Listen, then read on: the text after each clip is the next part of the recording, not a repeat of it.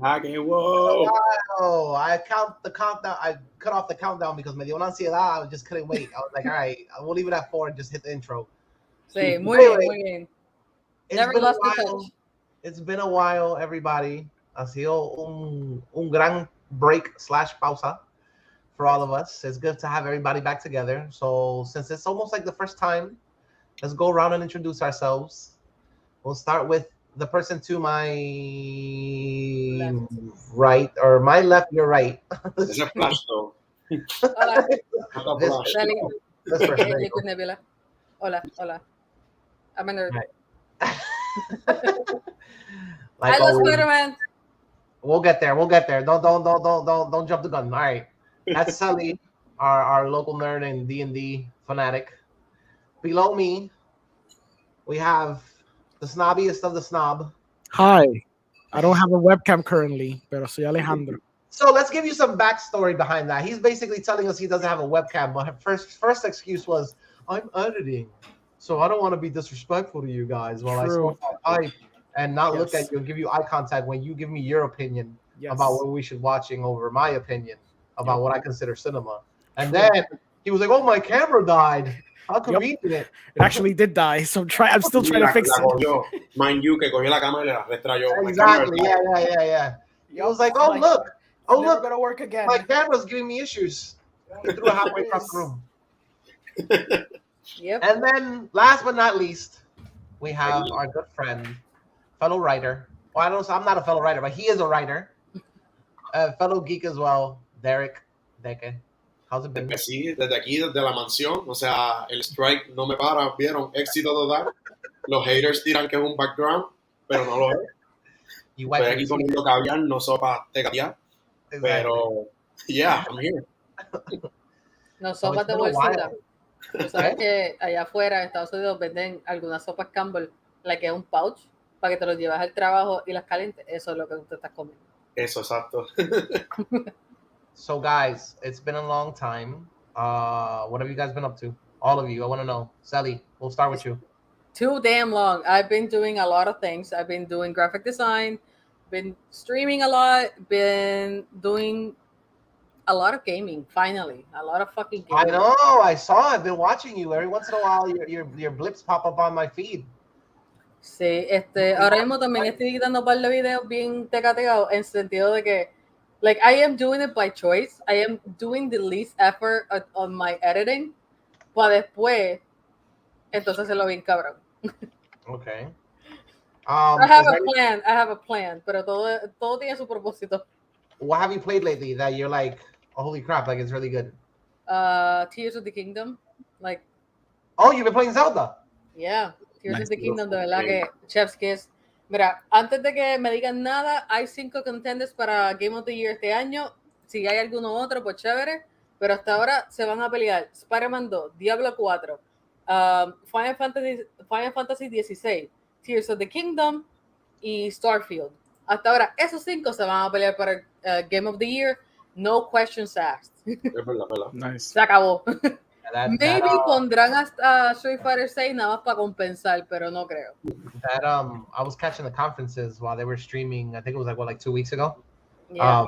I wasn't really like Starfield to me didn't really interest me. I kept on saying like, oh, it's just Skyrim in space. Like at the end of the day, like it's gonna be jank as hell because it's from Bethesda. So you know that whatever they throw the first time coming out, there's gonna be like 1,000 patches and like dragons flying in reverse and a whole bunch of stuff. But when they showed me that 45-minute like TED talk, I was like, holy smokes! I was like, I really want to play this now. The whole aspect of like building out your ship and customizing like every single aspect of it. Yeah. There's been other games that have done it already because No Man's Sky is like, you know, at this point they've given it so many updates. Wasn't that at the beginning? Initially, you're right. Initially, when they threw No Man's Sky, everybody was like, "This is what you promised." But with all the patches they've given and all the updates, like, it's literally the game they advertised. Maybe like 10 years later. But it really is something. But to see like the graphical fidelity and the way that the game is going to present itself or whatever, like, you know, visually, I was like, "Whoa, this is impressive." Now, la pregunta es, will it run that well when it comes out? You know what I mean? Sí, porque, bueno, vamos a tomar en consideración que un juego de Call of Duty te coge hasta 200 gigas si lo dejas. Yo no sé cuánto va a tomar Starfield. Fue el demo, te estoy diciendo, demo de Diablo 4, 80 gigas. Yeah, they're getting like huge. They're like that meme, the meme from the, what is it, that Tom Hanks movie? The one with the Somalian pirates. Captain Phillips. Yeah, they're like, I'm the hard drive now. Sí. Pero eso, como que juegos así, no sé, ellos dicen, estuvimos 25 años haciendo este juego.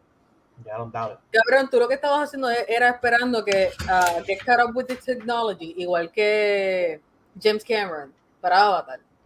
Tú solamente querías eso para poder hacer este juego, porque es masivo. Va a coger mucho hard drive space, eso definitivo. Pero no te puedo negar de que me intriga un montón que va a ser lo que No Man's Sky quería hacer, pero un poquito más elevado. Porque no solamente es o sea, construir tu propio ship, es todo el environment around the ship. Ellos quieren tirarse un Ready Player One. Que se quieren tirar un Ready Player One, y es verdad, ellos sí se pueden tirar un Ready Player One, además de Apple tirando los nuevos VR headsets. Pero ya, no sé, Starfield tiene un montón de cosas que tú vas a decir como que, diablo, yo creo que este era el momento porque la tecnología lo está permitiendo. Yeah. Y lo único que vamos a ver from here on out es open world games, porque esa es la moda. Antes eran shooters. Después volvimos otra vez a platformers, indie games y más shooters. Ahora es que todo necesita ser open world. Yeah. Pero yo creo que lo va a llevar a otro nivel. Es verdad que es Skyrim en space, pero ya. Pero está jugando mucho y pendiente de esa conferencia. Mañana es el Nintendo Direct. Yes. Ya lo más grande del año lo tiraron. Yo no sé qué va a pasar mañana. Nintendo always has like, I always count them out, and they always come out with an IP that's like one of their favorites, and they have your nostalgia grab by like the short and curlies, and you're like, oh yeah, I'm gonna have to buy that again. I'm gonna have to dust off my Switch. So mañana va y dicen, mira Corillo, no tenemos juego nuevo, pero aquí está nuestra consola, y la enseñan y todo el mundo como que sudando. Posiblemente, lo he pensado, fíjate, a menos que por fin digan, toma Mario Kart 9. O te digan, están disfrutando Tears of the Kingdom, aquí el DLC le vamos a enseñar de qué. Porque no sé si es muy temprano, ¿no? Es muy temprano, yo lo diría para Navidad, para hypear, that 6-month update. So I haven't even started Tears of the Kingdom. Like the other day, I beat, like after I don't know how many years, I beat Breath of the Wild. I had it there like collecting dust, and I had done a whole bunch of stuff, and I never beat Breath of the Wild. So I por la fiebre, like literally since Tears of the Kingdom, I was like, all right, I'm assuming, or I assume it's like a direct sequel. So I was like, let me see the ending. I'm expecting a huge cliffhanger ending for Breath of the Wild. And when I beat it, I was like, how the hell do they move to another one right after this? I thought like the princess was gonna be like, for some reason I thought it had something to do with the princess, and like se iba a quedar like on a cliffhanger where like she was gonna be dangling off a cliff or something like that. Like, that's the way I thought it was gonna be, that type of cliffhanger to land into the new one. And I'm like, how the hell do you go into a new one with this type of story? Like most of the games like most of the Zelda games, it's a happy ending. Like it could culminate right there. You could make another one that's totally unrelated. And so like, why the direct sequel? Don't ruin it for me, but I'm gonna find out. No, mira, la razón principal por la cual yo quería Tears of the Kingdom es por ese maldito trailer donde de momento Ganondorf empezó a hablar.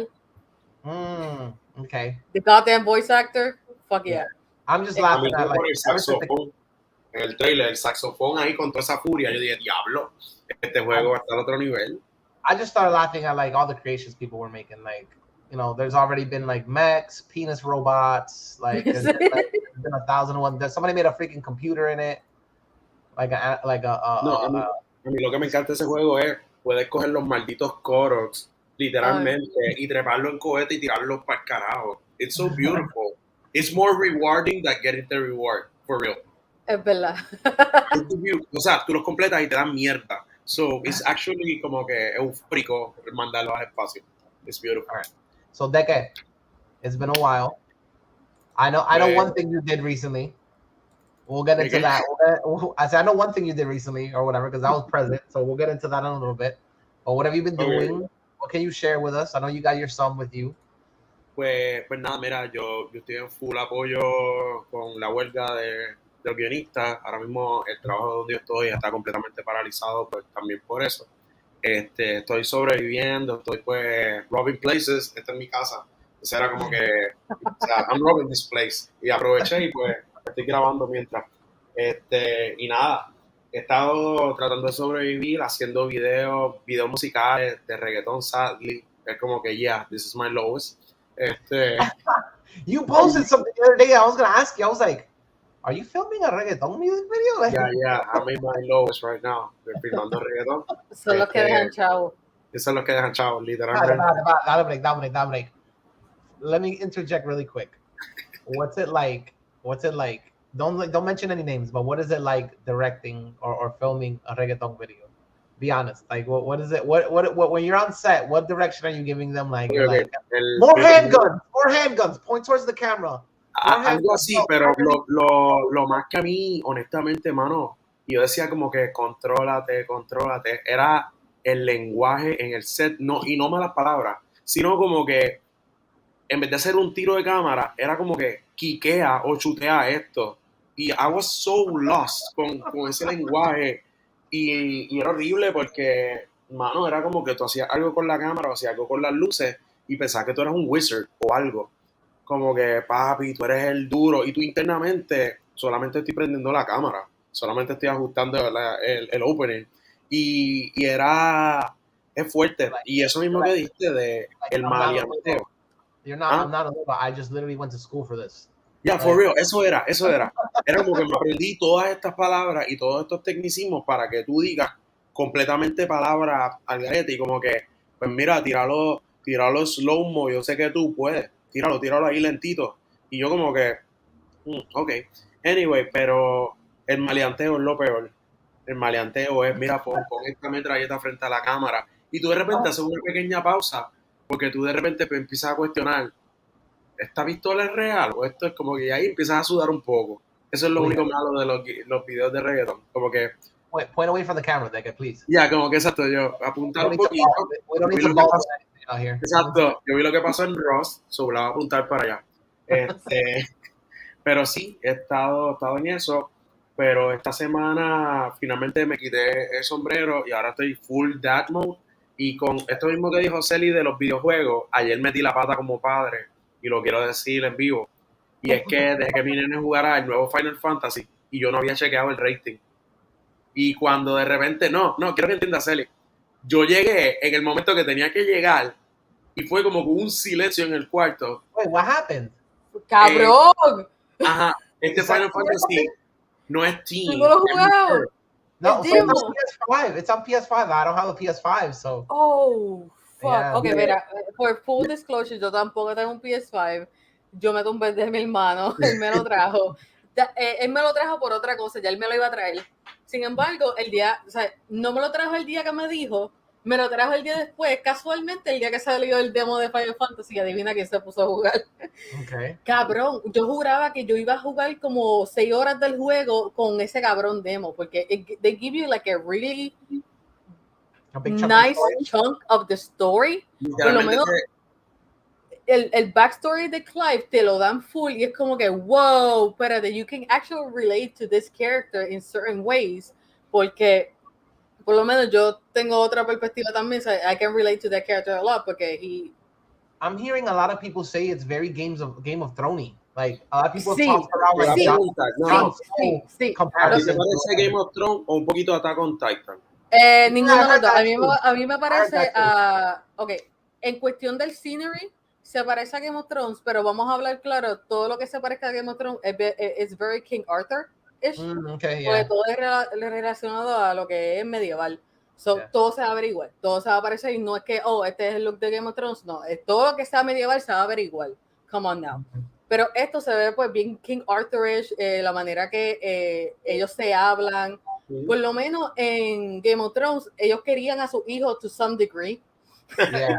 Aquí es como que jódete, porque y tú le tienes que, ellos se hablan como que, your highness to their parents, y es como que un poquito, ok, espérate. Okay, so that makes sense. The whole Jon Snow comparison thing.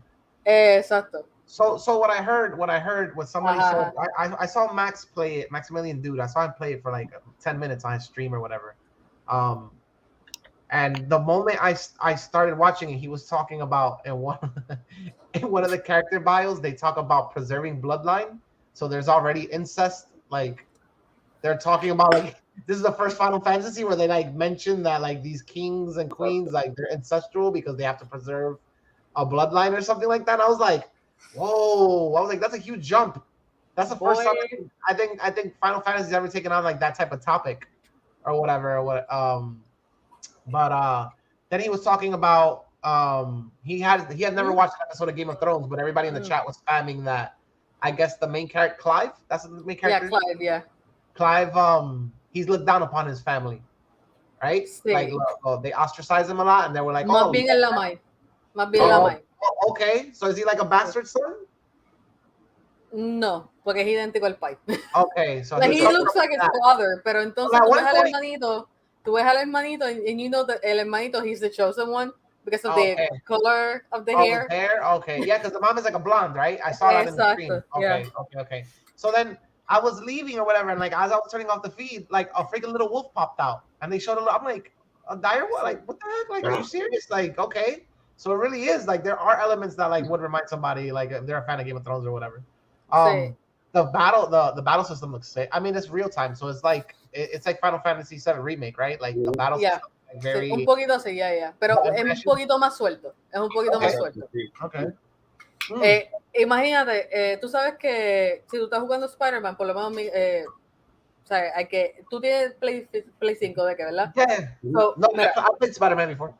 Pues, pero es que no lo juegan en Play 5 y mira la diferencia porque cuando tú estás jugando con el control de Play 5, como es adaptive, o sea, el trigger, pues, it gets tense and you actually have to really press it for you to be able to do something. Exacto. Y es lo mismo que Spider-Man, porque Spider-Man, when you're swinging, you have, o sea, se pone tenso, you have to really press it and then you swing.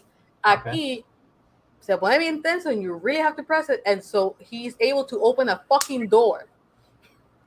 Así tienes que. No, dale, que sí. Sí. Pero yo fue que, mi nena recientemente se graduó y obviamente pues, me pidió como que, I just want a PS5 game. Y entonces cuando él viene y me dice, pues yo quiero Final Fantasy, ¿qué pasa? Yo he jugado Final Fantasy. Y honestamente, yo estoy como que quitado, pero yo no sabía, como que yo digo, Final Fantasy XV, que fue el último que yo jugué, it was teen. O sea, it was the boy band. Pues Final Fantasy, Square Enix se quedó en esa línea, pensé yo. Y entonces él viene y él baja el demo. Bro, o sea, entre nosotros, ya yo le compré el juego. Yo dice que baja el demo para que lo juegue. What's so questionable though? What are they showing that like? No, Miguel, bro. Bro, es que en una parte. El juego exacto tiene una parte y ese fue el momento donde yo entré en Celi porque lo que pasa es él está jugando. Spoil it. No. Bueno, no, pero te va a describir la escena, no te va a describir como tal lo que pasa. Por eso yo como que en una me tuve que aguantar porque es que pasan ciertas cosas que son pues they're too spoilery. You're making it sound like is it like body horror or is it like a sexual thing or what? Imagínate que ¿qué? Okay. What did you say? Mi nene, la parte que por lo menos, yo después averigüé, pero fue que mi nene estaba jugando y cuando estaba enseñando la guerra como tal, esta mierda, yo le digo, baja el volumen, que eso está muy alto, y él la baja. ¿Qué pasa? Yo me voy por unos minutos y él está jugando y yo veo que el televisor de repente baja más el volumen, y yo me quedé como que, what is going on? Entonces, cuando entro al cuarto, literalmente está la esposa del rey, ¿verdad? La que está haciendo esa mierda, exacto. Entonces, hay un sexy. ¿Haciendo qué? Benedicta. Benedicta y un tipo ahí ajá. They're starting to like have relations, y obviamente, pero obviamente no fue a eso, pero mi nene bajó el volumen a propósito. Y yo me quedo como que, this little guy. Entonces, de repente yo le digo, papi, cuando salgan escenas así, I'm sorry, pero no. Y él, y él viene y sigue jugando y de repente yo estoy viendo la historia. Y cuando de repente atacan el reino, yo estoy como que en storytelling, de repente yo empecé a ver unos red marks, unos red flags. Y yo dije, is this going where I think this is going? Y literalmente ahí mismito cogen y le pican la cabeza al rey al frente del nene y el nene se llena de sangre. And they show it. Oh, Y yo me quedé como wow. Tiene, aquí falta contexto. Falta mucho más. Yo sé, no, falta un montón. No, pero por si acaso, porque, ok, sí, eso es un poquito spoiler, pero falta mucho contexto, lo cual hace que esa escena sea un poquito hasta más heavy, porque es bien de momento. Oh, wow. Pero imagínate que el nene de que ahora mismo acaba de ver el trailer de Mortal Kombat 1. Todo el mundo vio ese trailer y nadie se esperaba que enseñaran como, o sea, las muertes tan gráficas. Yeah, that's man, graphic for a Final Fantasy game. Final Fantasy is like, I mean, I think like at best, welcome back, Orengo. I think at best, Final Fantasy games are like teenish, like teen rated or whatever. The last game, the boy band one, had scenes where like, you know, people die, but it wasn't as graphic as like what you're describing. So they're definitely kicking it up a notch when it comes. Por lo menos mira el demo. Por lo menos si no lo puedes jugar todavía, no te he echado por PS5. Y lo digo así en general. O si no te lo quieres comprar todavía, pues mira, recomendación es, mira a alguien que esté pasando el demo, el larguito, te muestra un montón de cosas bien nítidas, pero el backstory está bien cabrón. O si quieres, bájate Final Fantasy 11 y todos jugamos en corillo y ya está. El 11 no, el 14, perdóname. El 14, cabrón. Perdóname. Yo jugaba el 11 back in the day, ok? Yo jugaba el 11. I had it, and I was playing it for a while with my friends, and then I got like they got so high in level that I was like, all right, we're not doing anything together anymore. It's basically me hitting stuff with a stick over and over again by myself. So, pero fíjate, Miguel, después de que tú lo terminaste de jugar, ellos sacaron un montón de misiones, gracias a Dios, que no tienen un carajo que ver, que no atribuyen nada al gameplay ni a la historia, y está más sencillo como que pasarlo el base game y los DLCs. Jump up. All right. Yeah. We can do that one day.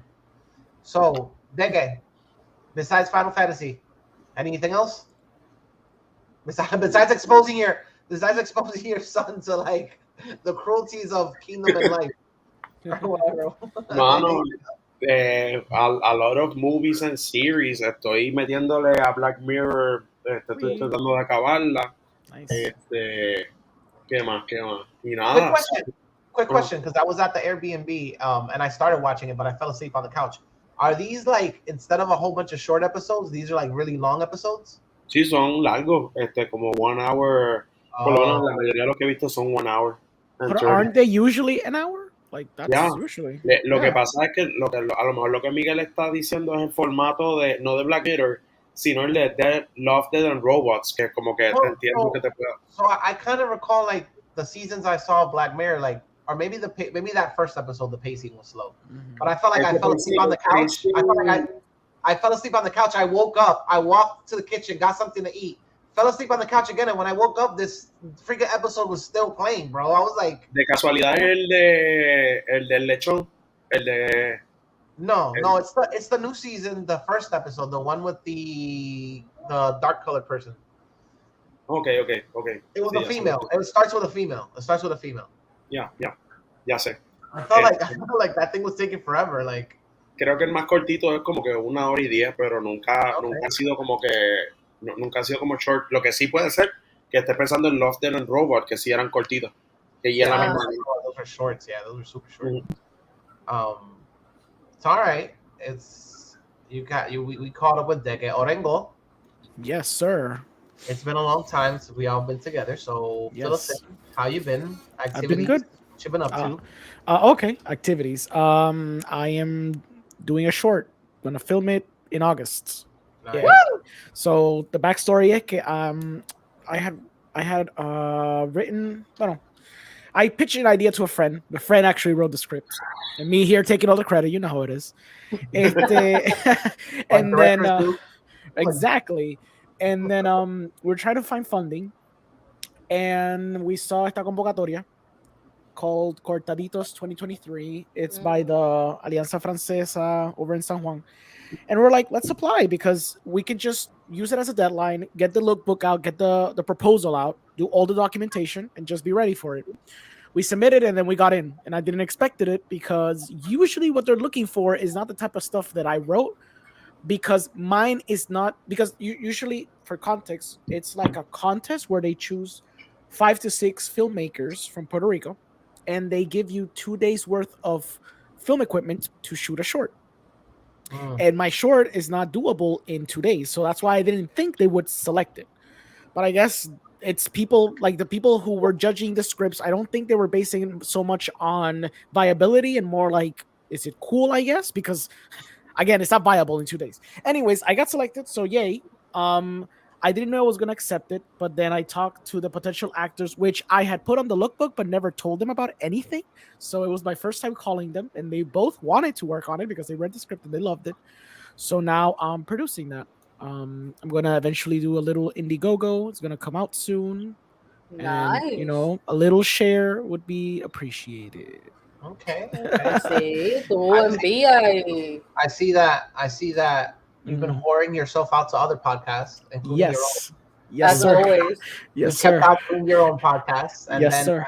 Occasionally I got a random feed of like, oh, there's another podcast that Orengo's on or whatever. So yeah, I see you've been on a podcast. You talk about anime and what else? Yeah, just potentially it's anime. So I've been collaborating with people like Movie Squad PR. So he does usually like a Sunday stream, and they talk about the latest movie that came out that weekend. So I do that.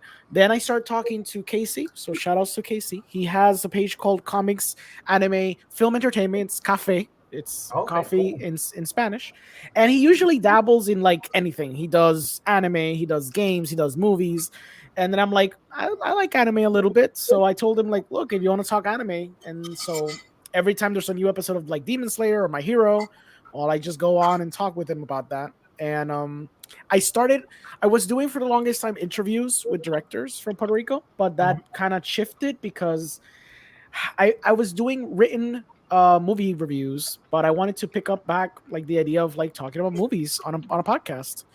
And yeah, so I started doing that again. I did like an episode on Spidey, I did an episode on Guardians, I just an episode on Flash. So yeah.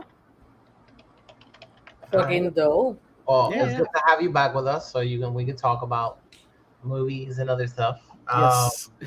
Oh wait, are we gonna eventually talk about stuff we've seen besides the stuff that you want to talk about? No, this is a podcast about me. This is strictly for my benefit. Okay, awesome. Cool.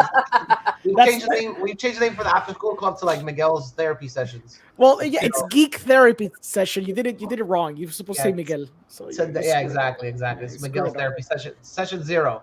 Yeah, it's the first one. It's the first one. So let me talk to you about my father issues. No, I'm kidding. Awesome. Let's go. No, but so basically, just to give you guys a little bit of details on mine. Nothing. I've been working, basically paying the bills a lot. I've been still catching movies left and right. Trying to watch some series. We could talk about Succession later. Yes, please. But basically, recently, I had the opportunity. It was a good segue. I had the opportunity to go to Puerto Rico. I caught up with you guys. We met up at the movie theater. I know Sally, like, out of all the messages we sent her, she responds. She didn't see the one where it was like, all right, can you possibly come to Guaynabo during the week? Like, she didn't see that one. she didn't sure, blame it on her and not on you for being. I tagged her in it. What do you? Says the guy that when he gets there, he's like, I don't know why she didn't respond. I could have gave her a ride. I could have brought her down here. I'm like, well, you should have put that in the chat. Well, maybe, hey man, that day was a nightmare. You know about it, so I wasn't even thinking about that. Yeah. So we'll talk about that a little bit. Sure. I basically went down for graduation, and also like I was gonna expose my somebody I'm dating, my girlfriend, to the rest of my family. That turned out to be a nightmare because they canceled. My poor girlfriend has like the worst luck. She's only visited the island once.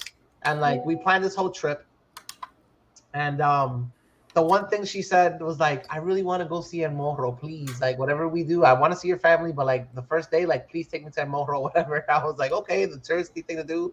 Before we even get on a flight to go over there, we get an update. Boom, cerraron El Morro. I was like, right? How did they close El Morro? ¿Cómo cierran? Like, they lock the gates y se hunde porque. Exacto. I don't know. I guess like our Taino ancestors like rose from the grave and finally decided to kick the Spaniards out because like, bro, that they closed it supposedly due to a leak. Due to a leak. Okay, a leak of what? Like a gas leak? Like water, actual gas leak? It's a water leak. Okay, sure. I suppose it's a water leak because there's funds for T-Mobile Center to be, maintained and open. But El Morro, one of our historic locations has a water leak, so it has to be closed. Anyways, so that was a sign of things to come. That makes no sense. Yeah, that was a sign of things to come. I was already like, wow, we're not gonna be able to see El Morro. I gave her the bad news. She was like, don't worry, I want to spend time with your family. So I'm like, okay. So she was supposed to get there Thursday night.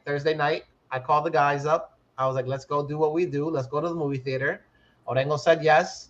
Deke said yes. Nick said yes. Sally didn't see the message, but it's okay. We forgive her.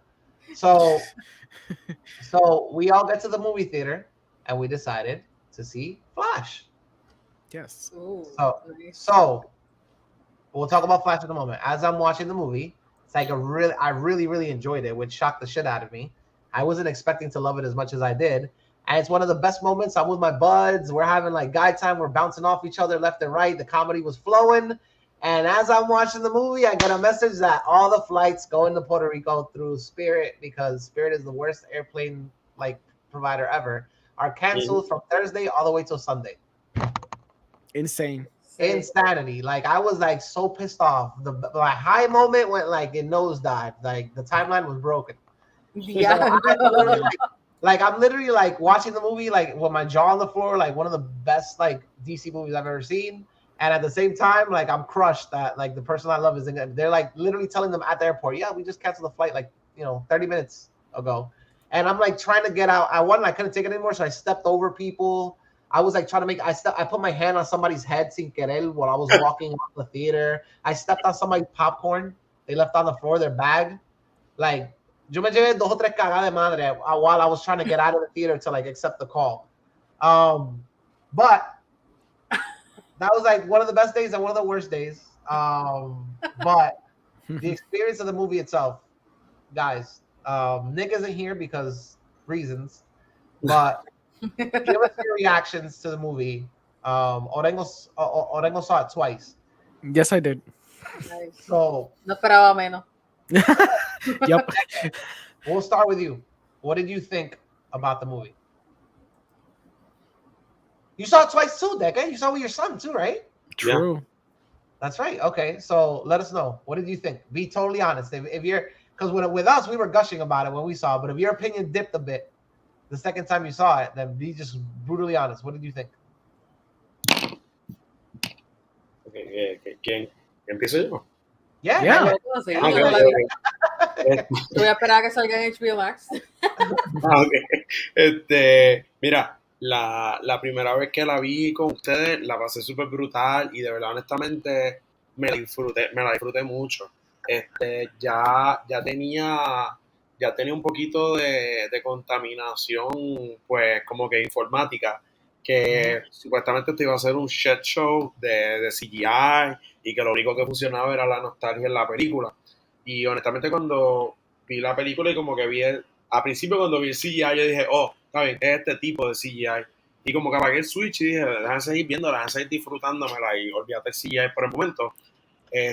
Y mano, y de verdad me la disfruté, me reí, se sintió bien cool porque de verdad, o sea, no sé si fue ustedes la que salvó la película, pero se sintió como cuando, por ejemplo, antes yo me sentaba como que los viernes a ver Justice League y entonces el sábado estaba hablando el sábado veía Justice League y el lunes estaba hablando con mis amigos de como que mira el episodio, lo que pasó, que ese estilo otro, y se sintió de verdad como que ver Justice League animado, pero creo que era el del 2001, ¿Saben cuál yo digo, verdad? Yeah. Sí. Pues se sintió así y de verdad me la disfruté. O sea, no tuve problemas con la película. Y yo creo que fueron ustedes, honestamente, que salvó. Pero la película no, ¿cómo te digo? Y es decir mucho, no me desilusionó. Y hace tiempo que muchas películas de DC me desilusionaban. Y esta fue como que no me desilusionó, me gustó. No sé si estoy biased, porque entonces tenía Orengo con el Batiboomerang al lado, como que, cabrón, película. No. No sé si de verdad estaba biased, porque vi Man of Steel como que 1.0, como que volví a ver Man of Steel, no sé si fue eso.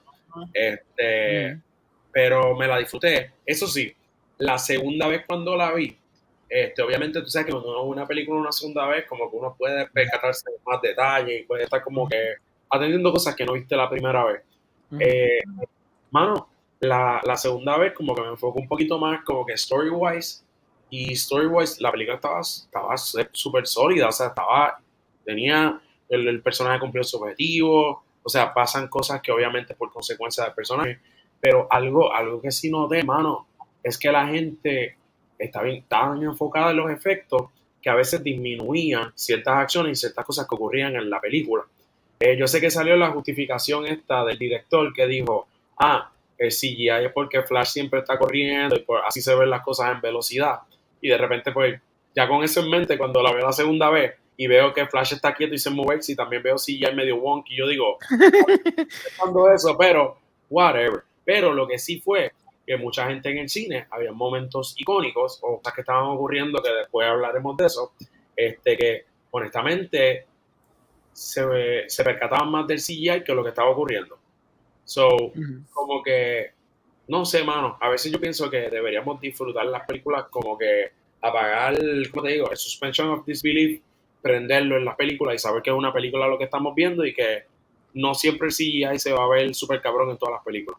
Como que, y fuera de eso, la segunda vez que la vi en la sala esta la que tiene la... Oh, you sent the picture, yeah. So they, what do they call that? I forget the name. CXC extremo, algo así. It's like extreme. Pero la cuestión es que no es extreme toda la película. O sea, mi ignorancia pensaba que toda la película yo iba a estar dentro de la película y sencillamente eran los momentos que Flash corría. I was like, over here where I live is called Screen X. Screen X, eso mismo. Y pues pude apreciar más los efectos y eso sí, cuando corría y como que tú estabas encerrado dentro de esa dimensión, eso se veía súper cool. Y mi nene se la disfrutó, honestamente no tuve ningún problema una segunda vez verla. Pero that's like y la segunda vez pues me dieron a Flash y pues no me dijeron que era aleatorio. You want to tell that story, Deca? You want to tell that? Okay, lo voy a decir bien rápido. Okay. Cuenta. Cuando yo fui esto tiene como que 3 versiones. Cuando yo fui a ver Avatar, la que me obligó mi familia a verla porque ustedes saben que a mí no me importa Avatar. Entonces cuando me llevaron la parte 2 a verla, yo estoy en la fila y yo veo los vasitos, los toppers, y de repente yo veo pues todos los diseños que hay y hay una jodida tuna brincando. O sea, es como una tuna brincando y yo le digo a la muchacha, después que le pido el combo, le digo, mira, disculpa, tú me puedes dar cualquier personaje que no sea la tuna volando. Y ella hace, sin mentir, hace, ¡fua! Y la pone y dice, eso es aleatorio, yo no te puedo dar a elegir. Y yo me quedé con la jodida tuna. Y entonces, como que me bastripió bien cabrón. Y entonces cuando fui a ver Spider-Man, la primera vez por lo menos la persona fue nice y me dio como que los 2 personajes que quería, pero en la otra ocasión era como que no, esto es el que salga. Y yo, diablo, fucking mierda. ¿Qué pasa? Cuando vamos a ir a ver Flash, yo le cuento... Tiempo. So to interject real quick, Deca told us this traumatizing story. Yes. Right? So like, no, and heads up to Deca, like, good job, because we're at the theater waiting. We got there super early. We're hanging out in Plaza America or whatever. So Deca, we're all talking, and my little brother was with us, and he went with Nick to do something. And then we're sitting at the table inside Plaza America, like the little cafe tables, and we're like gushing about Succession.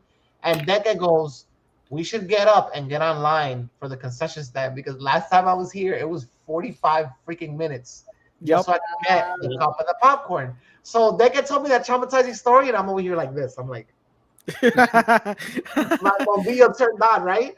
So we do the line, and I get up to the front. We get up to the front of the line, right?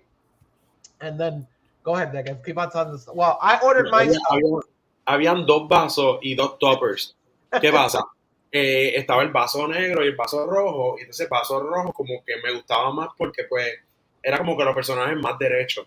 Y obviamente quería Batman, no quería Flash en la película de Flash. Y de repente pues Miguel va adelante y qué sé yo, Miguel hace su orden, le dan el vaso. Y de repente cuando yo voy, pues yo pido el iced tea, whatever, y ella viene sin mentirle, coge el vaso negro rápido y lo pone. Y yo le digo, disculpa, usted puede cambiar el vaso porque es que me interesa el rojo. Y ella se voltea y con esta cara bien seria, porque quiero que entiendan que la persona se veía la más seria del mundo y dice, eso es aleatorio, no puedo cambiarlo. Oh my God, no. I was watching from the corner. Deca's face of like depression, of like, no. Maria mío. So what Deca didn't know was I was up front and everybody was talking, and I looked behind me and Deca was talking to Orengo and to Nick, and he was being loud as always, so he couldn't hear me. I talked to the lady in front of me or whatever, and I was up front, and I was like, listen, I got a friend back there. I was like, tengo para allá atrás that he had a situation. Just do me a favor. When he asked for his cup, whatever one he asked for, give him the opposite and tell him that it's random, that he can't choose. No puede coger. Dile esta frase, es aleatorio. Fue la palabra. A ver, tienes que decirle eso, por favor, like, pero dile obligado, ella me miró con una cara seria because yo le seguí pidiendo mierda, like, I was like, I was asking for stuff with my little brother, so I was like, let me get a popcorn. My brother was like, yeah, I want a hot dog too. I'm like, all right, give him a hot dog. He's like, oh, I want this. Like, la pobre muchacha was like 4 viajes, ya estaba hasta uno. So yo dije, oh man, yo le dije eso, she's looking at me like I'm crazy, like she's probably not gonna do it, never mind. So when Deca goes up, I'm like peeking like from the corner to see, and when she does it, that was great. I felt like the theater, like the lights turned off, and there was just a searchlight on Deca, and he was like, "Yeah, bro, why, God? Like why? Like why?" And Deca saw that you saw that I picked the one. Deca asked me, right? Deca, you were like, she let you choose, Miguel. Right? Let you choose, Miguel. I was like, and I said, Deca, the power, Deca, of like white privilege, Deca. That's why I told him, white privilege, Deca. After she gives me the option of letting me choose my cup, Deca goes right up with that kind of friend, like, yeah, I'm gonna get the one I want. And she goes, eso es aleatorio. Fue la palabra aleatorio. Dije, cabrón, no es que me están diciendo random, me están diciendo aleatorio otra vez. Fue el trauma. O sea, de verdad, yo dije, esto tiene que ver de verdad con mi piel, cabrón. O sea, me volvió. Like Deca's villain arc was about to be fulfilled, like right there, the birth. Like, he was going to become the Flash. Yeah, he was about. I was like, I would not be surprised if that's the last straw that broke the camel's back, and Deca just like decides to like smash his fist through the concession stand glass. By the way, Miguel, like, perfect. Lo random y sin que estamos ese día, que pasó un tipo con el jacket de Spider-Man y estamos vacilando con el ruido que hace Miguel O'Hara. No lo puedo hacer porque estoy súper ronco. Esa mierda. Y entonces Miguel viene y me dice, no sé si fue Miguel, sé que alguien dijo, mira, ese tipo tiene el mismo jacket que tú. Y Miguel y yo nos viramos y los dos hicimos al mismo momento el ruido. No, we were like all said at the same time. We were like, it's a canon event. Deca was also pulling some shenanigans. We were at the mall. Oh yeah. When Deca came and first saw us, he was like, "Oh, I know where you guys are at. You're at Dave & Buster's." We weren't at Dave & Buster's. I was trying to get a shirt outside of the way because my brother's graduation was the next day. So he's like, "I'm at Dave & Buster's. Where are you guys?" We walk up there. We hug him. Deca had a shirt on. Right? It was a polo. Was it a polo? What was it? Sí, forget it. He just had like a shirt on he has now. Una camisa cualquiera. That's all he had on. A shirt and jeans. we walked to box lunch. Yep. In Plaza America, and me and Nick looked to our right, and when we looked back, all of a sudden, Deca had a fucking he had a Spider-Man into jacket. Yeah. Like if he had pushed the button and just like nanomachines like materialized. ¿Dónde caramba tenía el hoodie metido? Like we were like, what the heck is going on? Like everybody was asking, like, where do you get the hoodie from? Like, oh, I had it on me. I had it on me. I was like, no, you did not. At one point, I was like, did you just walk out of box lunch with a hood? Like, did you just steal it? Like out of the so we didn't pay attention to it. At the theater.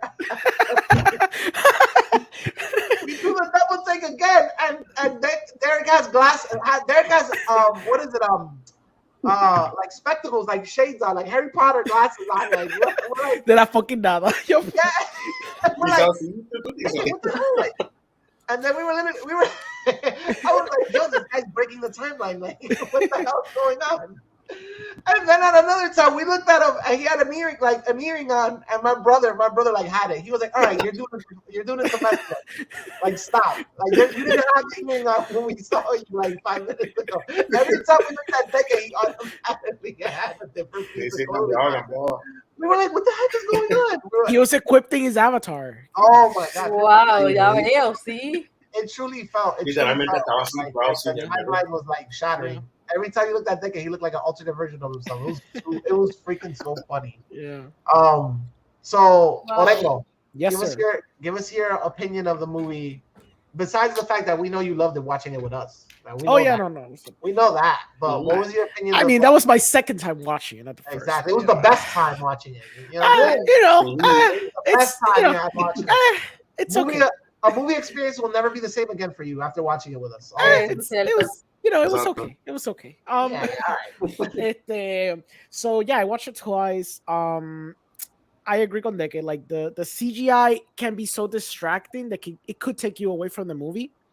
But once you go past that, you do actually have an enjoyable experience. Like it's very fun. Mm-hmm. The character, the Barry, like it's well developed. It does have like a nostalgia bait, but it only comes in a specific scene, which we'll obviously talk about. I think the story it's Flashpoint Light. Pero para ser Flashpoint Light, I think it does its purpose very well.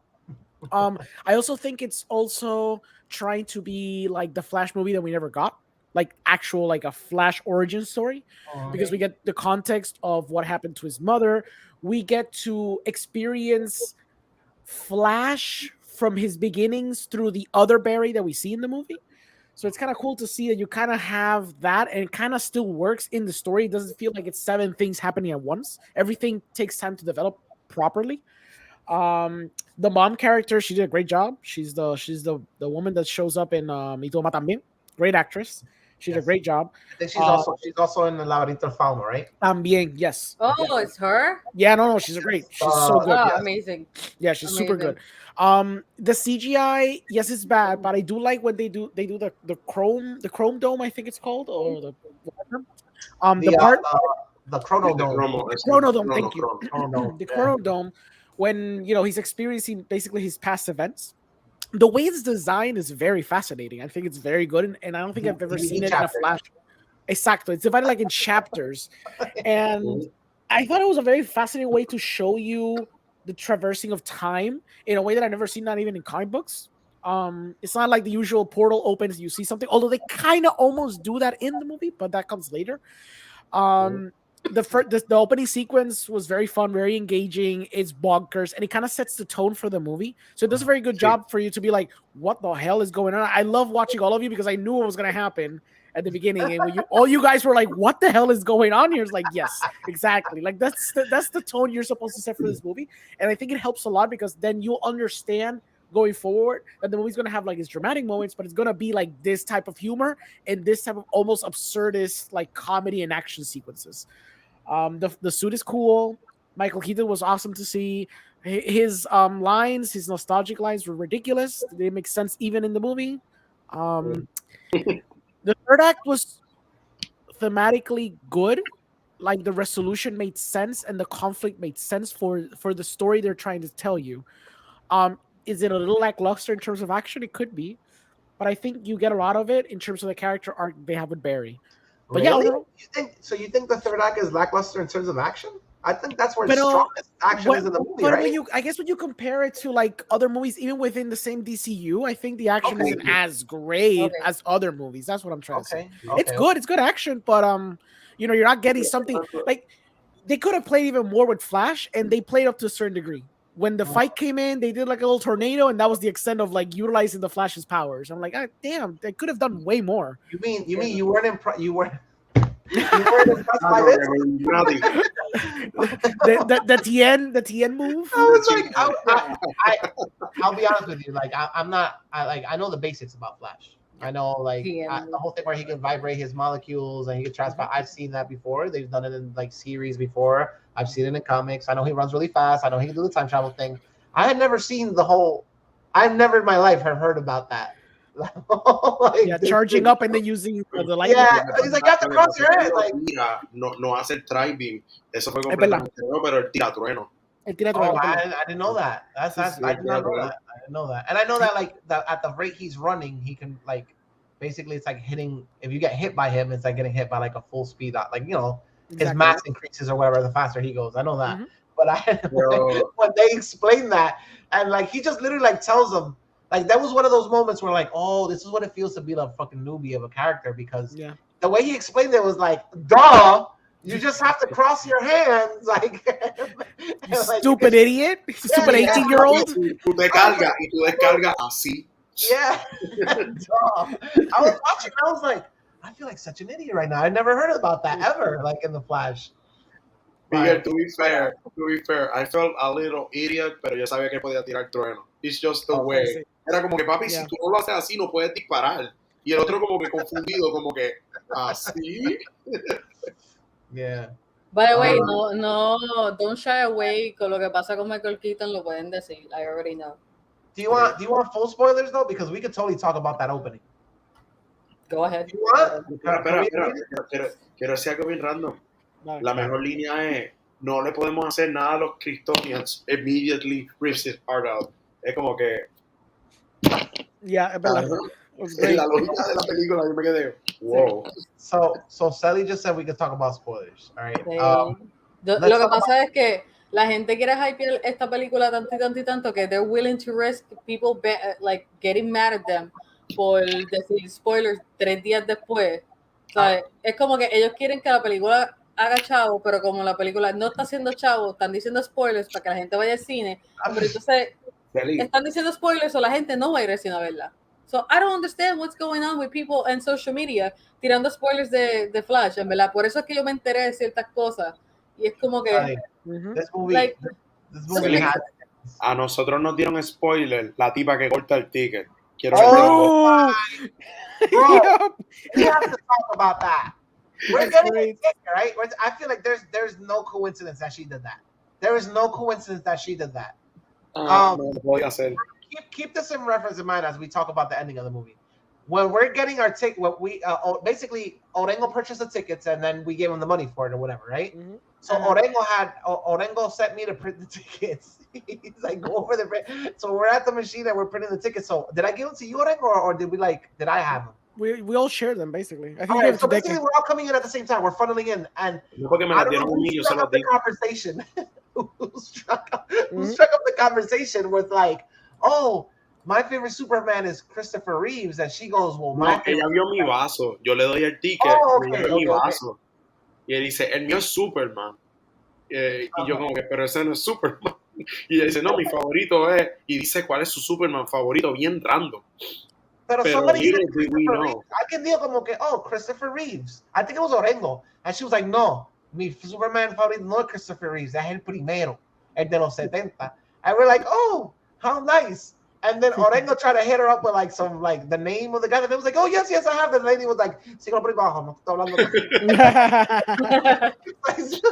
He cut her off.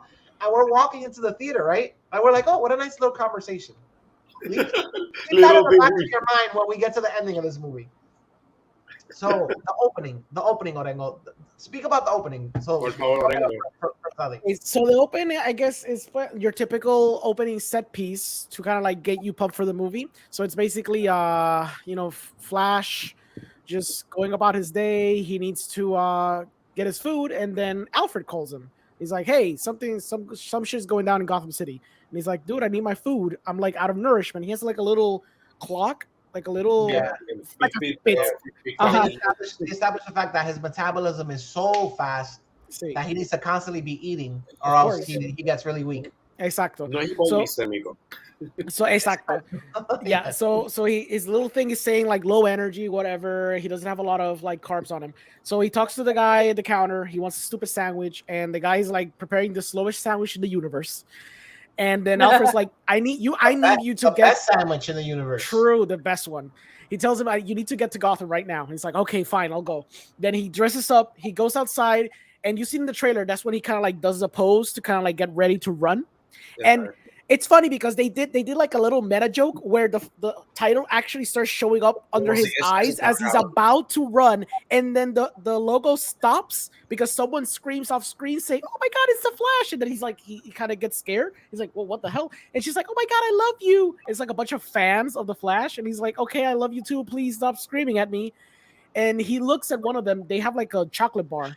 And he's like, "I need that, please, for the sake of justice or something." And then they cut to the clip of Ezra Miller choking a girl. Exactly. No, I'm kidding. That didn't happen. He's like, "Please, just give me the candy bar." And then she throws it, but he doesn't eat it because Alfred tells her just like, "Go on, you need to get to Gotham City right now." So he does the pose. He begins to run, and then the actual title shows up for real this time. He says like the Flash, and then he starts running. Then we go to like a oneer, showing you like the way that Andy Muschietti is showing you the speed, not the speed force, but how fast the Flash goes in this universe. And it's basically like a one take where you kind of see him patinando por el piso, and then literally everything around him is moving really, really fast. It's a really cool sequence. Me gustó como que la forma que lo diseñó. He gets to Gotham, and it's because I think there's two things happening. The hospital is about to crumble, the Gotham hospital. Entonces, on the other side, Batman is fending off the son of Falcone. See, bro, give context. So, the cool shit, like the intense scenes, like fight scenes and all that stuff, is happening with Batman. Oh, sure, yes, that's true. Let me tell you, insert Decade. Literally, I heard that Decade. Decade's like, it's a Flash movie, and every time Batman comes out, the crowd was applauding. Barry single applause. The opening of the movie, nobody clapped, nobody did nothing. Everybody, every time Batman came out, everybody was like losing their minds. They're losing their minds. Yep. So the intense scenes, the intense scenes are with Batfleck. Like he's like fighting, like literally, he has like the Bat Cycle. He's fighting people. He's like really dope scenes. I was really impressed. Yep. And they're basically explaining to you that like Flash is basically like the janitor of the building to like clean up cables. Yep. So they don't hit the water. And he's like really pissed off by it. He's fed up. He's like, really? Like that's what I am. That's what I am to you guys. I'm just the janitor of the building. Like, okay. Yeah, exactly. So they gonna continue. So then, Batman's still fending off the son of Falcone. He's like driving behind them, trying to get to the armored truck. We cut to Alfred telling him, "Look, like the structure of the hospital is not stable. It's gonna crumble." And Flash's like, "Nah, it's not gonna crumble." And then it begins to crumble in front of him. At the top floor of the hospital, it's basically a nursery ward. There's a bunch of kids, like a little bunch of babies, and one nurse freaking out because it's crumbling, and then the windows like break, and all the kids are about to fall. So all the babies are falling into the sky, and then Alfred says something like, "Oh my God, baby," and then Flash says, "Shower," and then all the babies are flying from the sky. The babies are literally like all of them fall out the building. Yes, and you see babies like. It's showering like literally like babies outside. Showering, yes. But they're like on the like damn. I thought it was like maybe like a 50th floor of a building. It's like a super high skyscraper. Yeah, super high. So like they're literally sailing through the freaking sky. Exactly.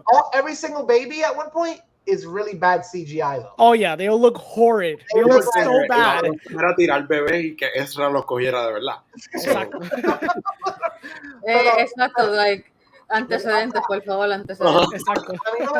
I really didn't care that. Or maybe él se inspiró de eso. Sí. Yes. Se quedó en character. Yes. I really didn't care. I really didn't care that the babies are bad CGI. What because at one point they're real babies and then they shift into when they're falling out, they're bad CGI. It was the fact that like there's literally like baby, like not one, there's like 7 or 10 babies, right? A lot of babies. Like, a lot. It's like raining little baby carcasses like outside this building in midair, and they're slowing down time so basically Flash can stop them. But in my head the whole time, like I know the physics of like, dude, if he touches them at super speed, like Si toca, ese bebé explota internamente. it's like baby mashed potatoes, like all over the place, like. And he proceeds to then run up the building and hop off of stuff. Basically the scene they did with Quicksilver and X-Men First Class. Yeah. Whatever.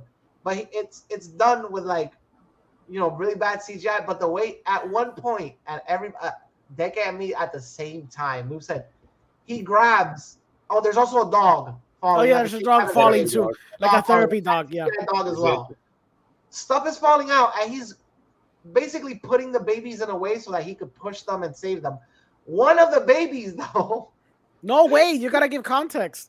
So before that, he's about to, like, he's looking at all the babies falling from the sky, and he's about to grab one, but instead he opens one of the snack machine. Snack machine para empezar a comer como un animal. So he's eating like an animal because his fuel is running out while the babies are falling and about to like die. Yeah. And then he goes out to save. I think though also they made a scene. Was it? Or am I making this up in my mind? Like he looks like he's gonna reach towards one of the babies. Yes, that's the joke. That's the joke. The baby out the way. No. He doesn't push him out of the way. Es que simplemente está angulado de una forma donde parece que he's gonna grab a baby, but he doesn't. He just goes to the snack machine. Y hace, y está mirando en la misma dirección que el bebé, brinca y le da la máquina de snack machine, empieza a comer, abre el microondas y calentó un burrito, no sé cómo eso funciona. Exacto. No, I'm glad you mentioned the microwave. I don't know why, for some reason, to protect the baby from what? He puts a baby in a microwave. To protect the baby. He puts a baby. Yo aprendí con Indiana Jones que una explosión nuclear tú te defiendes con una nevera. Y ahora aprendí que in case of fire, no sé cómo diablo. Yes, es verdad. You go into a microwave, yes. He grabs the baby, he opens them, and he puts them in. And the one thing that made me crack up, I couldn't stop laughing, was I hear Deca at the corner. After everything he saves them, I hear Deca at the corner of my ear. Did the freaking microwave just ding? So yes. He cooked the baby for like a fraction of a second. The microwave goes ding. What the fuck? Yeah, it's great. Like, so basically, he cooked the baby. That's what you're trying to tell me. For like 0.05 seconds, he actually exposed the baby to like radiation.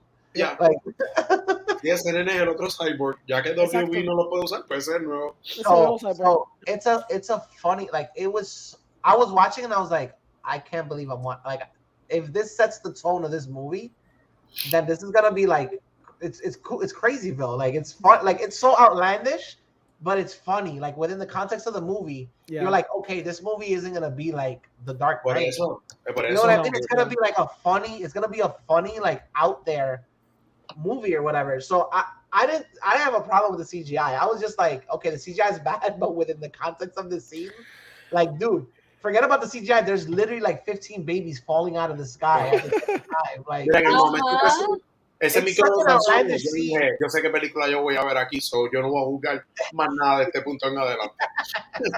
I'm glad they did that. You're right. I'm glad they did that scene first, and they just got that out of the way, because they're like, okay, so now the rest of the movie, all the crazy other stuff that happens is like, coño, it falls in line, or whatever. What happened to the lady? I don't even remember the lady. All I could think about was the baby. La tipa se queda gritando, como que él la salva.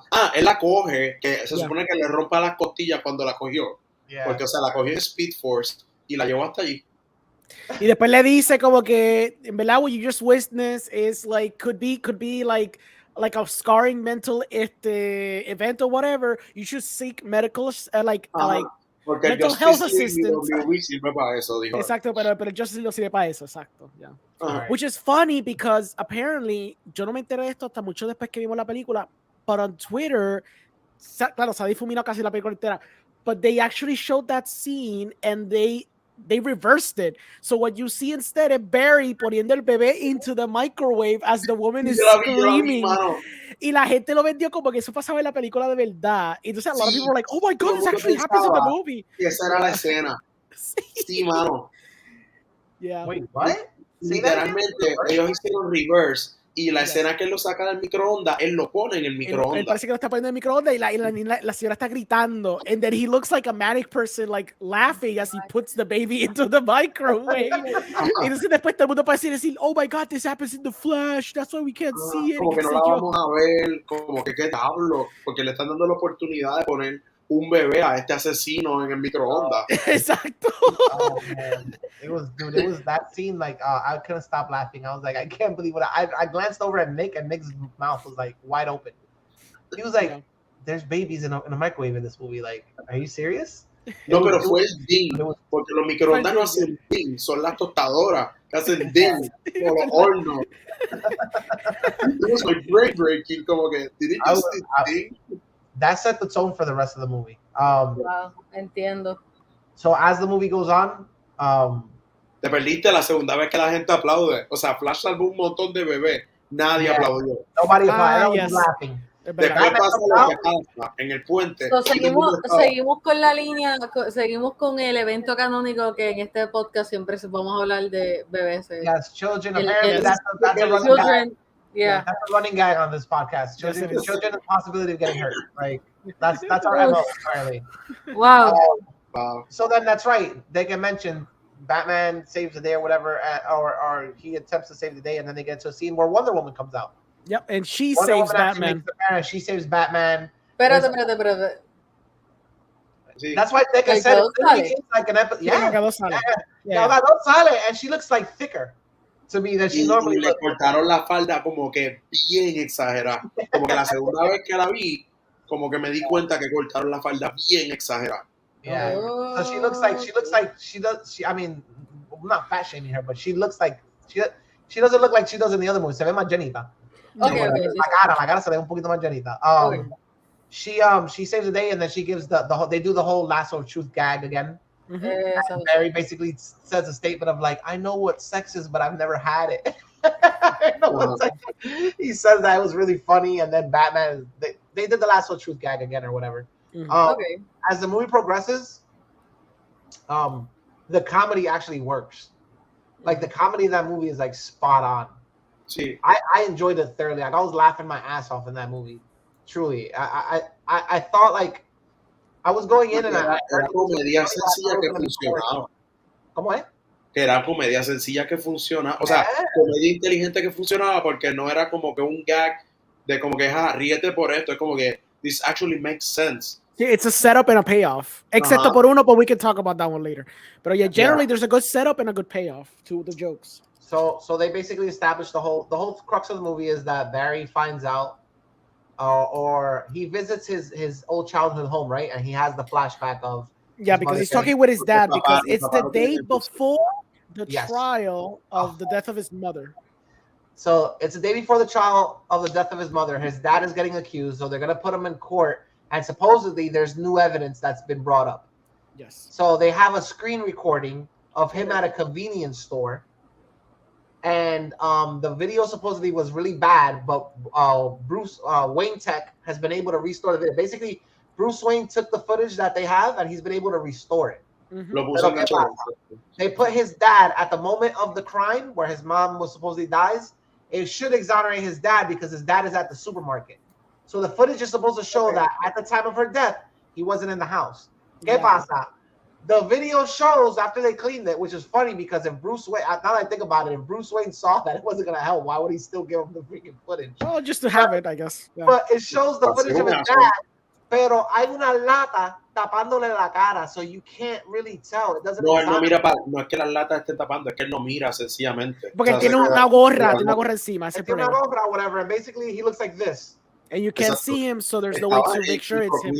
De Marvel, básicamente. Yeah. There's no way to exonerate his father or whatever. So he gets pissed off. So Barry's flipping out. Starts flipping out. He goes back to the house, I guess, where everything happened. And then he has a memory and he starts running really fast. He breaks the speed force and he ends up, right? He ends up in the path. Yeah. He ends up, I think it was his 18th birthday or something like that.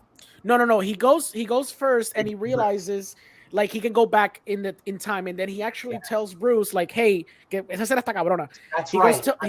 He tells Bruce like, "Oh my god, I went a day in the past," because Bruce actually referenced the fact that when he went 1 second into the past, which was when he did it in Zack Snyder's Justice League. So he's referencing Zack Snyder's movie. Viene y dice, "Oh, so it's not like a 1 second thing. You did it for like 1 minute, like 1 full day." He's like, "Yeah, maybe I could go back in the past." And Bruce is telling him like, "Look, the scars, don't let your scars define you. Like, you know." Al contrario, que los scars son los que nos define. Exacto. Yeah. Entonces, just live your life, and don't be dredging all these things in the past. Yeah, because he hits him with the possibility. He which is like funny. He's like, I could stop my parents from dying, or I could stop my mom from that, and I can stop your parents from dying too. Exacto. Yeah. And then that's when he tells him, he's like, our past defined us. They made us who we are today, or something like that. Mm-hmm. And he tells him, he's like, and also you could possibly break things. Exactly. That you aren't supposed to be, you could possibly shatter our timeline as it is, and he doesn't pay attention. Puedes arruinarle el contrato a futuros actores. O sea, como que se lo dice. So he goes back in time. He actually finds a way, right? He goes back to where the death of his mother, or prior to that. No. So explain the full context of it. Basically, explícalo en bien science para que veas el response de mi nene que me jodió la mente. O sea, mi nene arregló la película. Okay. ¿Tu familia cocina con salsa del monte? Sí. Celi, esa es una pregunta seria. Sí. ¿Tu familia tiene salsa Goya? Salsa no, Goya. Goya. Okay. Salsa roja. Pero, okay. El paquete rojo. The hero of this movie is a can of tomato sauce. Yes. Basically, so the logic behind this is that the reason why Barry's mom gets stabbed and nobody was there to help her in the house except Barry, but Barry runs away. So if his father would have gotten the tomato sauce when he was right? No, his mother. If the mother would have brought the 2 cans of tomatoes, his mother sends his dad to go get tomato sauce because when she went to the supermarket, she didn't bring it back. Mm-hmm. So Barry puts the sauce in her cart. Yep. So she doesn't have to send his father to the store. Mm-hmm. So basically, which is funny because they never actually acknowledge, okay, somebody tried to stab her in the house and dad was here to save her. Don't poke holes. Just let it happen. Okay, all right. Apparently, the way to save her life is to make sure she has tomato sauce. I guess the guy came in through the house and she's like, bam! She hit him with a can of tomato sauce in the face. Yep. And she still had one to cook dinner, so she doesn't die. Because we never know who the killer is, by the way. We never know who Exacto. That was another point. Yo pensaba que iba a haber un build-up a enseñarlo y es como que chequeamos otra película. That's for Flash 2, buddy. So Barry changes the timeline and he stays in the timeline where his mother's alive. He's like dumbfounded. He's happy. He's like, oh shit. What he doesn't realize is that he didn't change the timeline. There's still a version of himself. Mm-hmm. There's still his version of himself that is in that timeline or whatever. So but he's younger. He's younger, exactly. And he's super immature. Yeah. It's all the experiences that Barry went through in his life when he lost his mother. This version of himself hasn't gone through. He hasn't created that character. You know what I mean? Like all the sacrifices, that he had to do to become a hero. Immature, self-centered, egocentrical, stupid, stupid as hell. Yep. Ridiculous character. Then, how was it? So at one point in the movie, after he confronts himself or whatever, there's something happens where does Barry lose his powers? Oh, he takes him to the point. He realizes that the day he landed in, or the day he's living in, is the day where he's supposed to receive his powers. Yep. So he takes stupid Barry to the point where he's supposed to get his powers, and what happens? El rayo entra, y en vez de darle a stupid Barry, le da our Barry. Yeah. It goes through him and then hits stupid Barry. So basically, what happens is Flash gets his powers transferred to stupid Barry. Yep. And regular Flash is powerless. Mm-hmm. He can't run fast. He's basically which they also make a great gag on that. Yes. Oh my God. Those are one of the best interactions where basically he's training stupid Barry without the maturity level to use his powers. It's so good. It's so freaking good. God. It's so funny. Which basically, stupid Barry with powers is Ezra Miller in Hawaii. Yeah. Exacto, Yeah. exacto. He sí. is a menace to society. He's actual him. Like literally, he's a menace to society. Like he hasn't gone full villain arc, but he's being stupid and irresponsible. Like he phases himself butt naked into somebody's apartment and exposes himself to a neighbor. Y tú ves que cuando él está corriendo, él va para Hawái y no se sabe qué pasó y vuelve. So, Exacto. He runs and he causes like massive accidents and like loss of life and like fires and like traumatic events. Yep. Like all he had to do was basically like kidnap a child and it would have been full circle. Yep. Exacto. Bueno, metió un bebé en un microondas. Exacto. Yeah, it was close. It was close. Yeah. But as the movie goes on, I was really impressed by like the comedic aspects and the moments of like there are like even momentos sentimentales that actually work. That, like they really work because the Coco treatment. Yeah, not only that, but like my girlfriend hasn't watched this movie yet. We're gonna watch it soon. But this will be a movie where like even the basis of what would you do if you met your younger self, like the concept works. Forget about the superpowers, the whole dynamic of like at this point of our lives, I'm 36. I'm pretty sure like some of you in your 30s, older 20s, like later 20s. If you were to bump into like your 18-year-old self, you probably wouldn't get along with your 18-year-old self would probably annoy the shit out of you. Yeah. You know what I mean? So like that contrast of those two characters and the fact Ezra Miller gives 2 performances in this movie. Yeah. And very different too, very drastically different. Like I'm impressed. Like I really am legit impressed at the way he acted in this movie. Es un concepto que like even if alguien que no conoce la historia de Flash, like you can sell that. Yeah, por eso vende independientemente con el hero trope, o sea, funciona como película independiente. Exactly. Yeah. So as the movie goes on, there's a whole bunch of stuff that goes on. Obviously, he figures out, I'm probably butchering the shit out of this, but he figures out that at one point he figures out that him messing with the timeline has totally messed everything up to the point where even certain characters are not there. They're not there. So like they basically show you Aquaman doesn't even get born. Yep. Oh, entiendo. Es sustituido por un perro. Yeah, literally. Like, they show his dad. Tamora, is that his name? Tamora Morrison? Yeah, Tamora. Tamora, they show Tamora, they call him. Barry tries to call Tamora. He's like, "Where's your son?" Or whatever. And what does he say? He says, "Is Arthur there?" He looks at the dog, and the dog is the one named Arthur.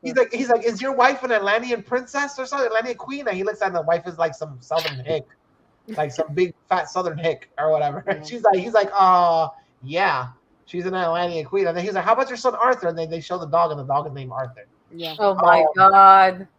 He can't find Clark Kent. There's like 30,000. He looks at the phone book, and there's like 30,000 Clark Kents, and he's like, "All right, I guess this is done." Cuando Woman trabaja en Las Vegas, o sea, nunca se volvió un caos. Yes, exactly. And then, so that's the part where he finally decides he's like, okay, Bruce Wayne exists in this universe. Let me go find Bruce Wayne. Yeah. Hiciste lo mismo que Warner Brothers. Te olvidaste de Cyborg, literalmente. Exacto, te olvidaste de Cyborg, literalmente. Yeah, but you know why I forgot Cyborg? Dale. You know why I forgot Cyborg? Because WB is so petty. Warner Brothers is so petty. They acknowledged everybody else's existence. You get a digital when he's in the Chrome Dome in the Chrono Dome. You get a visual representation of Henry Cavill as Superman, a CGI version or whatever. You see have that, and they give ode to they pay their respects to Henry Cavill version of Superman. Guess what? When they show when he's looking for Cyborg, they basically show a stock picture of like a football player looking away from the camera. Yeah. They don't even acknowledge the actor.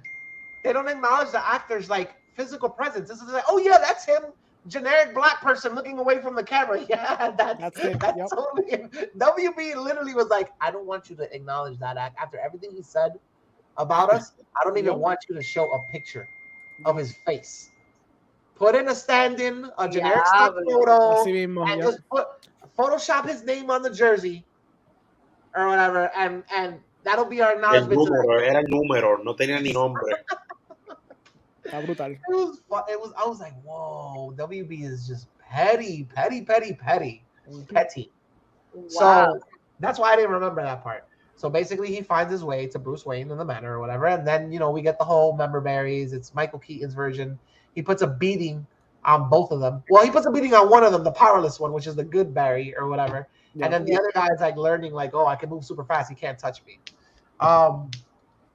And then it goes into the whole thing, like, you know, Batman is trying to help him. Actually, Batman is like retired. Like, that was a weird route to take, right? Was that like, did you guys find that weird that they did like long-haired version of Batman? Like, No, yo fue el Asgard, no fue ni el pelo. Fue la cosita esa que tenía como. Sí, It was so weird to me. Yo lo seguía mirando. I was like, damn, Michael Keaton se está tapando hickeys or something like that the whole film because there's no reason for him to be wearing that stupid scarf. Yeah. Like, there's no continuity. Like, he never wore a scarf in any of the other movies, did he? You know, it's a little chilly now, you know? He kept on wearing a freaking, like, neck scarf the whole time, every time you saw him. And then, Sally, we've had, like, how many Marvel movies explaining the multiverse? Oh, yes. How many Marvel movies have we had, including series, and we still don't know how the multiverse works in Marvel? Yep. Michael Keaton gave the best explanation of alternate timelines I've ever seen in my freaking life. Usando dos fideos de spaghetti. Yep, that's it. He said, "This is your time. Dos fideos de spaghetti." Like, dos fideos crudos de spaghetti. Okay. Yeah. He goes. Basically, you have your timeline. This is the way you think time travel works. It's parallel. Your timeline, and this is my timeline. And you think they run in parallel to each other. Exactly. But in reality, they work together like this at the same time. And he crosses the spaghettis. Because it works like a fulcrum. He works like a fulcrum. Mm-hmm. And basically what happened, when you start messing with them, they both are like, basically he's talking about an incursion. Yeah. He's like, they both smash together. And he goes and he smashes the middle of the spaghetti. I was like, oh my God, that works. I was in a theater and I was like, that has to be the best freaking explanation I've ever heard of in my life. To give them credit, they do have access to the best people that can explain the multiverse. Y es cualquier persona que ellos estén consultando para escribir Rick and Morty. Sí. ¿Sabes? De eso no hay duda. Porque no hay mejor serie que te explique el multiverso que Rick and Morty. Come on now. Yeah, but we had Rick and Morty on the Loki. Didn't we have Rick and Morty writers on the Loki show? I think that's where they are getting Kevin Feige tiene como que el control, o sea, él puede decirle no y lo para con sus freaky powers. Sí, porque hasta ahora no sabemos qué carajo está pasando en el multiverse. Cuando vienes a ver, o sea, hay muchas cosas pasando a la vez, pero se están tardando, pues obviamente todo esto es la pandemia. Todas las películas y todas las series explican time travel y multiverso mejor que Marvel. Es ridículo. Sí. Es como que hasta la de Spider-Man hizo, mira, este es sí, la Spider-Man is so good. We'll get there. We're gonna talk about that. It's really good, yeah. So, and then there's a funny joke about he goes, so basically when all these timelines get mixed up, what you get is a spaghettiverse, and he's having a plate of spaghetti, and then one of the Flashes is like, oh, so what's the sauce? And the good Flash is like, no, it was the cheese. No, la salsa todavía tenía mini, porque yo fui el que dije en el cine que Orengo estaba al lado mío. What about the sauce? Y Orengo dice, he'll get there. Y cuando tira la salsa dice, it's a whole mess. Y yo, wow, beautiful. I'm serious. Like, he said that, and I was just like, that's so simple. That's so simple. All it took was one movie to explain it. That's it. And en el mismo medio de la película, I had a full concept of what the heck was going on in the timelines and how they interact with each other. As compared to like Marvel, like 5 movies later, we still don't know what the hell's going on. Yeah, we still don't know what the hell's going on. So as the movie goes on, it gets really good. It touches your memory berries. They bring in Sasha Kaya's version of Superman, which is basically it's Supergirl. And they explained in the movie Zod is invading, and they basically show that she's been away in a military base, right? Mm-hmm. She crashed down on Earth. The military got a hold of her, and they've kept her away from the sun. Shades of Flashpoint. While the whole Zod thing is going on, I know I'm skipping out. I know, guys. I know I'm jumping around. Mm-hmm. While the whole Zod thing is going on, they basically acknowledge that Henry Cavill Superman is dead. Yes. Like they murdered a baby. Mm-hmm. Another Zod, one. Yeah. Basically, Zod is like, we intercepted his pod during travel, and we experimented on it. Wait, look at that. Sally couldn't take it anymore. She was like, I just can't. No, que me incomoda la silla. No. So basically, they explained that they intercepted his pod and that the baby never survived the experimentation. Mm-hmm. So Henry Cavill Superman in this universe is dead. There is no Henry Cavill Superman. Yep. Which was like another example of like, either we don't want him back, or we're not gonna pay him the money, or we're just done with this universe. Like, get over it. Mm-hmm. So deal with it. Exactly. So Sasha goes crazy. I mean, Supergirl goes crazy. All this crazy shit happens. Basically, the heroes lose in this movie. Yep. Mucha It goes to the third act. And the third act, the heroes lose, and the action scenes are like really enjoyable. I like the fact that they brought back the characters from Superman, from Man of Steel, and they get their asses. That they win. They beat the shit out of basically Supergirl, Flash. Both Flashes get beat because Barry gets back his powers, or whatever, with a bat kite. Con la batichiringa, mano, qué bueno que tú Batichiringa, cabrón. Yes, No estoy jodiendo decirte la batichiringa. Literalmente. Yes, So good. yes. So Bruce Wayne has that logo trademarked. He puts it on everything. I think there's even I think the tomato sauce even had the bad logo on it. So they lose, and basically, like immature Barry figures out that they can reset the timeline, but he gets like addicted every time. Basically, mature Barry realizes like this is something we can't change. They're back in the Chrono Dome. This is something we can't change, and he's like, no, we have to. Nobody dies, or whatever. They keep on changing it. Basically, it comes into like a fight between good Barry and bad Barry. It all gets. Cada vez que él se iba, porque se nos faltó un elemento, Celi. Al principio de la película, cuando él va a este sitio, él ve como que otro speedster corriendo. Como que. Have you seen the show? Sí. Es como Savitar. Okay. Savitar and like Bad Barry. La segunda vez que la vi, alguien dijo en el cine, oh, Savitar. Y yo como ya había visto la película, yo quería voltearme y no, you stupid, that's not him. Tranquila. Hay gente que, por lo menos tenemos fe que hay gente que sabe lo que habla. But it's funny though, because just like I said the same thing. I was like, that it looks like him, but it's not him. But in the show, he has the Barry has that thing stuck in his arm. So he has the spikes. Savitar has the spikes. So I'm like, he did a pretty good job alluding to like it looks like Savitar. Pero como ya había visto los juguetes y los juguetes dicen el nombre, pues obviamente por eso era que yo estaba como que I know who you really are. So there's there at the beginning of the movie he gets punched out of the Chrono Dome or whatever by something that looks like Savitar or like Death, whatever. Y nunca te lo mencionan en la película y literalmente te tienen que enseñar en como que te acuerdas de este tipo que ya no te acuerdas porque they actually do sí. Como en 2/3 of the way in, Barry está dormido y de pronto sale like evil speedster y grita a la pantalla for like half of a second para que entonces Barry se levante y la audiencia se acuerde, verdad, that thing is the antagonist, I forgot.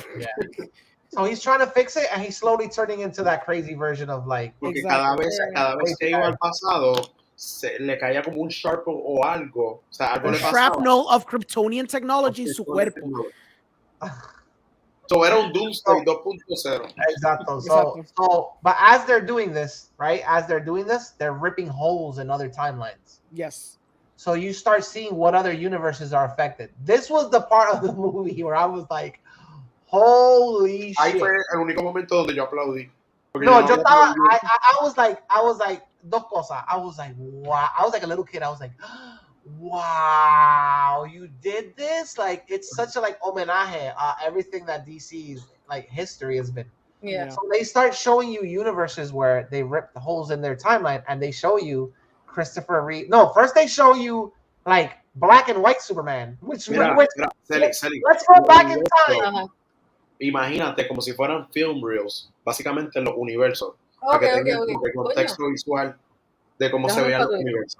So they show you a black and white. They show you a black and white universe, and they show you the Superman from like what, the 60s. Yep. EJ Garrick también te lo enseñan. Exacto. Which we'll talk about that a little bit as well. Exactly. So they show you black and white Superman. I'm like, the old lady spoiled it for us. She was literally saying my favorite version is 1960 Superman because 1960 Superman is in the freaking ending to this movie.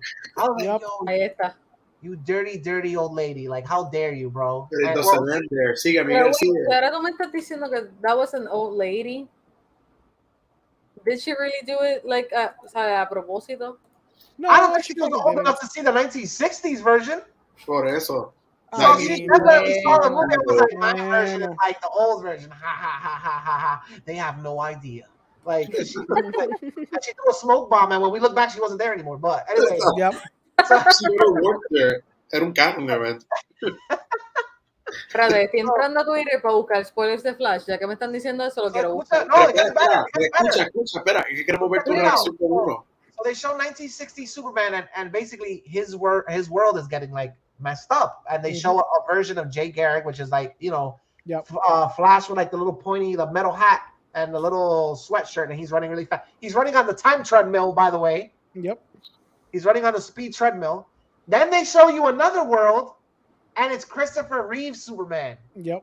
What? A digital version of Christopher Reeve Superman and Supergirl, the actress from the 80s movie Supergirl, and they're together and they're looking into the sky, and like their world's getting torn up, like there's something coming to the world. Then they go to another world and you see a long-haired Superman fight a giant spider, and it's Nicolas Cage's version of Superman. Y ahí yo aplaudí porque yo no entendía qué estaba pasando.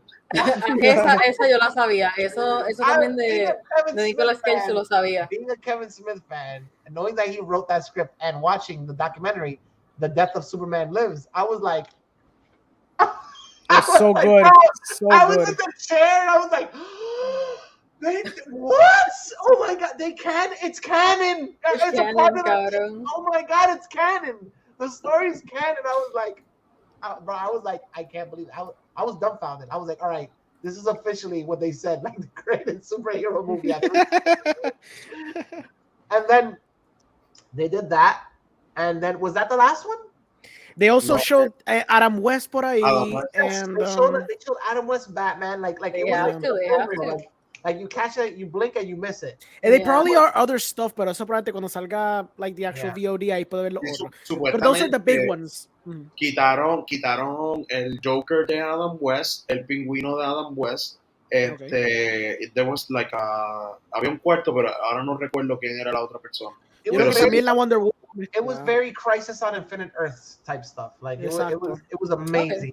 Okay. Everybody was like, oh my God. Like the moment they showed Christopher Reeve, I was like, holy I was gone. I was done. I was like, okay, this movie's freaking awesome. This movie's ridiculously good.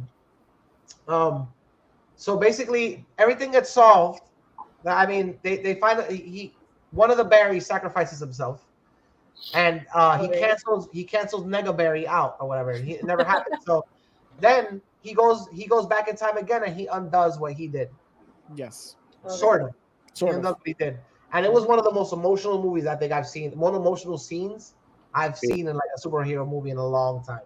Like he's saying goodbye to his mom. And I don't know if his mom tenía un hoodie y se lo puso en esa escena. Bien disimulado, como que... Yeah. Let me tell you, I was there and I was like, at one moment, I was doing what I was doing. I'm about to cry. Like I was looking up and I was like, like go back in tears. Like don't come out right now. Yo aguanté porque yo decía, don't let Orengo see you cry. Cut to me crying. It was a heavy scene, and it really works. I don't quite know if the mom knows that it's him, and she's like, no, she doesn't. She doesn't know at all. That just show you she's a kind person. Genuinamente she cares about people, so that makes it more like te jode más. Yeah. And then like he says goodbye to her, and before he leaves, he puts the can back on the shelf. Yep. Effectively killing his mother. Literalmente hace que el acto de poner una lata sea tan fucking difícil que yo digo, that's beautiful. O sea, exactly. He knows that when he puts that can back, like he's gonna say his mom's gonna die again or whatever. Like he's gonna undo everything he did. Pero before he goes, él mira hacia arriba. Exacto. Pero una cosa, eso no, por joder, lo voy a decir por joder. La cuestión de que él acepta la muerte de su mamá no lo hace como que otro timeline. Porque no es el punto de que... We'll get there. That's the thing. He does something else. Exacto. Which to me was like a little, like it pissed me off a little bit, but... Es como que aprendí la lección, pero... Me la paso por el culo. No, como en vida real. Yes. Exacto. It's like I just no voy a hablar en la premiere, pero I just spent 2 hours and a half, ¿cómo se dice? Predicándole to my younger self, and I'm gonna make the same mistake again. So he does something that basically, when they show the footage of his dad again at court, this time his father actually, his face comes out on the screen. So he exonerates his dad from the murder. Porque él cambió las latas de abajo hacia arriba, haciendo para que él tenga que mirar para arriba. Exacto. Exacto. And then they show you. Ahí mi nene me jodió la escena porque mi nene me preguntó y dijo, ¿por qué él sencillamente no corrió y le quitó todas las gorras de la casa? And I was like, holy shit. Why did he go back in time and just prevent the invention of tomato sauce? And we would have all. Exacto, hubiera buscado Alfredo sauce or something, ¿me entiendes? Wow. Cabrón, se iba con una GoPro y grababa el que mató a la Mai. Ok, pero dame contexto lo que acabas de decir que dijo tu nene. Eso mismo. No, pero la gorra. No, porque, por ejemplo, el problema al principio era que la gorra tapaba la cara. Porque ok. Pues ahora entendí. Okay, hicieron la énfasis, y hasta hicieron el énfasis en la gorra. So when he placed the cans on the top shelf instead of the bottom shelf, this is really stupid. I mean, it sounds really ridiculous. It's funny. But when he changed the location of the cans, so now his father was forced to do this. Look. His father was forced to look at me. Look at me. Are you looking at me? His father was forced to do this. And they can see his face now that he was at the freaking supermarket or whatever. So then his father gets exonerated and he undoes, at least, he saves his dad. When he's coming out or whatever, he sees that Bruce Wayne is gonna pull up, and he's like, "Oh, Bruce!" And when he goes to Bruce, it's not Ben Affleck's Batman. Nope, it's not even Keaton's. It's not even Keaton's Batman. It's George Clooney's Batman. What? Yeah, George Clooney makes a cameo in the film, and basically, his messing with his dad stuff, he still messes up. Like, he still alters the timeline. I'm guessing, like, now he's in the Batman and Robin universe. Like, or whatever. Like, so somebody, what I read on a forum, which was a really good explanation, was like, this is a good way of, until they either convict or exonerate Ezra Miller, like, he's in franchise jail. Like, he's in an alternate timeline. Like, they didn't necessarily erase him, but he's not in a timeline that's en otra película, otro universo. He's in multiverse jail until further notice. Until further notice. Que, by the way, es genial. Es como una nueva cárcel, like, mediática. I was like, Disney, take note, Disney. We might have to put. Ahí va a estar Kang. Kang va a estar en ese también. They might put that version of Kang in an alternate universe where we can't get to him right now until he's either innocent or guilty. My problem with that. Pero te faltó algo, Miguel, se le cae el diente a la pantalla. We didn't talk about that tooth, though. We didn't talk about that tooth to begin with. So my problem, my minor gripe with this movie is two things. One, like, to tell me that you want to stop her from dying, but you don't want to find out who the killer is. Like, they show you that basically his mom got stabbed. Yep. Somebody stabbed his mom. They don't show you who, but somebody stabbed his mom. For you to tell me that you're so passionate, like as the Flash, that you want to stop the murder, but you don't want to stop the murderer, and you're a hero, is like, that's so weird to them not to acknowledge who's the person or not working into the story.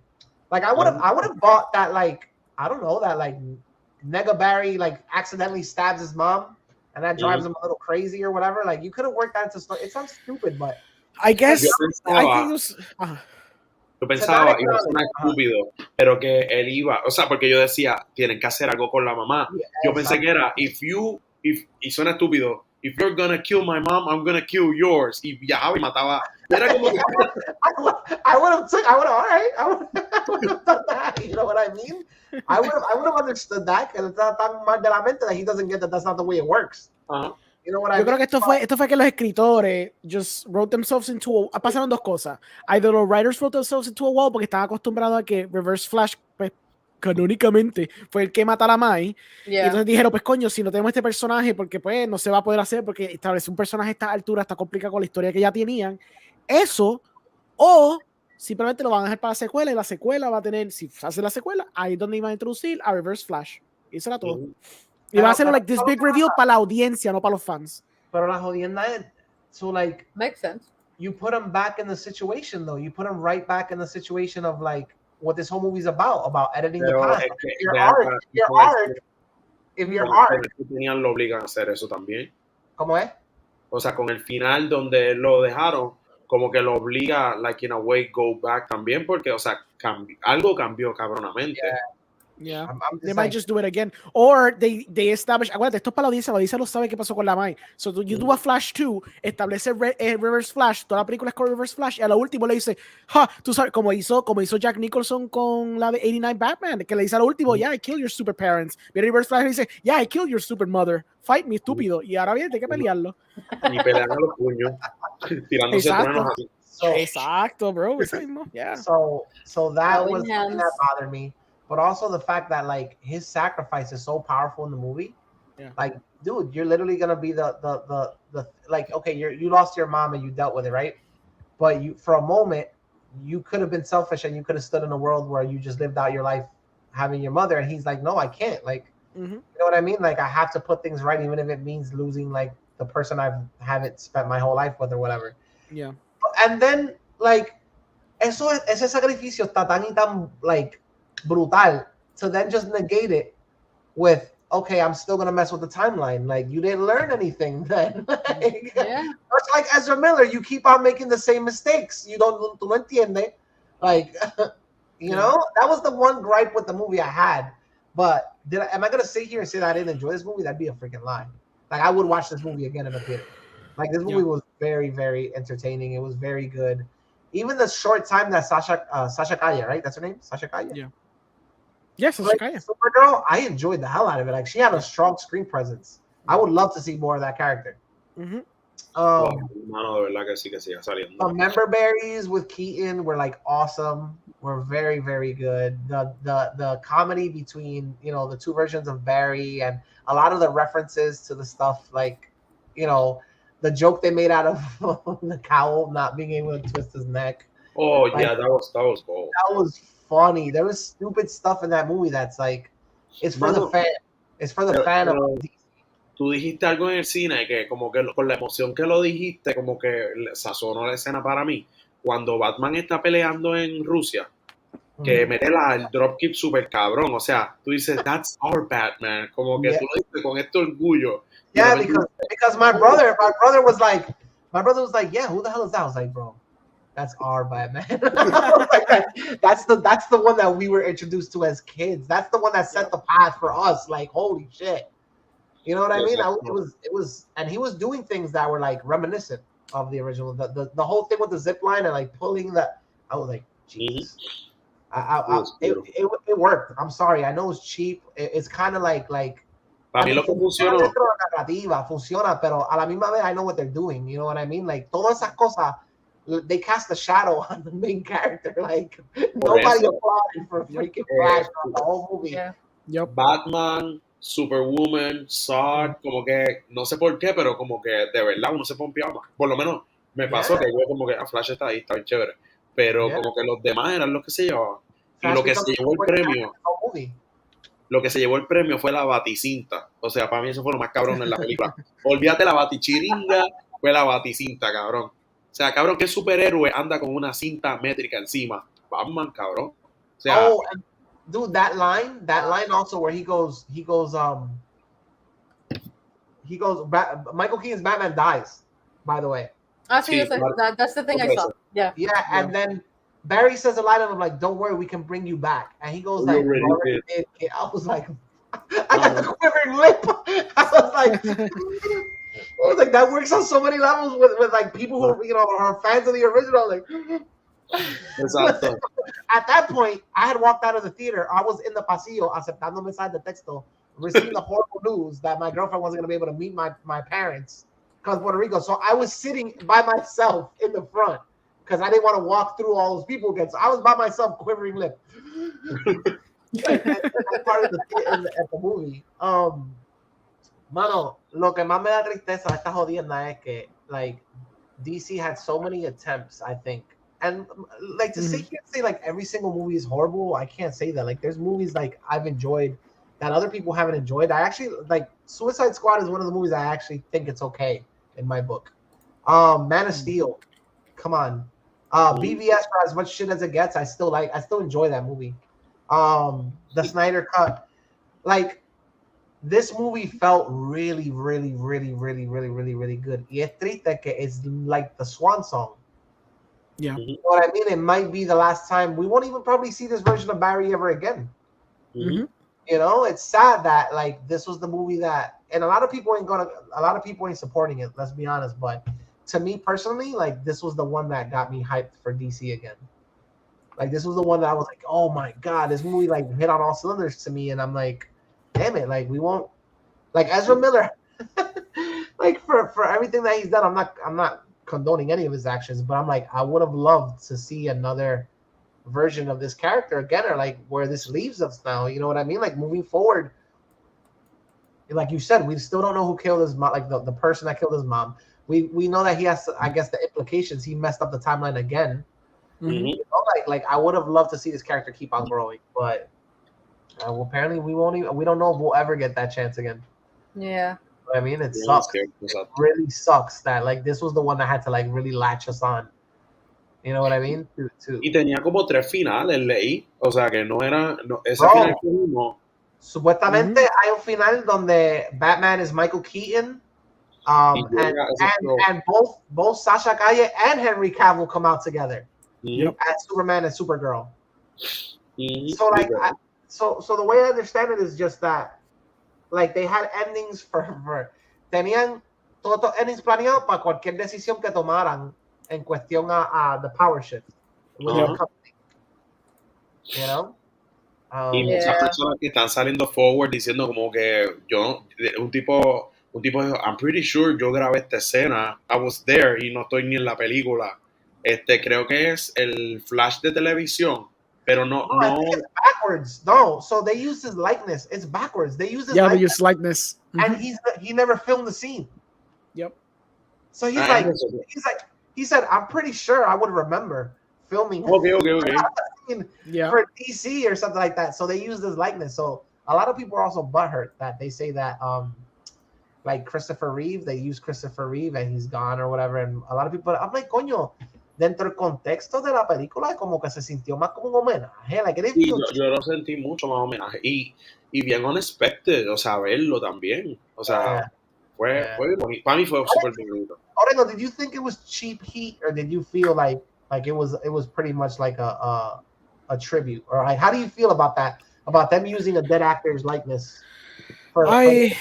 It's always sketchy because those people are dead. It's a new technology. It's not the first time this discussion has arisen, but generally, cuando pasaba esto los dead actors, they would at least ask like the family que está vivo si se puede usar, and I guess I can forgive them or I can be okay with it si por lo menos preguntaron a alguien. Lo que pasa es que, por ejemplo, con el caso de George Reeves, like he's like he killed himself. Yeah. That's the thing. He killed himself, and I don't know if he had family afterwards. Like I don't think he had any family. So ese es el único que es como que el más egregious de todo. The other ones are pretty sure he probably would have asked. Tiene los derechos para él, es lo que quieren implicar. Como que nadie lo so we own him. So that's the gray area for me. When you portray a hero, do they have proprietary over like your likeness portraying that hero? Pasa que como está utilizando la cara, porque tiene la cara. ¿Por qué tú no puedes decir como que I use footage from a movie? If it would have been footage from a movie, pero esa es la cosa, they created new footage, esa es la cosa, con la excepción de, por ejemplo, Adam West, que se nota que está corriendo en la escena que está corriendo la bomba, con la bomba en la mano, eso se nota que es un canto, una película, pero everything else, it seemed like they just deepfaked una persona con la cara de Christopher Reeve. Ahí donde se pone más dubious la cosa. Si hubiera sido literalmente un clip de una película, pues, that's acceptable. I think que Titans hizo eso cuando Beast Boy se metió como que como que multiverse shit. Esa mierda. Eran clips de películas que estaban enseñando. Y yo dije, okay, but that's more acceptable, I guess, porque obviamente está usando clips que es propiedad tuya. But the problem is, que Warner Brothers no está utilizando el héroe, está usando la persona que va con ese héroe. People, porque si no, no hubiera sido 70 Superman. Se hubiera enseñado un Superman genérico, como si lo con Jay Garrick, que sí se parece al tipo, but they kind of, I think they changed his face enough para que parezca just generic man, siendo Jay Garrick. Pero for everyone else, they use the likeness of the person, which is different. I recommend this movie. I'm gonna watch it again. It's sad that, like, I mean, everybody has their reasons, right? For, I guess, supporting or not supporting the movie, but man, it looks like it's tanking hard. Yeah. It's tanking at the theater hard. Like, de 60 o 70 millones. Shazam made more money in this movie and decir algo, like. Y Shazam, mira que estaba malísima. Yeah, I thought Shazam was okay, but I didn't think, like, you know. Es que no sé, you could watch it, pero no estaba tan entretenida. Yeah, I haven't watched it since. Like, I haven't rewatched it. Pero hay tanto contexto también para que esta película esté fallando, porque, ¿verdad? Poniendo también, hay mucha gente que supuestamente es por no apoyar a Ezra Miller. Fine, ok, entiendo eso, pero una de las cuestiones fue que, por ejemplo, cuando yo la fui a ver con mi nene me dijo, Twitter dice que esta película es una porquería y que el CGI es bien malo, yo no la quiero ver. Y yo le hago como que, papi, vamos a ver la película y olvídate lo que dice Twitter por Orengo, they get grabbed in my face and was like, you're gonna see the Flash because I said you're gonna see the Flash. Okay? Exactly. I brought you into this world, I can take you out. It's Father's Day. All right? Quítale el Twitter a tu nene, primero que nada. Mira, y cuando vimos la película le gustó, o sea, de verdad le gustó y era como que, y otro de los contextos es como que eso mismo, lo que hablamos del bebé, la escena del bebé, hay gente que genuinamente piensa que Flash mete al bebé al microondas. Yeah, o sea, verdad. Hay gente que piensa que esa escena legit existe y es un reverse de la escena, o sea, bien hecho, pero... Mandela Effect confirmed. Exacto, for the sake of it, hay tantas cosas desproporcionando y quitándole el favor a esta película que es triste, mano. De verdad es triste. Y más por Michael Keaton. Yo digo más por Michael Keaton y por Sasha. O sea, que por el mismo... Ezra Miller. They carried the movie. If they would have done the ending where Michael Keaton comes out or whatever, then that, like, they could have done the background movie, right? El punto era que iba a terminar con Keaton y con Sasha, porque la idea era eso mismo, tener el Batgirl movie afterwards para retirar a Keaton, one movie in, and then just put Batgirl. Wow. As the de facto bad person. And then Orengo said, not in my America. Batgirl, empowering females, not in my America. I would have just liked both, actually. That would have been cool. Beramba. You can tell us the real answer after we go off stream. Don't worry about it. Okay, sure. Anyways, that was the Flash, man. It was a really good experience. I really enjoyed watching it, like, with my boys. It was like, we were literally talking about that literally after I went to an Airbnb because I was still whining from the fact that, like, my girlfriend wasn't gonna come down and spend. I was in an Airbnb by myself, and I was like, why didn't I tell Nick and Decca to just stay at the Airbnb? There's like 3 beds here. What the hell am I gonna do here by myself? It shows you how bad of a friend you are. I was texting the guys. That day was great, man. No, lo gracioso fue que yo como que ya se acabó la noche. Like, literal, así mismo él hizo. Así mismo. Y después yo guié 2 horas a mi casa. This man had 3 beds of an Airbnb. ¿En serio? No fue Miguel. Ok, móntese en mi carro para yo llevarlos a sus carros. Ajá, y estaba cerca de Miguel. Y yo, para estar un rato más con Miguel, no le dije dónde estaba mi carro. O sea, escúchame. I got to San Juan, right? I got to be on San Juan, parqué en el parque Doña Fela. And as I'm walking up the hill and everybody's like in clubs, hanging out, I'm like, I call Nick, I'm like, I'm an asshole. I'm like, why? He's like, why? I'm like, why didn't you guys just stay at the freaking Airbnb with me? He's like, I'm walking up the hill by myself. Like, what a stupid move. I don't know why. I was literally going to be like, call everybody, just tell them to come back to my place or whatever. But it was, I figured, like, Orengo was driving all the way to Mayagüez already. Like, Deca had Pero maybe subconscientemente tú todavía tenías esperanza que tu novia fuera a llegar. Yeah, it could have been that. But, so, changing subjects. But even though we're talking about timelines, so we're kind of still on it. Spider-Man Into the Spider-Verse. Yes. Across the Spider-Verse. I'm sorry, Across the Spider-Verse. That movie is ridiculously good in my book. It took me a second movie to realize, again, that representation matters. Do you want to know why? Okay. Dime. because there's a Spider-Man that somebody called Miguel in the movie. So, every time somebody said, "But you don't understand, Miguel," I'm like, "Oh my God, there's a Spider-Man." But I really enjoyed the movie. As I was sitting in the theater, my first I'm the type of person that I build up a lot of anticipation, and then a week before I plateaued. I'm like, it probably won't be that great. And then when I'm sitting in the chair, I get excited again. But this time, I didn't plateau, and when I sat in the chair, my nerves was like, shit. The animation style isn't gonna blow me away because they've used it so much since the first movie came out. Hasta otras películas han adoptado el mismo frame loss, kind of comic-y. So I'm like, they're really not gonna blow me out of the chair this time. Boy, was I wrong. Holy shit. Wow. There's no, so I feel this one doesn't even have a theme to it in terms of animation styles. There's so many different animation styles thrown into it that I was literally in my chair, I was dumbfounded. There was even parts where the frame rate changed. I know you're gonna mention about Hobie, but there were moments with Miles where even the frame rate changed. The movement was really fluid. I didn't have the problem in my theater with the audio. Yo sé. I didn't have the problem. Thank God, I didn't have the problem with the audio. I couldn't make everything out super clear. The only thing I had an issue with, but it's part of his character, was I was having trouble keeping up with Hobie's accent. Oh yeah. Cockney English, and I was like, what?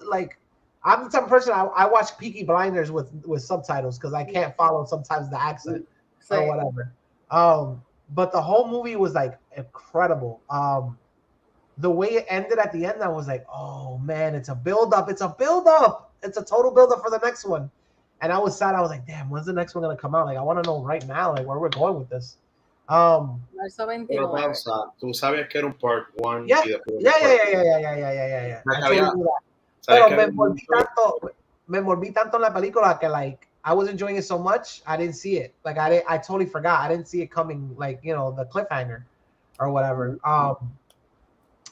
I love the comedy in the movie. I love their explanation also to the timelines. Jesus, another movie does it better than Marvel, bro. The canon events. Oh my God.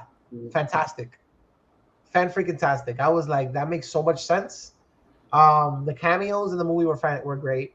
I felt like I was watching the movie and I wasn't doing that thing of trying to look for the cameos. Just everything presented itself fluid and naturally.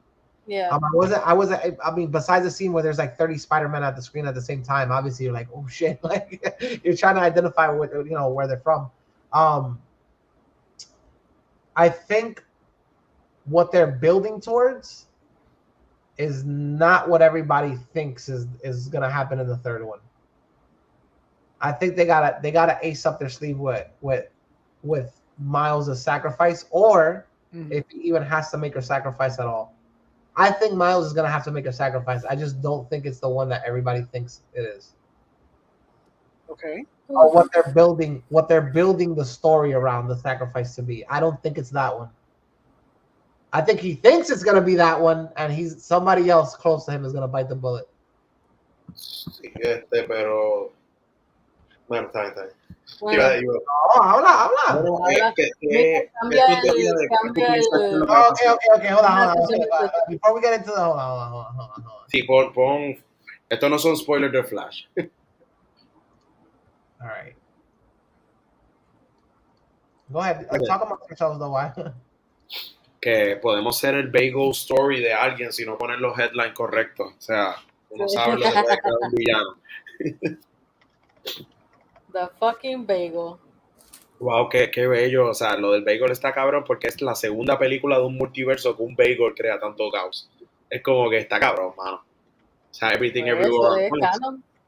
Exacto. Es un evento canónico. El bagel subió de level. Miguel, tú ¿qué tú piensas como que es el sacrificio? O sea, ¿qué tú piensas? So la película alludes to the fact that Miles is trying his best not to lose his father because that might be his canon event or whatever. That makes him basically one of the ranks. Mm-hmm. I think his focus is going to be his dad And by trying to stop the murder of his dad, I think he's actually going to lose his mom. I feel that they gave a lot of camera time to his mother in this movie. Sí, mucho fondness, mucho amor, mucho advice. Mucho consejo de parte de la madre, lo cual nunca, she's giving him a line that's going to make him who he is. Never forget who you are, no matter who you come across in your life. Take care of that child for me. Exactly, take care of that child for me. Cuando ella dijo eso, bro, I was like, okay. You know what I mean? Like, his father already told him, we see something special in you. You know what I mean? Like, that's the bond he has with his dad. Like, his dad basically told, like, we believe in you. Your family believes in you. You have a spark in you. That was the first movie's thing. Focus so much on his mom now. I'm like, I feel he thinks his focus is gonna be his dad, and he can save his dad, but the person he's actually gonna lose is his mother. You know what I mean? Sí, okay. No, es que eso mismo quería ver qué era eso. Es que escuché también una teoría que encontré interesante. Yo vi esta película 4 veces, by the way. O sea, fue como que la primera vez me acuerdo, porque la primera vez mi pareja canceló a última hora y me dijo, llevo un pana tuyo. Y yo llamé a Lex y Lex me dijo como que no, tú sabes cómo habla Lex a veces, que no podía. Y yo, pues, llamé a otro pana a mí y me dijo, pues, dale, vamos. Y fuimos a ver. I would have went with you, Deca. I would have went with you to see it. I saw it by myself. Y vas a coger un avión y vas a venir, sí, quedamos 1 hora y media, o sea. Pero, mano, qué experiencia de película, carajo. Y me pasó lo mismo que tú, que yo dije, ya la 1, como que yo creo que el 1 fue el peak. Esta no me va a volar tanto la cabeza, and I was wrong. Y con todo y que yo sabía que era un part 1, porque yo lo sabía. Ese jodido cliffhanger me jodió y me encantó. Y honestamente, no estoy vacilando, cuando yo miro el pana mío, estaba llorando, pero llorando, o sea, lágrimas. Y él decía, y el cabrón, y yo, ¿qué te pasa? Dame un break. Fuimos al concession stand, el cabrón compró 3 vasos de Spider-Man para tener los personajes, literalmente. Y a él sí le dieron los vasos porque para él no es aleatorio. Pero y de repente él me dice, cabrón, estuvimos en History in the Making de película. O sea, cabrón, esto no es una mejor película animada, esto es una mejor película. O sea, descarta lo de animado. This is a fucking masterpiece. Y yo le digo, cabrón, o sea, estamos como, para mí, a lo mejor este fue el feeling que tuvieron mi papá cuando vio Star Wars y a lo mejor vio Empire Strike Back, que se queda en ese, o sea, y yo tener este evento, yo poder ver, o sea, puedo decir, este es mi evento canon. O sea, yo ver esta conclusión en el cine, gente gritando, porque hubo gente, corillo, y todas las veces que yo la he visto, la reacción es igual para la gente. En el segundo screening yo me asusté, porque por mi madre que ahí salieron como 7 spots. Porque los tipos gritaron como que, ¿qué está pasando? No me dejen así. Y yo, Jesus. O sea, la película estaba súper cabrona. O sea, es ridículo. Al otro día le dije a mi pareja, I'm sorry, cancela lo que tenga, la vamos a ver. Y cuando salimos de la película ya me tumbó el jacket de Spider-Man. A ese nivel. O sea, era como que, mano, pero qué película más cabrona. How do you feel about it, Orengo? Well, I'm leaving you for last, Ellie. Don't worry. Okay. Ya, yo la vi 2 veces. La primera la vi, entonces I already knew, obviamente, que era un part 1, porque eso lo había salido cuando sacaron el primer teaser, like two years ago, ¿verdad? So I was already expecting que eso iba a pasar. I was a little hesitant por esa misma razón, because la última película que vimos que era un part 1 of part 2 era Dune, y Dune me dejó bien insatisfecho con la forma que concluye, porque se siente como que literally half of a movie. Y decía, pues, if it's compelling enough esta película, pues yo puedo quizás darle un pase. Obviamente, pues sí, la historia se queda a mitad porque there is a grand story que quieren contar aquí, que probablemente fue que cuando estaban construyendo la historia, se dieron cuenta que tenían historia para 2 películas, y entonces buscaron dónde picotearla, y pues la picotearon.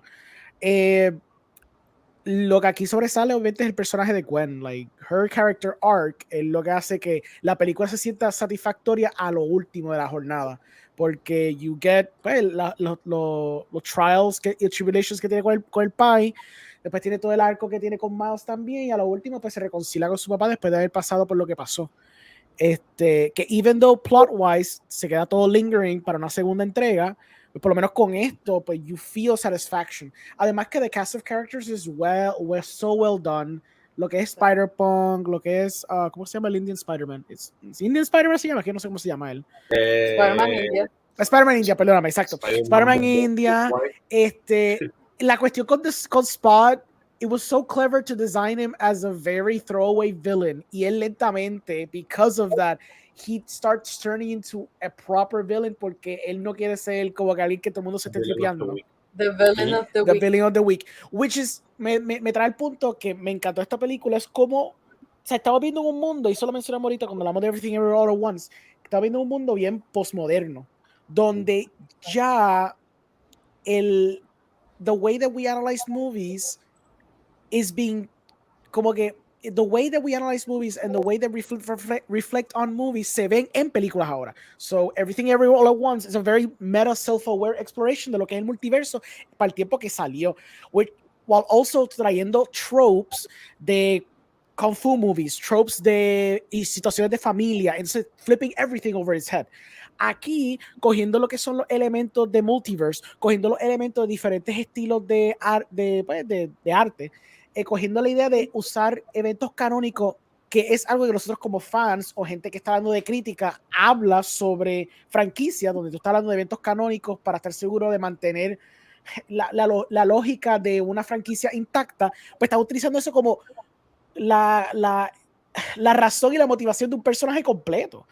Entonces, stuff like that, utilizar elementos que nosotros utilizamos en nuestro diario vivir, donde discutimos películas y series y franquicias, whatever, and being utilized como parte de la temática de la película, es bien fascinante y le da un layer más allá que solamente funciona because we have this knowledge built in de cómo nosotros interactuamos con el arte hoy día. And I thought that was really fascinating, porque yo cuando vi esos los canon events, yo dije, cabrón, I mean, yes, fanboys will probably understand this, pero como que gente no entiende canon events. Pero entonces después como que todo el mundo lo entiende bien fácil, porque pues you say the canon event, but then he explains, pues mira, que yo me metí un timeline donde yo quise ser un padre, which is something that anyone can empathize with, which is one of the reasons porque WandaVision, por ejemplo, funciona, is because this idea of this mother who wants to be there for their children, even if that children didn't exist. So algo como que algo bien... Dame encima que tú dijiste. Lo de Scarlet Witch. ¿Dijiste WandaVision qué? Dijo WandaVision. Lo que le gusta, lo que le funciona. Lo que funciona. WandaVision funciona, ¿verdad? Lo que funciona de WandaVision. Gracias, Celi, por decirlo correcto. Cuando dijiste eso, Rengo, yo dije, no puedo intervenir. ¿De qué es lo que pasa? Yo como que escuché, yo como que WandaVision funciona. That's what I heard. That's my head. All right, we'll leave it there. Ya, entonces, obviamente, los Easter eggs, los references, todo está cabrones, y Spider-Punk está cabrón. Ya.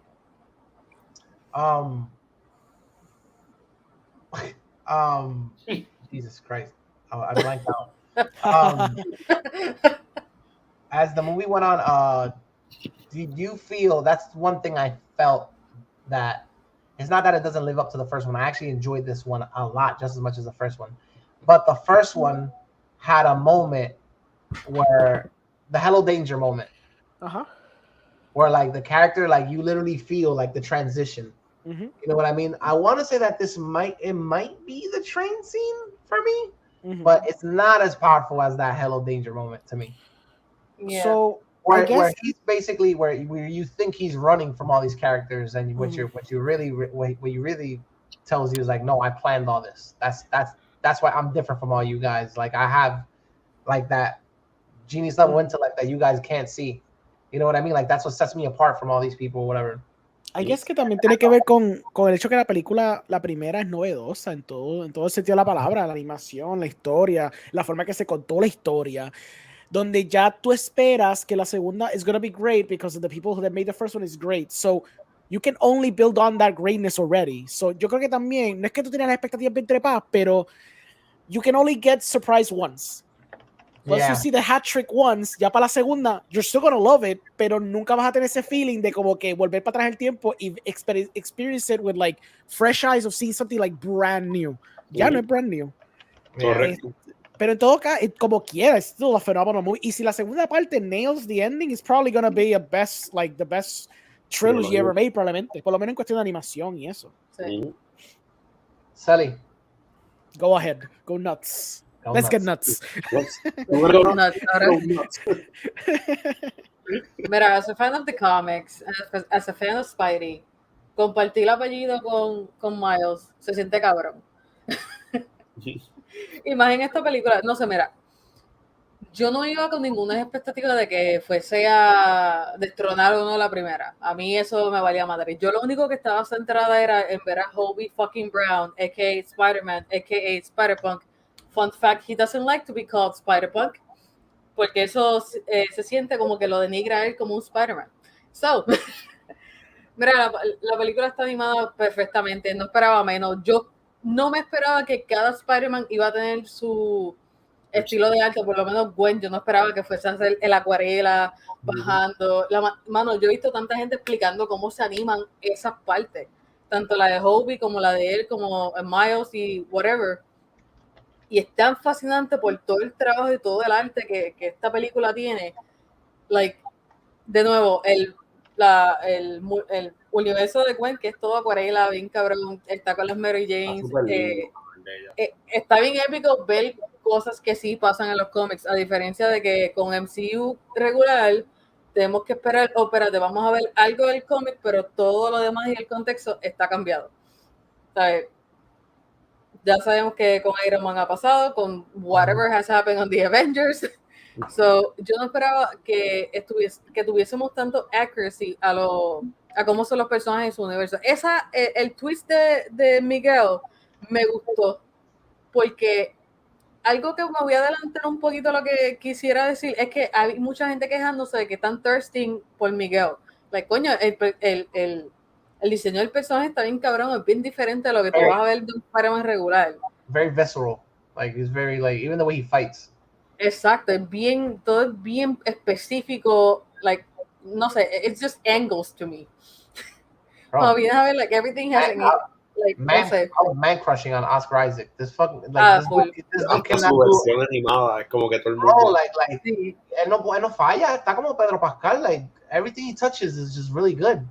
Pero, Sally, question, tú que has leído los cómics, o sea, es que obviamente yo sé que el design es diferente porque yo sé que el de 2099 pues no era así tan buff, pero I read somewhere que la razón que por la que este buff es porque he doesn't have the stickiness que tienen los otros, so he uses the claws. Pues, a eso iba. Pues a eso iba. Una de las cosas que iba a decir tiene que ver sobre eso. O sea, nosotros estamos viendo a Miguel como esta persona súper seria, bien como que específica, he calculates everything, he has everything down to the T, he's super smart y todo. Pero el punto de todo es que es su responsabilidad lo que pasó. Por ejemplo, él no es un Spider-Man común y corriente. Él solamente obtiene poderes, y no es ni siquiera que obtiene poderes, él tiene un accidente en un ¿cómo era? Malcolm X. No, cabrón, no. Era otra cosa, era es que voy a decir la palabra, anyways, hay gente que estudia pues la genética. Pues él estaba en un laboratorio de eso y ese laboratorio explotó. So, whatever happened there actually altered his body, pero él necesita espetarse el serum para hacerlo. So, en realidad, he's just a mistake. O sea, Miguel O'Hara is just a mistake. Él no se supone que haya pasado. No sabía. I knew it. Cuando lo vi, yo decía, este tipo obligado que él es igual que él es el culpa de lo que le está culpando a Miles. Oh, tú no eres un buste. Yo sé, yo sabía. Es que cuando me lo está explicando, I'm like, yeah, exacto. So, básicamente, lo que él hizo del multiverse es his mistake, es his responsibility. Lo que a él le pasó de cómo él se convirtió en Spider-Man es su mistake, su responsibility. Y en esta parte, pues, es lo mismo. O sea, y es como que esta es una persona que tiene que volver a hacer lo que, básicamente, lo que comenzó todo. O sea, he started as a Spider-Man as a mistake, now he has to fix the mistake of fucking up the multiverse. Y es como que él está encojonado por eso mismo, o sea, él es malo por eso mismo, él tiene que arreglar esto, es su responsabilidad de arreglar esto, no es de Miles. Él tiene una responsabilidad de arreglarlo. Pero tú lo ves como malo, porque mucha gente como que lo puso, que eso fue algo que también yo encontré injusto. Mucha gente lo catalogó y lo puso como que la estampa de villano. Y yo sencillamente como que nunca lo sentía así, yo lo sentí más como que a fucking guy that did something very wrong y está tratando to fix it no matter the fucking cost. Que es una gran diferencia. Sí, porque esto no afecta solamente a Miles, esto afecta a muchas otras personas. Y es como que es el pequeño sacrificio for the greater good. Eso es lo que te está diciendo la película. Y por eso también me encanta, porque aunque yo acepte que esa es la realidad, alguien más no lo va a aceptar. Y es como que it's a little bit selfish, but anyways. Can we all agree que literalmente Peter B. Parker es un asshole? Porque él estuvo con este cabrón cuando perdió a la hija desintegrada y le está enseñando fotos de su propia hija. Como que, can we agree that you have to be a certain certified asshole? It's so baby fever. I'm a little fuzzy on the spider that bit Miles. Mm-hmm. I mean, Number 42? the context of the way Miguel describes it, it wasn't supposed to bite him. Parece que iba a morder al otro Miles Morales, porque la primera vez que la enseñan, o sea, cuando supuestamente se la lleva a la dimensión, tú ves que está sentado un tipo con los dreads, que son los mismos que so it was supposed to bite the Miles in that other universe or whatever. Y este se supone que supuestamente fuera el Prowler, el de nuestro universo. O sea, el del universo de la película. Sí. Básicamente un switcher. Okay. Pero de nuevo, muchos momentos bien emocionantes y emocionales, ¿sabes? Porque todo lo que pasa en el Spider City es súper emocionante. Tú ves a tantos distintos Spider-Man, el del juego, distintas series, películas, el del manga. ¿Sabes? Exacto, like, so many. Y muchos que ellos también se inventaron, ¿sabes? Pusieron lo que importaban, o la mayoría, maybe everyone, pero no, o sea, habían muchos más que estaban just filling up space, que eran simplemente para la película y ya. Spidey Cat, el mejor. Exacto. T-Rex, Spidey, me trivió bien cabrón ver el carro, Spidey movió. Ese fue más que a mí me jodió, porque la primera vez yo pensaba, suena estúpido, pero la primera vez pensaba que eso no era un Spider-Man y que eso era el anuncio de el nuevo maravilloso Spider-Man, que literalmente enseñaban un carrito. Yo creo que eso era una referencia a eso, pero después me contaron que no. Ellos no habían prometido el Spider-Man japonés. He was there, though. Wasn't Was he? he? I don't remember. The background, como que yo vi que supuestamente así cuando está swinging, he's swinging like at 1 frame per second. No, pero ese es el animado. O sea, bueno, son animados. Pero que el bien por, o sea, el que sale todos los memes. Spider-Man. I'm pretty sure he's there. I'm pretty sure. Que pues, I mean, cuando estaba el intro de que pues 170 de cantazo, I'm pretty sure he was probably there. Okay.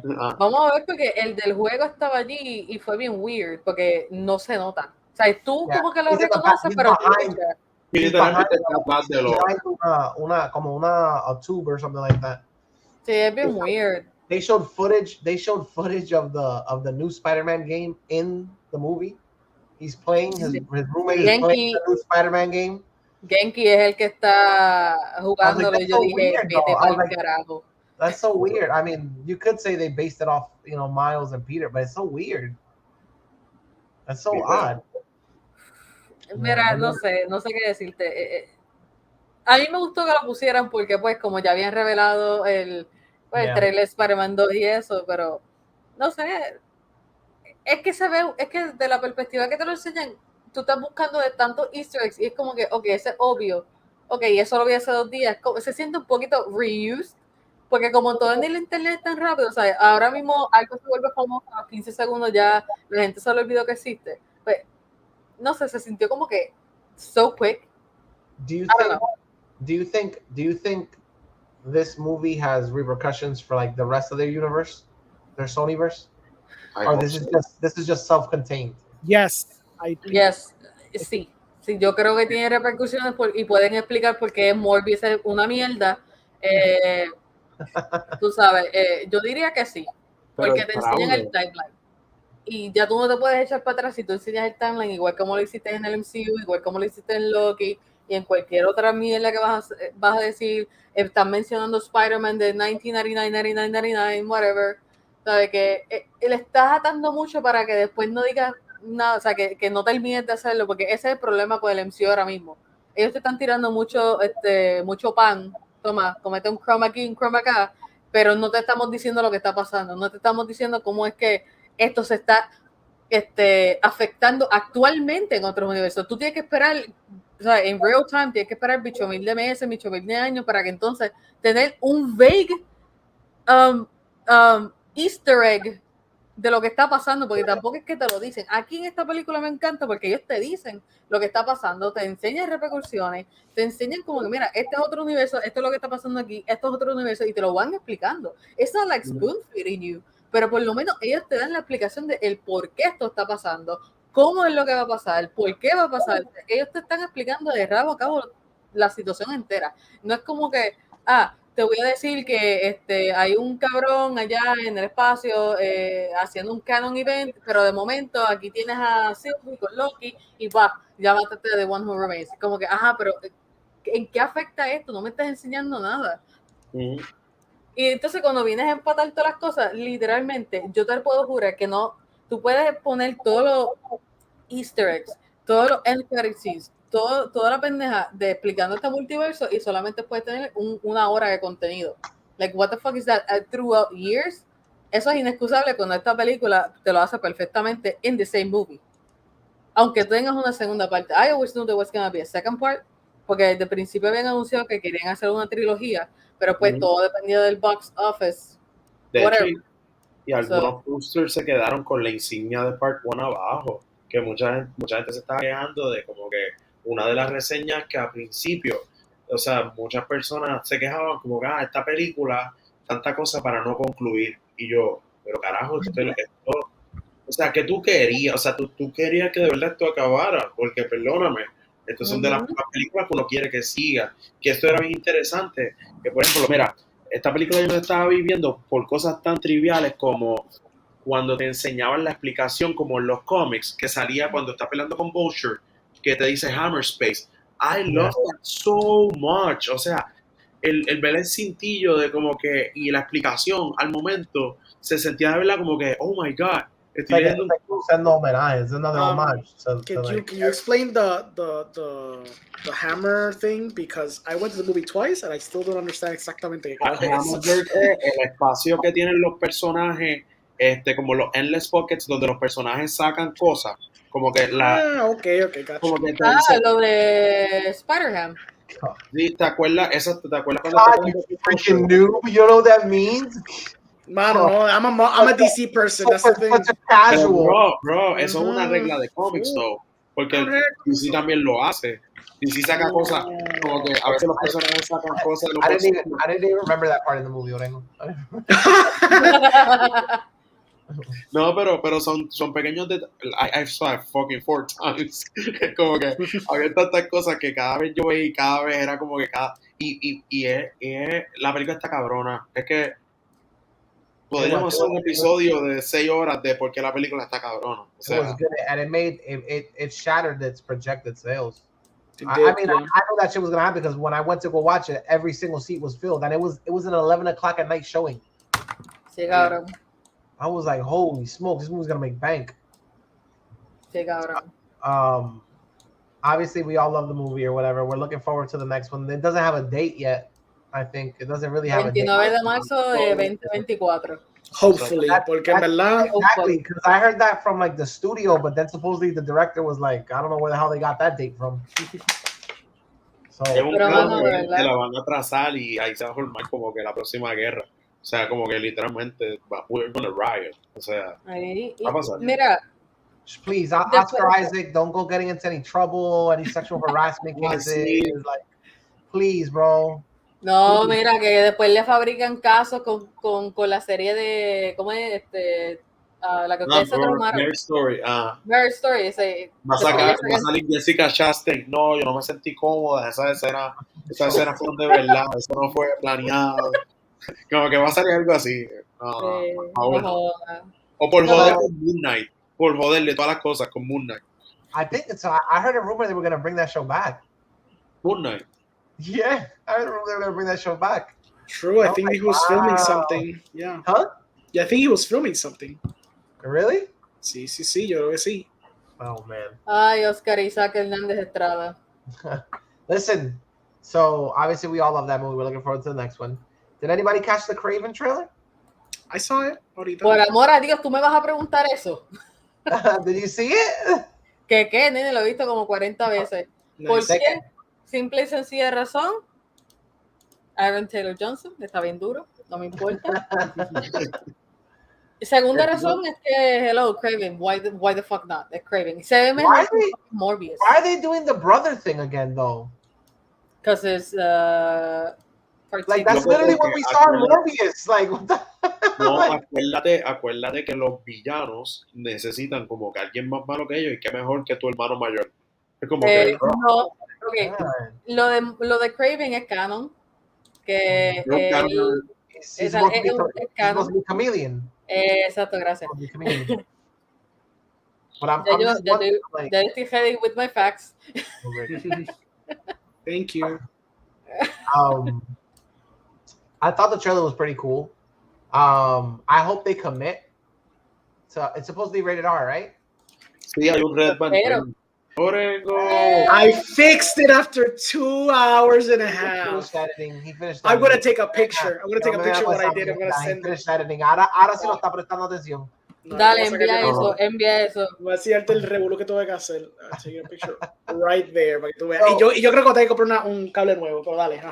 So I hope they commit to the R rating because that's supposedly what it was. Pero right? sí, porque si hay un Red Band trailer y sale, o sea, literalmente, bueno, sí, es pero verdad, recuerda de Carnage. Sí, es verdad. Por eso mismo paré. Y Venom, everything was pointing to that movie was gonna be like rated R, and then all of a sudden, oh, it's PG-13. Ya, cabrón. What did you do? Viste que I wasn't kidding. Lo que pasa es que I think que either la webcam como que el cable no entra all the way or something, pero I think I'm gonna have to comprar un cable que literalmente como que se chupe con el bendito webcam somehow. Porque I did like a MacGyver thing ahí para poder que se quedara ahí. Que le hiciste así, ¿viste? I think que lo jalé sin querer ahorita y eso fue lo que jorobó por adentro algo. Sí, sacaste como que literalmente el no, pero I'm here, I'm good. At least I know the webcam works. Yo pensé que no funcionaba a punto. Good. Now you can ignore us in person. Yeah. Mira, so the trailer looked pretty cool. Yeah. I'm still a little like, I don't know, like how can you put a big ass dude in a rhino suit? Like, of course they had to give him like some weird, mutation or whatever. Yeah. I hope they don't do that. I hope they don't turn his brother, the chameleon, into a chameleon. I'm praying they don't do that, but. Pero no pasaría lo mismo que él, que literalmente le brilla el ojo y ya, como que no sería eso. En vez de brillarle amarillo, le brilla verde. Hay una parte del trailer que le brilla los ojos amarillos a él, como like a lion. Oh, I didn't see it. ¿Ustedes han visto a Chameleon?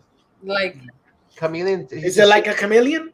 He shapeshifts. Chameleon es que podía cambiar a otras personas, ¿verdad? Pero ¿se acuerdan de cómo de verdad se ve? So depending on the version you saw, if you saw the animated version, he had like a little belt.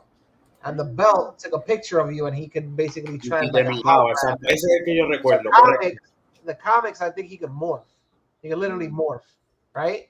I think there was a version of the comics he could literally morph into somebody else. Oh. I don't know what they'll do with him in this thing, but I mean, so how do you take him now? Let's say hypothetically, right? He has an issue with killing animals. He's basically the PETA version. He doesn't hunt animals because that's what they established in the trailer. He doesn't want to kill the lion. So, and the people that he's killing, from what I understand, are like poachers. His dad put his dad puts evil into the world, poachers, and he takes the evil out. Into hunting animals. I don't know if he's gonna have like a villain arc and he's just gonna say fuck it and he's gonna start hunting animals or whatever. He's gonna lose that part of himself or whatever. Iba a decir, por joder, ¿quieres como que ver el trailer segundo por segundo? Porque estoy casi segura que lo que pasa es que yo quisiera que él diga como que, oh, I don't want to kill it with the gun, or I don't want to kill it at all. Pero que no sea que en algún momento he uses something. I don't know. Lo que me preocupa de eso es, entonces, obviamente, they're not introducing these villains. They're not introducing Morbius to give us a long line of Morbius movies. They're not giving us a Craven movie to give us a long line of Craven movies. What they're building towards is a Sinister Six at the end of the day. Sooner or later, these guys are going to either face off against Spidey or face off against some other person or threat or whatever. Like, they're supposed to be villains, right? I know, and I have an idea. So don't sell us a better movie, because then when we go watch it, I'm sorry, no, it's not even about that. So Craven, okay, by the way, I'm gonna tell you this up front. I'm pretty sure que ese Rhino tease is a Rhino tease. I think they're doing the same bullshit they're doing con Morbius. Eso es lo primero. Claro que Morbius enseñó like the poster of Spider-Man that they didn't even show. Y enseñaron este cabrón de Vulture. Pretty sure it's gonna be all that. It's gonna be a fucking thing at the end. Oh, you think he's not even going to be in the movie? I swear que he's not even in the movie. Apuesto lo que sea que they're doing the same thing they did with Morbius. They're hyping you por personaje que no va a estar en la película. Don't you think it's like the last CGI battle? Oh, don't you think that maybe that's what it is? So va a salir del culo Rhino a pelear, just out of nowhere, con no setup ni nada. You don't think that's basically like? Pero didn't they set up the brother para todo esto, para que peleara con el brother? They set up the brother in the beginning of the trailer or whatever. Basically, that they're both hunting and their mother died, and the father tells the brother like, oh, your brother's weak like your mom. Yeah, I know. Or whatever he doesn't have. So you have the one that's raised by the father, and then he's different, and blah blah blah. Ya tú verás que el hermano va a pelear al último en a street como si esto fuera The Incredible Hulk y se pelean los dos. Ya está. Los dos en un. O sea, exacto, un pasillito. Están peleando en un zoológico. Ah, esa es buena. Y ahí está el rinoceronte encerrado en una jaula. El Craven mira a Rhino mira para atrás y él dice, for the next one. Y se va caminando por ahí. I can see him riding some weird elephant or some shit, like releasing all the animals from the zoo, like Ace Ventura style. Exacto. Sí. So my theory es que a menos que sea Peter Parker, the Spider-Man that we know, Tom Holland, si no es Tom Holland, I think que va a ser the Spider-Man que va a salir en Madame Web, because there's been leaks and there is a Spider-Man there que no es Peter Parker ni es someone that we know. It's not even like a Ben Reilly, I think. It's just literally some other Spider-Man. Ay, ojalá que no sea Miles. No es Miles. No es Miles, no es Peter. They can never, no Ben Reilly. So they're never gonna put a white guy hunting a black dude. They're not gonna play with that dynamic. No, that would be kind of weird. Pero there is Spider-Man. Porque también como Madame Web is about multiverse stuff. Porque Sony's backing on the multiverse stuff. They're probably just doing solo movies con los villanos, doing multiverse stuff con literally all the heroes, porque parece que eso es lo que están haciendo ahora. And then eventually it's just all going to converge. Pero yo no creo que va a estar, a menos que Tom Holland haya hecho un contrato multibillonario, básicamente, they're probably going to get other Spider-Man, or they're going to start building Spider-Man en live action con otras películas. Probablemente con la película esa que va a salir de Zendaya nueva, él vuelve a Spider-Man rápido. O sea, como que I need Spider-Man movies. Necesito mi mente distraerla. O sea, probablemente vuelva. Es verdad. Ese trailer... se ve bueno el trailer, regardless de todo. Se ve bueno. I don't know. So, like, the trailer to me looked decent. Like, I'm gonna watch this movie. I'm not gonna say I'm not gonna watch this movie. I like Aaron Taylor-Johnson. He's a pretty cool actor. I remember him from Kick-Ass or whatever. He was in Tenet. El cabrón ahora no tiene ni un six-pack. Este cabrón tenía como un 8-pack y saliendo de una mierda de polvo. O sea, el tipo está shred as fuck. Que si me dicen que estos cabrones le están poniendo un serum, yo lo creo. O sea, estos cabrones de verdad, o sea. He was also pretty, like, you couldn't see it, but he was also pretty ripped for the Bullet Train movie. I think he was already filming Morbius when he made that movie or whatever. So he has a presence to him. To say that kid is just like, you know, he's not a good actor. Él tiene una presencia on screen. What's the release date on that? October. It's October. Sale ya mismo. Ahí, ¿verdad? Sale ya mismo. Déjame chequear entonces. Pero ven acá. ¿Qué va a pasar entonces con Morbius? O sea, Morbius se borró. Morbius no existe. Morbin Time viene. Obligado, viene un tease at the end donde Craven está hunting un murciélago y de pronto, cuando se lo está comiendo, viene Morbin y dice, "You shouldn't do that to my kind." Y él mira, "Who are you?" Venga, fuera de chiste. Ajá. Craven le tiene fobia a las arañas, porque como que el trailer estaba cagado. Sí, viendo está las arañas. cagado, está cagado. Y eso es setup para el tease que estoy diciendo cuando dice you wanna hunt a spider y entonces le da PTSD like war flashbacks de esos I've always hated spiders, man. Loco, puñeta, that's it. Claro, no, porque el setup, me acuerdo, ¿verdad? Morbius tiene el setup bien extraño que de repente llega Vulture, ¿verdad? Yes. So ahora va a salir Vulture al final de esta película. Y dice, so you wanna hunt a real spider? Eso. Hace sentido. Cabrón. Esa misma es. Con esto en IMDb, porque eso. Sí, voy a buscarlo ahora. Craven, vamos. Sí, envíalo por aquí para yo leerlo también, por favor. No, espérate. That could be fake, though. No.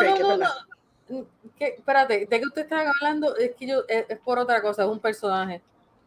Vamos a ver si están los personajes aquí. Sí. Okay.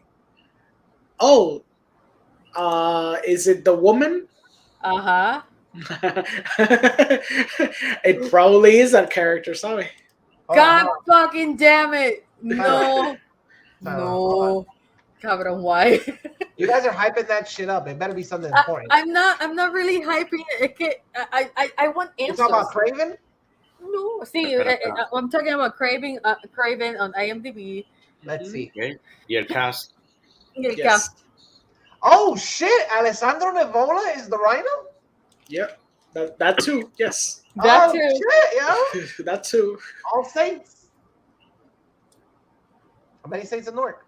You skipped the woman, pero yes. Okay. What? La que estaba. Okay. Is that what you're talking about? Calypso, yes. But that's confirmed. I didn't know it was confirmed, actually. Yeah, that's confirmed. But what the fuck is she doing there, though? So I think she's the love interest. She's the love interest in the movie, but there's something that has to do with. So I think it's something about like convincing him to make a decision or something like that. That's like the big arc that everybody's alluding to. I forget what the hell it's called. Okay. But yeah, she's in the trailer too. No, she is, but I didn't know the character. Yes. Mm-hmm. Yes. So let me see. Hold on.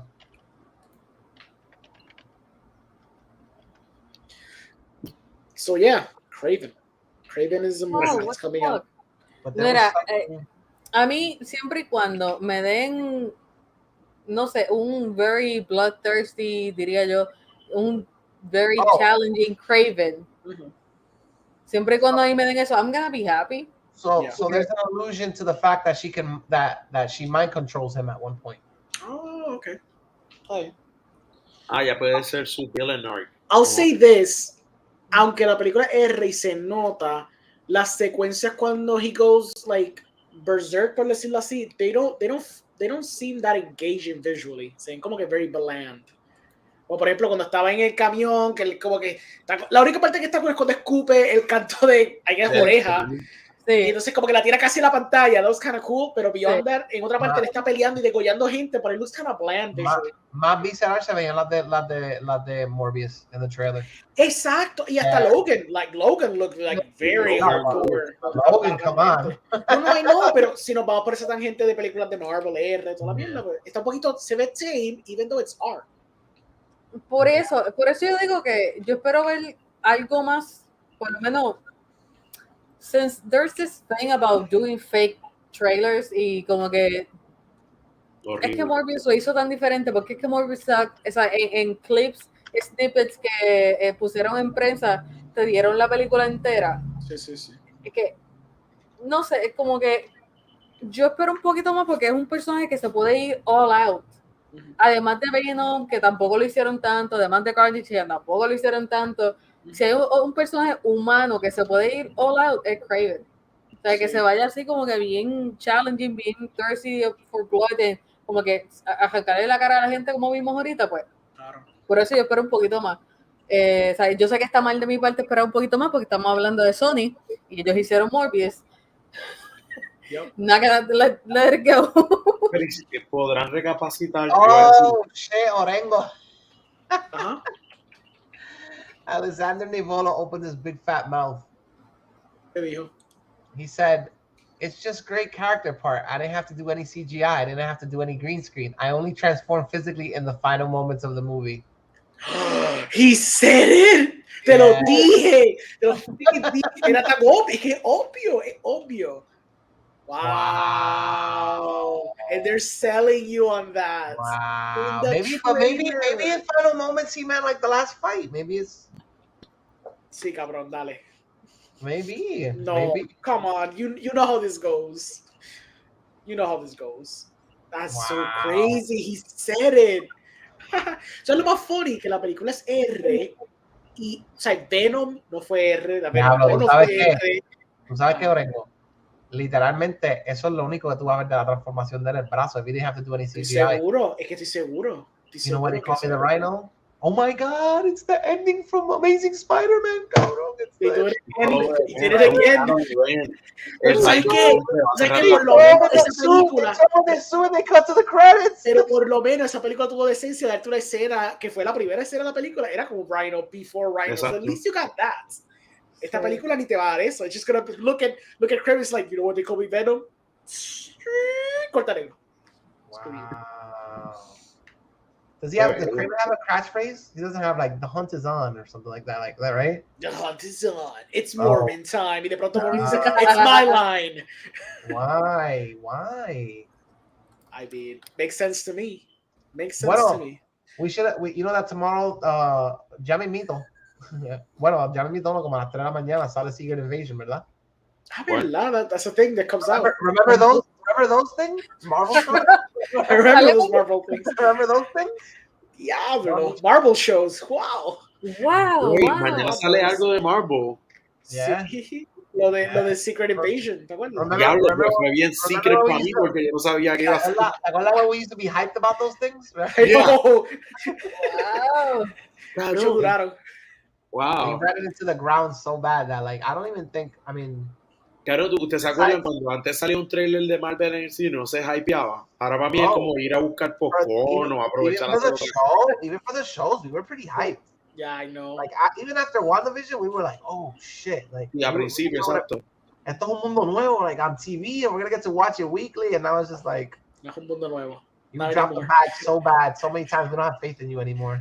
Y este show te seguro que nadie lo va a ver. Like, yo conozco gente que la vio, me dijo que está cool. Like, para colmo, the problem is that people have generally said, mira, this is actually good, it's actually compelling, tiene como que thriller vibes. Invasion? Sí, la gente ya vio los primeros episodios. Sí, and they say like it is like dramatic, como que es más action driven, como que espionaje. Exacto. Es full en ese viaje, como si fuera Winter Soldier on TV. Pero pues el problema es que ya this has gone so badly que ya nadie va a ver esto, ¿me entiendes? I've totally forgot it if you never mentioned it. I really haven't seen like much marketing for it besides that website where you enter a password and they show you the shit about it. Unos minutos. Yeah. You know what it is? They're just so all over the place, and every time I hear an update about the plan is changing and the movie dates are changing and the release date is, I'm just like, I used to watch you guys because I felt like you had a cohesive narrative leading into each movie or whatever. Now I realize the magic is gone and you guys don't even know what the fuck you're doing anymore. Like, you know what I mean? I don't have faith anymore, you guys. Did you guys? So we'll end it with this. Did you guys all see Guardians? Mm-hmm. So Guardians of the Galaxy. Sí, Guardians of the Galaxy. Yeah. Por a second me equivoqué porque fue como el Guardians, yo, la de los búhos. Yes, let's talk about those. Oh God, that's awesome. I know what happens. Okay, so yo la vi. Pero yo hablé contigo de la película, exacto. Yeah, que we texted each other like literally right after or whatever. Yeah. I'll be honest with you. I feel like I don't know. I feel taken advantage of. Again, they're like the abusive partner. Sí. Where like you give them another chance, and look, you're talking a big game. You're gonna change, and you did it to me again. I only blame myself now. Yeah. Whatever. While I take this cold shower in fetal position. Yo sentí que a mí me dijeron, we're gonna be different. just not in this movie. Y yo hice así, volví para atrás.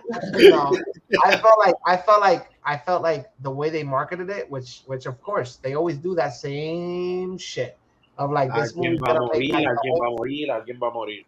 Alguien, de la forma que esta película was like, despídete de toda esta gente because you're never gonna see them. ¿Te recuerdas de los Guardians originales? Pues los vamos a matar a todos. Así se Exacto, vamos a limpiarle el pico a todos and we're gonna introduce new characters. It's gonna be a reboot for the Guardians Galaxy franchise. La galaxia no es de estos 5 pendejos, no. Exacto, which in a way, kind of, but I was like, oh man, dude. When the rocket stuff works.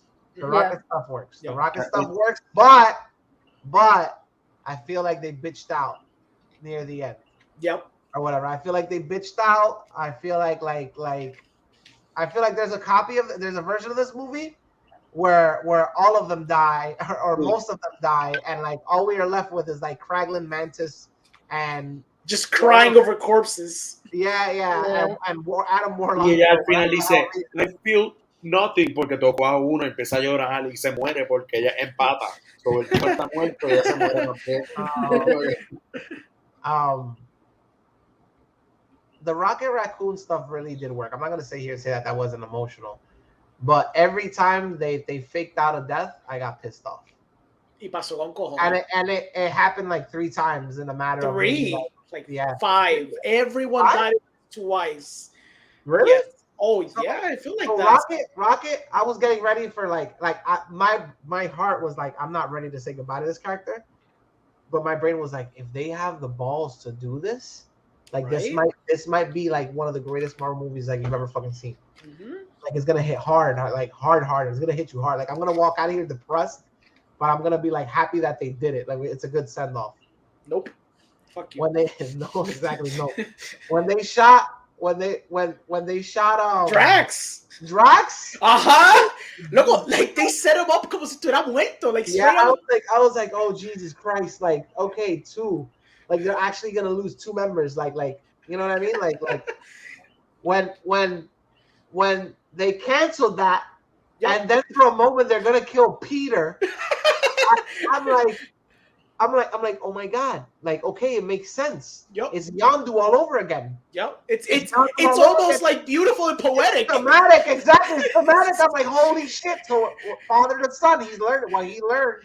He knows the ultimate sacrifice he has to make for his team or whatever. Exactly. He learned it from his father or whatever. He doesn't want to, you know. I'm like, and then when his face puffed up, I'm like, you sons of bitches! Like, you're not gonna do it. You're not gonna do it because that it's so grotesque. Yep. Like it's almost like comedic. Like you're not gonna do it anymore. By the way, yep. So then, not only do that, but the way that he gets saved, that they turned it into the picture of David, God and Adam or whatever. I was like, carón, esta película fue como que mi villain story con mi familia, porque yo la fui a ver con mi pareja y con mi familia, y de repente I was comentando que yo digo, todo el mundo le gustó, que si al final todo el mundo cantando, bailando, como que y yo le dije, no, yo no quería un final feliz, esta gente no se merecía bailar y estar feliz. And they were like, me miraron como que tú eres un monstruo, como que claro que merecían bailar. Y yo estaba como que, no, pero es que ellos prometieron que alguien se iba a morir. Y todo el mundo estaba, qué cínico tú eres, ellos se van a morir en algún momento, no tenemos que verlo. And I was like, pero yo no quiero ver en pantalla, o sea, like, deme en eso, deme en una muerte, tienes como 7 personajes, dame uno. O sea, that's true. Like they shaken out so hard en toda la escena, te lo juro, mira, una sola escena, ya yo estaba preparado for the waterworks y yo dije, yo me iba a levantar y decir, Marvel, te lo aplaudo, tuviste cojones. Cuando literalmente Rocket está teniendo el ataque cardíaco. O sea, yo estoy diciendo, yo estaba en duda porque yo decía, estos cabrones no van a hacer una película de tratar de rescatar el personaje y se muera. Y de repente yo digo internamente, pero what if si tienen los cojones de hacer que la película te diga, sometimes we cannot save people aunque seamos fucking superhéroes. Y cuando de repente tú me das que va al cielo y tiene ese momento tan súper bello, súper cabrón, de que dice, ¿puedo ir al cielo con ustedes? Y ella le dice, le pone la manita y todo, que vaya, güey, son unos assholes, porque en el cielo ella tenía la... Hasta en el cielo están sufriendo, cabrón. Yo digo, y de repente ya la lágrima ready para salir, y de repente cuando dice, but not yet, y yo hice así mismo, yo volví, yo dije, mierda de película. I saw that too. I was like, why would they be in heaven and still have prosthetics? Like, the Cielo, cabrón. I was like, you might have just went. I was like, did he go to hell? I was like, did he go? A mí por una semana mi familia me estuvo mandando memes de cosas de por qué en la película pasaba y estaba encabronado porque decía, no, perdóname, que eso no era el cielo, eso era Groot creando un cielo y esa era la imagen que ellos tenían y yo, eso la película no lo digo, ese era el cielo y ellos están sufriendo. Bro, es como que, carajo. What you just said about like not being able to, that's literally Peter Quill's, like, they literally established that that's his problem in the movie or whatever. You know what I mean? Exacto. Like everybody, he loses everybody. Like, he can't, you know, that's his battle. I admire the fact that kind of plays well, them not dying and them being happy at the end and them separating. That to me works in the sense that the reason why they got together was because they were broken, and now that they're not broken anymore, they can go on their merry way or whatever. Like, you know what I mean? They healed each other, and now they can separate. Like, they're complete again. Está bien, pero they can dance on top of a corpse. O sea, for all that I care. Pero give me a corpse. I feel like they were planning to kill them. I know this isn't real, but in my head this is real. I feel like they were planning to kill them, and when the trailers came out and they saw, like, oh shit, these characters still generate a lot of interest. Like, we could still make money off of them. They always knew. Porque esta creación de Guardians of the Galaxy era very, very profitable porque tenía muchos personajes que... I'll be right back. Hold on. A mí también dame un break bien rápido. Orengo. Hola. Hola. En esta película básicamente es que, like, they give you like a bunch of misfits, te lo ponen en un same scenario, they have a common ground entre comillas, y they have adventures in space, pero realmente there's no like set legit this very specific roster for Guardians of the Galaxy. And this is why these movies work so great. Y pueden seguir añadiendo gente y quitando gente. So, I don't know, like, pueden sacarle chavos con cojones if they build another team. Sí, like, el elemento rotativo es lo que le beneficia a Guardians, y como todos son personajes tan diferentes, you always be able to latch onto someone, no matter what. Exacto. Sí, también, they were always so good from the get-go. Entonces, como era una franquicia que era la que, I guess for Marvel, era la que menos fe tenía, porque eran personajes totalmente nuevos, y después cuando se convirtió un palo, pues ahí dijeron, wow, we got something there. Pero I do wish, I mean, I get what Miguel's saying, de como que the thematical through line, de que they healed each other y todo eso, but you could have still gotten that and actually made it impactful, como la segunda. Cuando mataron a Roker, es como que, wow, that shit, como que, a mí me gusta la segunda, pero I admire the balls de haber matado a ese tipo, because thematically todo eso funcionó bien cabrón. Pero haberse como que aguantado por la cuestión de que sí, we healed each other, pero con la promesa de que probablemente salen en freaking Dynasty, the Kang Dynasty, como que cojonó un poco, porque entonces it's like, these characters never end. That's why, mira, aparte de que Endgame, la razón why that movie made so much fucking money es porque tuviste a Tony Stark morir, claro, like, that shit touched a lot of people. And Black Widow. Exacto, por eso que estoy diciendo. Like, there were consequences. Exacto. Lo que siempre seguimos diciendo en este cabrón podcast, siempre lo hemos dicho. Queremos consecuencias de las acciones que están tomando todos estos superheroes, por más buenos o malos que sean. Yeah. I feel like also maybe that movie was a victim of like James Gunn had a lot of plans, and they all got amalgamated into like that last movie. Sí. Que película que no iba a pasar tampoco, porque originalmente iba a pasar. Pero no con él. Bueno, originalmente la película iba a pasar, pero no con él. Then all the actors vouched for him, porque bueno, this was the whole thing que pasó con Twitter. Por eso yo diría que ahí es donde DC kind of fucked up. Porque está bien que... Disney messed up. Sí, exacto. No, pero en cuestión a esto bien específico, siendo bien específico, they really, really, really fucked up en no como que tratar las cosas mejor o ver como que the whole picture. Pues yo puedo entender que hay mucha gente que ha salido a la luz con todo esto de Epstein y Weinstein y whatever Stein. All the scenes. Sí, all the scenes aparentemente, pero anyways, sabemos que a través de todo esto pues han salido a reducir que muchos actores, productores, you name it, everyone in Hollywood has a very dark secret and it's, you know, molesting kids. Y es como que algo tan sencillo de no hacer, que se dice que es malo, pero pues sale a la luz y yo entiendo que eso lo tienes que tratar con seriedad, pero no es como que tratarlo así, como que va, ok, te vamos a sacar de aquí por simplemente un bad RP, un bad like public relations, PR, bad PR, not RP, picharme. O sea, por un bad PR es como que aguanten el hit. Si pueden aguantar el hit en muchas otras cosas, mira, aguanta el hit, cerciórate que todo lo que está pasando es correcto, cerciórate de que él se disculpe si es verdad, si no es verdad, o que simplemente se aclaren las cosas, porque yo diría que ese rush moment, ok, vamos a sacarlo, vamos a cancelarle todos los contratos, yo diría que eso fue un big mistake a todo lo que iba a pasar con estas películas, y no es es porque yo quiero eso para mí, no es por ser selfish por el content, es que literalmente it fucked up a lot of things that could have been made, y que ahora DC se lo va a llevar porque he's gonna be able to do it there. Like everything that he wants to, he can do it there. You know what I find peculiar? He's taking a lot of he's doing the same thing that he did with Guardians. He's taking IP that's not really known over there, and he's trying something different. You know what I mean? Exactly. This movie, ¿cómo te puedo decir? Mano, I liked it. It's funny to me because if I were to rate my favorite Guardians of the Galaxy movies, it would probably be like 2, 1, 3. Really? 2? Yeah. So much. Because I like the whole dysfunctional family. It continues the dysfunctional family storyline, but the whole beat about his father putting the tumor in her head, and his whole thing of wanting a father figure, and then he had one, and the one that he's learning to idolize in the movie turns out to be the biggest villain or whatever. And the whole thing with Yondu, that all worked in my book. It's not perfect movie by far. You know what I mean? But I like it more than the first one and more than the third one. Okay. The third one, Mano, it's just, I don't know.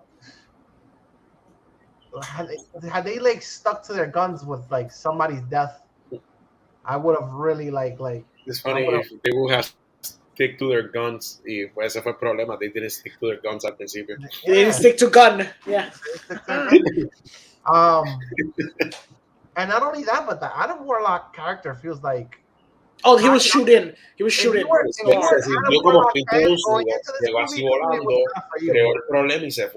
Exacto.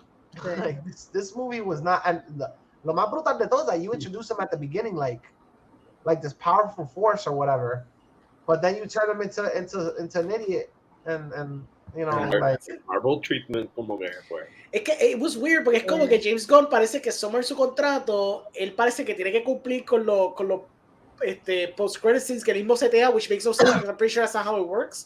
But for some reason he felt like, or him or Marvel felt the need to be like, hey bro, tú presentaste la idea de Adam Warlock, tienes que ponerle como que, pero ya yo hice mi guión, pues no importa. But I think, put him.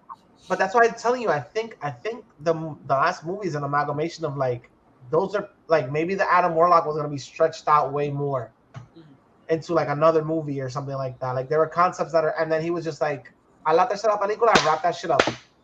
You don't get 2 more movies. Wrap it up. Put everything in there. Yeah, you know what I mean? Mano, I don't even know what happens. And the end credits doesn't even tell you that the Guardians will be back. It tells you that Peter Quill's going to be back. Peter Quill va a volver. Yep. Para Christmas Special 2.0. Exacto. You know, everybody's laid off now. Yeah, they're all going space adventures. I mean, Zoe Saldana puede seguir haciendo Avatar movies, as she said. She can keep doing Avatar movies and she is set. She doesn't need to do anything else. There's a project, which is funny because she said she was done and never coming back, and now there's a rumor that she's actually producing a Marvel movie, Scarlett Johansson. Pues claro, because if she's in a producer credit, es un buen incentivo para volver. Yeah. Get way more money. That's the thing. You know, the last administration, they kind of fucked you over with money. Let's give you a producer, and then maybe we can work something out later on. Es que that's it. That's how it goes. Y seguro que ahora, vela lo que si Scarlett Johansson puede salirse con la suya hacer algo ahora mismo con el Marvel Universe, va a ser porque le dieron un producer credit y la tienen con mucho más chavos para calmarla porque está encojonada por lo que pasó con Black Widow. Ella ahora mismo tiene un producer credit con Disney. Ahí está. There you go. Ahí está. Haunted Mansion fue gracias a ella porque ella fue, she's the producer. Ahí está, ¿ves? Porque esa fue una de las cuestiones de que si cuando pasó lo del contrato y qué sé yo, la de su pandemia, whatever, Claro. estaba en riesgo. O sea, la gente estaba diciendo que lo que estaba verdaderamente en riesgo no es el paycheck de ella, sino que se pudiera hacer o terminar de hacer Haunted Mansion. Exacto. Because she was a producer in it. Y es como que, ok, entiendo por dónde ella viene porque hay muchos más chavos envueltos. Claro. All right, guys. It's officially the 3-hour mark. So, Always. was there anything else we wanted to cover before I wanted to talk about random shit that we saw. You want to do that on the stream or off the stream? Might as well do a little bit on the stream. What random shit did you see, Orengo? We can either do shit that we've seen or we can talk about Succession. ¿Qué tú crees? That's just gonna be you and me talking for 2 hours. Por eso mismo, so let's not do that. Like deep throating the freaking show. Exacto. But let's not do that. Let's just say, fácilmente, Succession is amazing. It's the best show ever. Just go see it. Now let's talk about other shit that we've seen then. Succession is ridiculously good, and it might have been one of the first shows in a long time that nailed the ending. Nailed the landing for me personally. Yep. I was so totally objectively nailed the ending. Okay, objectively. I'm sorry, but I came out of that like, coño, fue como que se terminó, and I sat back and I was like, this was a hell of a ride. Like, this is great. This was great. This was awesome. ¿Quién se quedó con los chavos? You gotta see it. Tengo que seguir bench watching. Sí, it's so good. Fetus. So good. Yes. Un fetus. Yep. Normal. Almost. Yeah. Un fetus se queda con el imperio. Cool. They get traveling the multiverses. Mira, un fetus inherits the company, and then the cycle starts all over again. Okay. Cool. Yep. Basically. All right. So, random. What did you got? What did you see, Orengo? So I saw this show called Jury Duty. Está cool. Like it's on Amazon Prime y en Amazon Freebie creo que se llama. Okay. So you can see it for free. Legit. Is it a comedy or is it like It's a docu-comedy. So the premise es lo siguiente. Va a pasar este jury trial. Entonces, they're starting to get like the jurors and doing the process. El twist de la historia es que everyone in that juror area, the jury, the security guard, the police officer, literally everyone involucrado, hasta la gente que está en el caso, they're all actors, con la excepción de one clueless guy who doesn't know that's happening. So basically, it's like a social experiment. Donde este tipo que no sabe que todo esto fucking embuste está going through the motions de lo que hace un juror, de el caso, que es un caso súper absurdo, it doesn't make any freaking sense. And they go through the motions de lo que hace, para que se haga como juror y lo absurdo que se puede poner. And the guy is just taking it all in. Entonces, lo que le dicen al tipo es que no, we're just documenting el proceso para un documental para después. Y they just interview him constantly haciendo preguntas como que, ¿qué tú piensas de todo esto? Y como que egging him on to try to get like a reaction of the guy.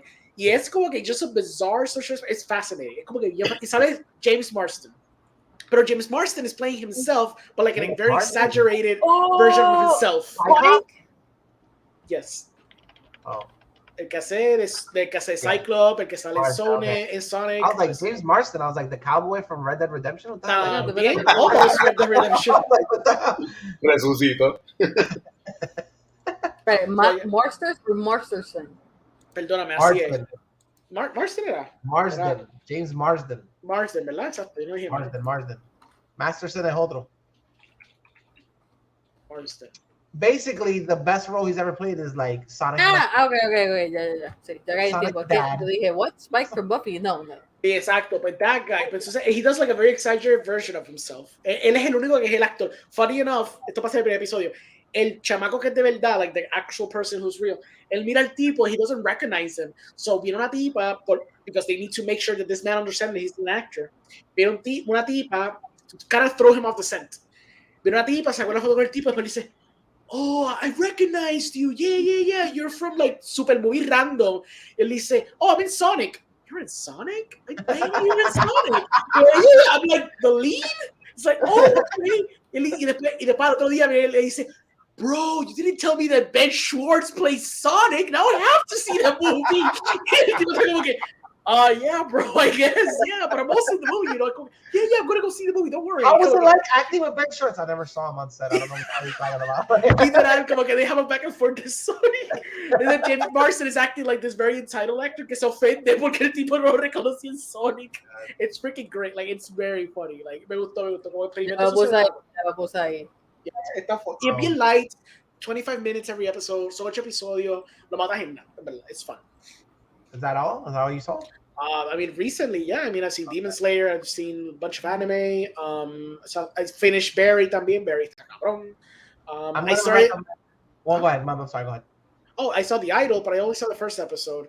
Oh, how is it? I was gonna ask you guys. Has anybody seen it? So it's It's just porn. It's gratuitous. Mira, I wish. You know what? I wish it was. That's the problem. I wish it was. Porque el problema es que tú sabes que cuando salió de Cannes, mucha gente estaba diciéndole que el show era como que super obsceno, like the worst freaking, like a smut film, basically. Like, obviously, you've never seen an HBO show before. Ajá, lo promueven como que esta cosa super azul y yo decía, pues diablo, este show tiene que estar cabrón, porque if all these people are freaking hating it, there must be something interesting here. At least interesting, quizás sea malo. El primer episodio, okay, so Rose Lily, ¿verdad? Se llama Lily Rose. Lily Rose Depp. Fucking amazing. She's fucking amazing. Wow, o sea, really? El show va a valer la pena por ella nada más. From yoga hosers to this, huh? Bro, sí. Wow. Pero that's where the accolades end. Okay. She's the best. She's the best thing in the show. Y una de las muchachas que sale, creo que ella es de BTS, no, de Blackpink. Blackpink. Gracias. Blackpink, ella está también cabrona. She doesn't do much in the show, pero she's cool. Okay, so the show is basically de esta idol. She's literally like un superstar de música, toda la pendeja. She's Britney. Exacto. She's sort of like Britney. Entonces está en un momento de su vida donde está como que at the height of her, she's like going up to like being the best. Están haciendo un photoshoot en su mansión. And it's like the producers con de ella, los managers están freaking out behind the scenes because they discovered que por internet se liqueó una foto de ella in a very compromised position with a lot of fluids in her face. Whoa. Right? Entonces, por los 40 minutos del show. Give me a second. So, por los primeros 40 minutos del show, it's every one of them freaking out, tratando de no decirle a ella lo que se descubrió por internet porque se liqueó en Reddit, en Twitter, and they're all freaking out, trying to, like, scramble. Yeah, ese aspecto de como que explorar la industria y el behind the scenes of the grimier parts is kind of interesting. Como que esta mela de cómo ellos están tratando de cover up, llamando a gente de poder para decirle, mira, don't run the story, trata de tumbarlo, tratando de llamar a los websites para tumbar un montón de cosas behind the scenes while she's like aloof, just doing the photo shoot. Si sabe que carajo do any better. Se desenlaza la historia, sale hasta Eli Roth en el show. He's like one of the managers. Like, it's very fascinating. Cogieron un montón de actores de calibre. El Hank Aziz, creo que se llama. El tipo que sale, él hace, creo que voce en The Simpsons, too. Hank Azaria. Ese mismo. Yes, he's also in the show. He's one of the producers. He's the manager, I believe. Yeah, he's a manager in the show. Like, it's a weird, interesting cast of people. You broke Becca, bro. Yeah. Oh, he broke. See, they get broke completamente. You said Chief Wiggum is in an X-rated show on HBO. No more. But basically, los 40 minutos es eso. Diablo, he broke. Luma full. Of course, como siempre. What happened? Luma, como siempre. It doesn't end, bro. Oh, man. It doesn't end. This never ends. Pues, basically, los primeros 40 minutos es dealing with the crisis. Entonces, ¿qué pasa? The show really hypes you up for this stupid picture, and it hypes you up for the whole controversy que está pasando.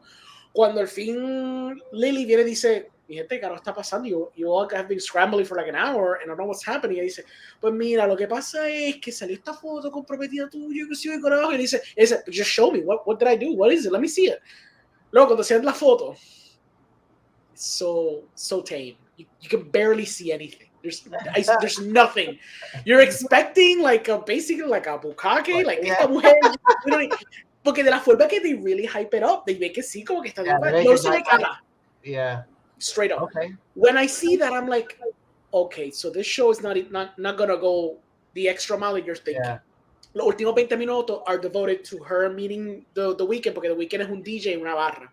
Bastante trepa. They start like hooking up and getting to know each other. Y basically él empieza a meterse en el mundo de ella.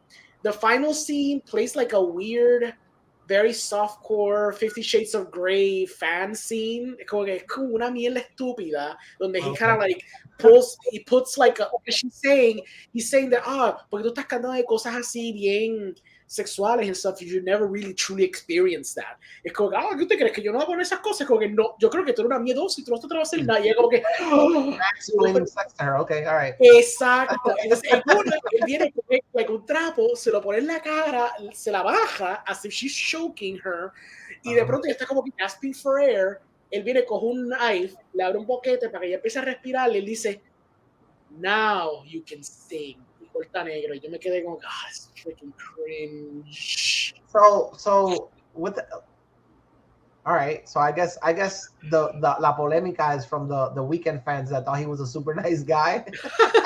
I guess, I don't know. And they're like mad trick. There's people talking about they want the show canceled. Like, sí, pero eso es más como que gente que pues está quejando por bobería. Like, the show doesn't really push any boundaries, not in the way that I would have expected it based on the reaction people had. I would have been like, let me tell you about a show called Euphoria. Esa es la cosa. Like, Euphoria is actually more shocking en cuestión de lo que presenta. Pero esta es bien tame en comparación, por lo menos de ese primer episodio. I haven't seen the other two, pero me están diciendo que even narrative-wise, it goes off the rails con las cosas que hacen. I don't know. Like, lo único cool que tiene es lo de Lily. Like, el performance ya está bien sólido, de verdad. The cinematography is actually kind of nice. It's very pretty. Porque lo grabaron en fílmico. Se ve bastante textura en la imagen, que sí, okay, I know I'm doing like the whole argument de fílmico, whatever, but it actually looks nice visually. Pero más allá de eso, there's not a lot of compelling stuff in the show. So yeah, that's what I kind of see. Quiero rectificar algo que dije ahorita. Ahorita dije que Shazam era una mierda, fue que, porque no la he visto, la confundí con Black Adam. Black Adam sé que estaba bien. Time. Fair enough. So I saw a show that I actually finished that was pretty cool. It's called Shrinking. Right. Yeah. For Harrison Ford. He's a Jason. I just don't remember. Jason Segel? Yeah, Jason Segel. And there's other people in the show that are pretty good. And actually, one of the guys that he's barely in it, he's like a supporting actor or whatever. He passed away recently in a motorcycle accident. Okay. His name is Shrinker. No, his name is Shrinky Man. Wait. Shrinkerino. Sé que mi padre la vio y le gustó, pero lo que Miguel busca eso, pues mire, yo vi Demon Slayer, me lo mamé el domingo entero. Sé que eso se escuchó súper mal, pero que literalmente yo siempre dejo Demon Slayer para lo último. Yeah. Yo lo he visto la última hora, no me diga la última hora, pero te puedo decir lo demás, sí, pero... No me digas nada de la última hora, que me falta ese último special. Ay, Orengo, yo no sé cómo tú sobrevives en Facebook, pero porque literalmente yo en 3 segundos en Facebook, yo ya había visto un spoiler. Diablo, no. Yo I know how to avoid these. Y normalmente yo estoy como que, no me importa un carajo el spoiler, pero de verdad, ese día yo dije, déjame verlo, ya que lo voy a ver completo, déjame no ver nada. Entonces entré para algo bien pendejo, entré y lo primero que veo es una foto de una secuencia que pasa en el episodio, pero pues vamos a pichar. Demon Slayer está bien cabrón. Me lo dejo hasta lo último porque el episodio más largo era el primero. Lo vimos arrebatar, tengo que admitirlo, tengo que hacer el full disclosure. Lo vimos arrebatar y es la mejor experiencia que yo he visto en un episodio de anime en la vida. Te lo juro. Ese primer episodio de Demon Slayer, bajo los efectos, está cabrón. Sí, porque ese es el meeting de los upper rank, ¿verdad? Que está en la... Yep. En el alternate dimension. Sí. Pues eso está bien, hijo de puta. De nuevo, yo lo dejo para lo último porque siempre es como que mucho esperar y Demon Slayer es uno de estos animes que te da como que ese cabrón build up y tú quieres seguir viendo. Y yo dije, no, intentamos hacerlo sábado y después lo hicimos domingo. O sea, literalmente vimos episodios 1 y 2 sábados y después domingo full entero, hasta que salió el episodio y de verdad me lo disfruté un montón. De verdad que está... No voy a hablar mucho de él, estoy tratando de no decir spoilers. No. Los dos Hashira están cabrones, eso sí. Los dos Hashira están cabrones. The villains were kind of... Lo único que yo diría... Bueno, no sé si el último episodio arregla esto, pero overall, I would say que en cuestión de peleas, a menos que el último episodio sea una cosa cabrona, las peleas no fueron tan wow porque sentí que los Hashira no pasaron por tanto crical como pasó, por ejemplo, en Entertainment District y en el otro. I don't know if that changes in the last episode, pero como que, yeah. Lo que pasa es que no es tanto character development para los Hashira como era con Tengen. Eso es lo que yo estoy pensando, porque realmente quien recibe un character development es Tanjiro.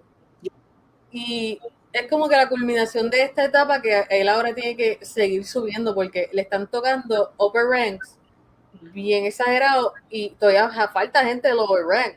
Sí. Que no sé cómo, o sea, no he leído el manga completo, o que no sé cuál es la dinámica que utilizan, porque estábamos hablando que él está combatiendo con level 5, o sea, rank 5 y 6.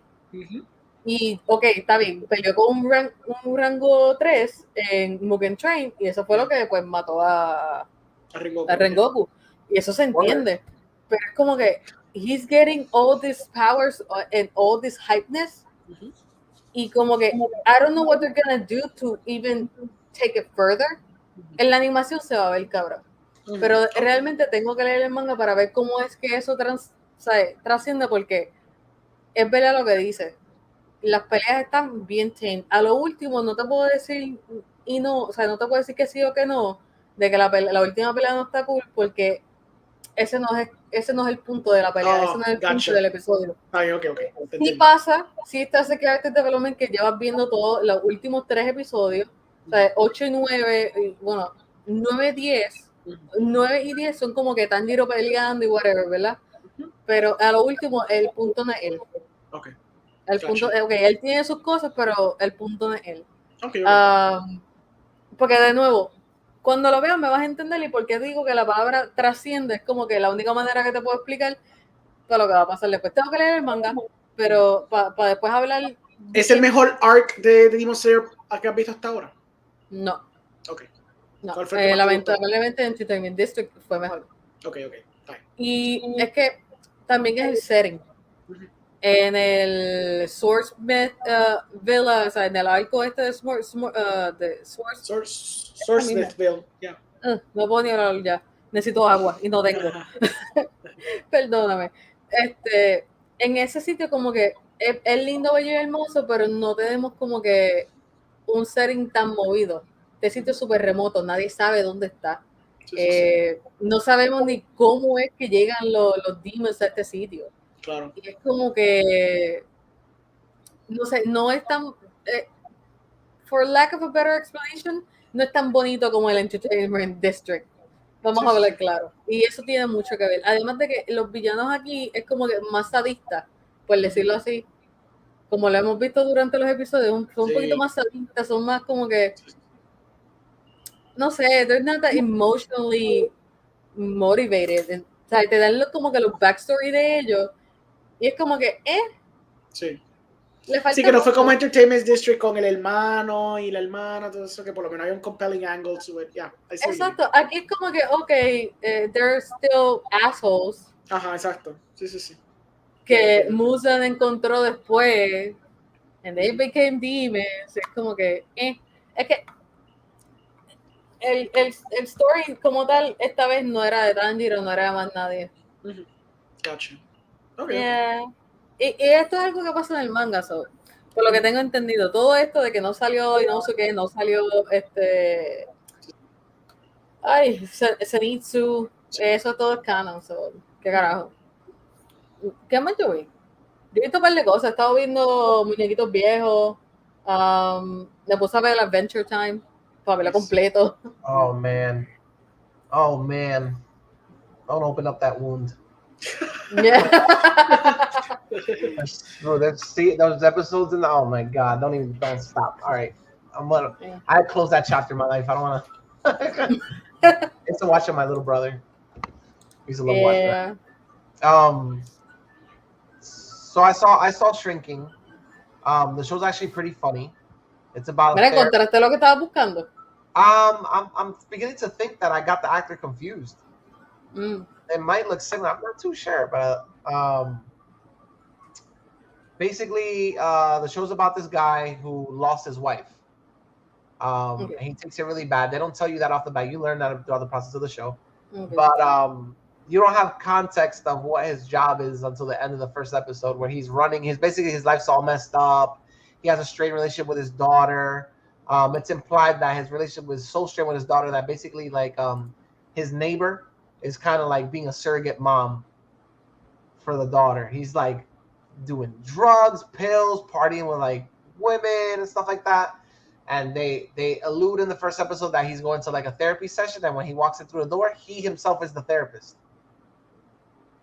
So it's a dynamic about this guy dealing with that and being a shrink to these other people with problems, and how he handles his private life and his friends.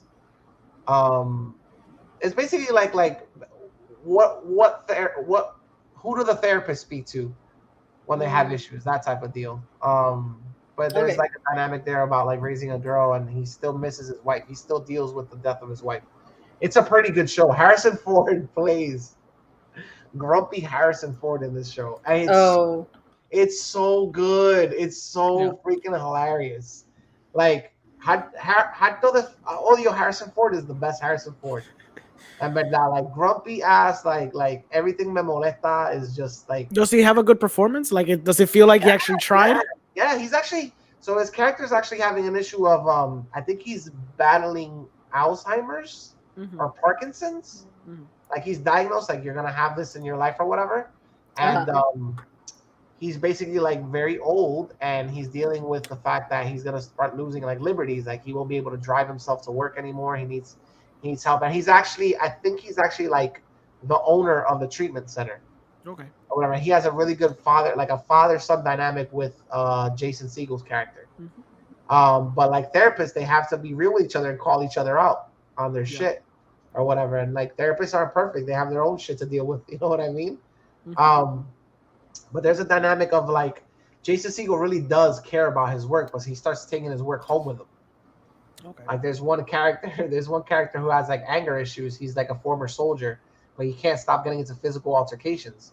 So he decides to like adopt the guy or whatever, because he adopts the guy because one of his other patients, he advises the girl to dump some dude, and the dude comes looking for him. He gets a good relationship with the guy that's like violent, and then the girl's boyfriend attacks him in public, and the guy that's violent, to defend him, basically catches the case. Jesus. So he feels responsible, so he takes the guy with him to live with him. It's a really good show. It's a really good show. It's pretty funny too. There's a whole bunch of other dynamics between like all these people had a good relationship with his wife that passed away, so they kind of like help raise his daughter, and there's like it's pretty good.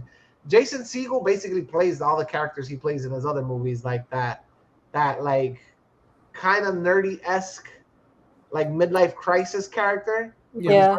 Funny, like his interactions are pretty good with everybody else, that he bounces off everybody else pretty well. So I really like to actually finish that. They're supposedly they're renewed for a season 2. The cliffhanger at the last episode is really good. You're like, oh shit, like how's this gonna affect his character now, because he gave her advice which she took literal, and then it leads to a murder. So you're like, holy shit.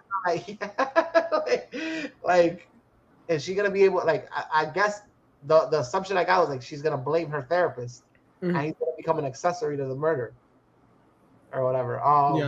But it's pretty good. It's not bad. It's pretty good. It's a pretty good show. I saw from beginning to end. I'm looking forward to seeing.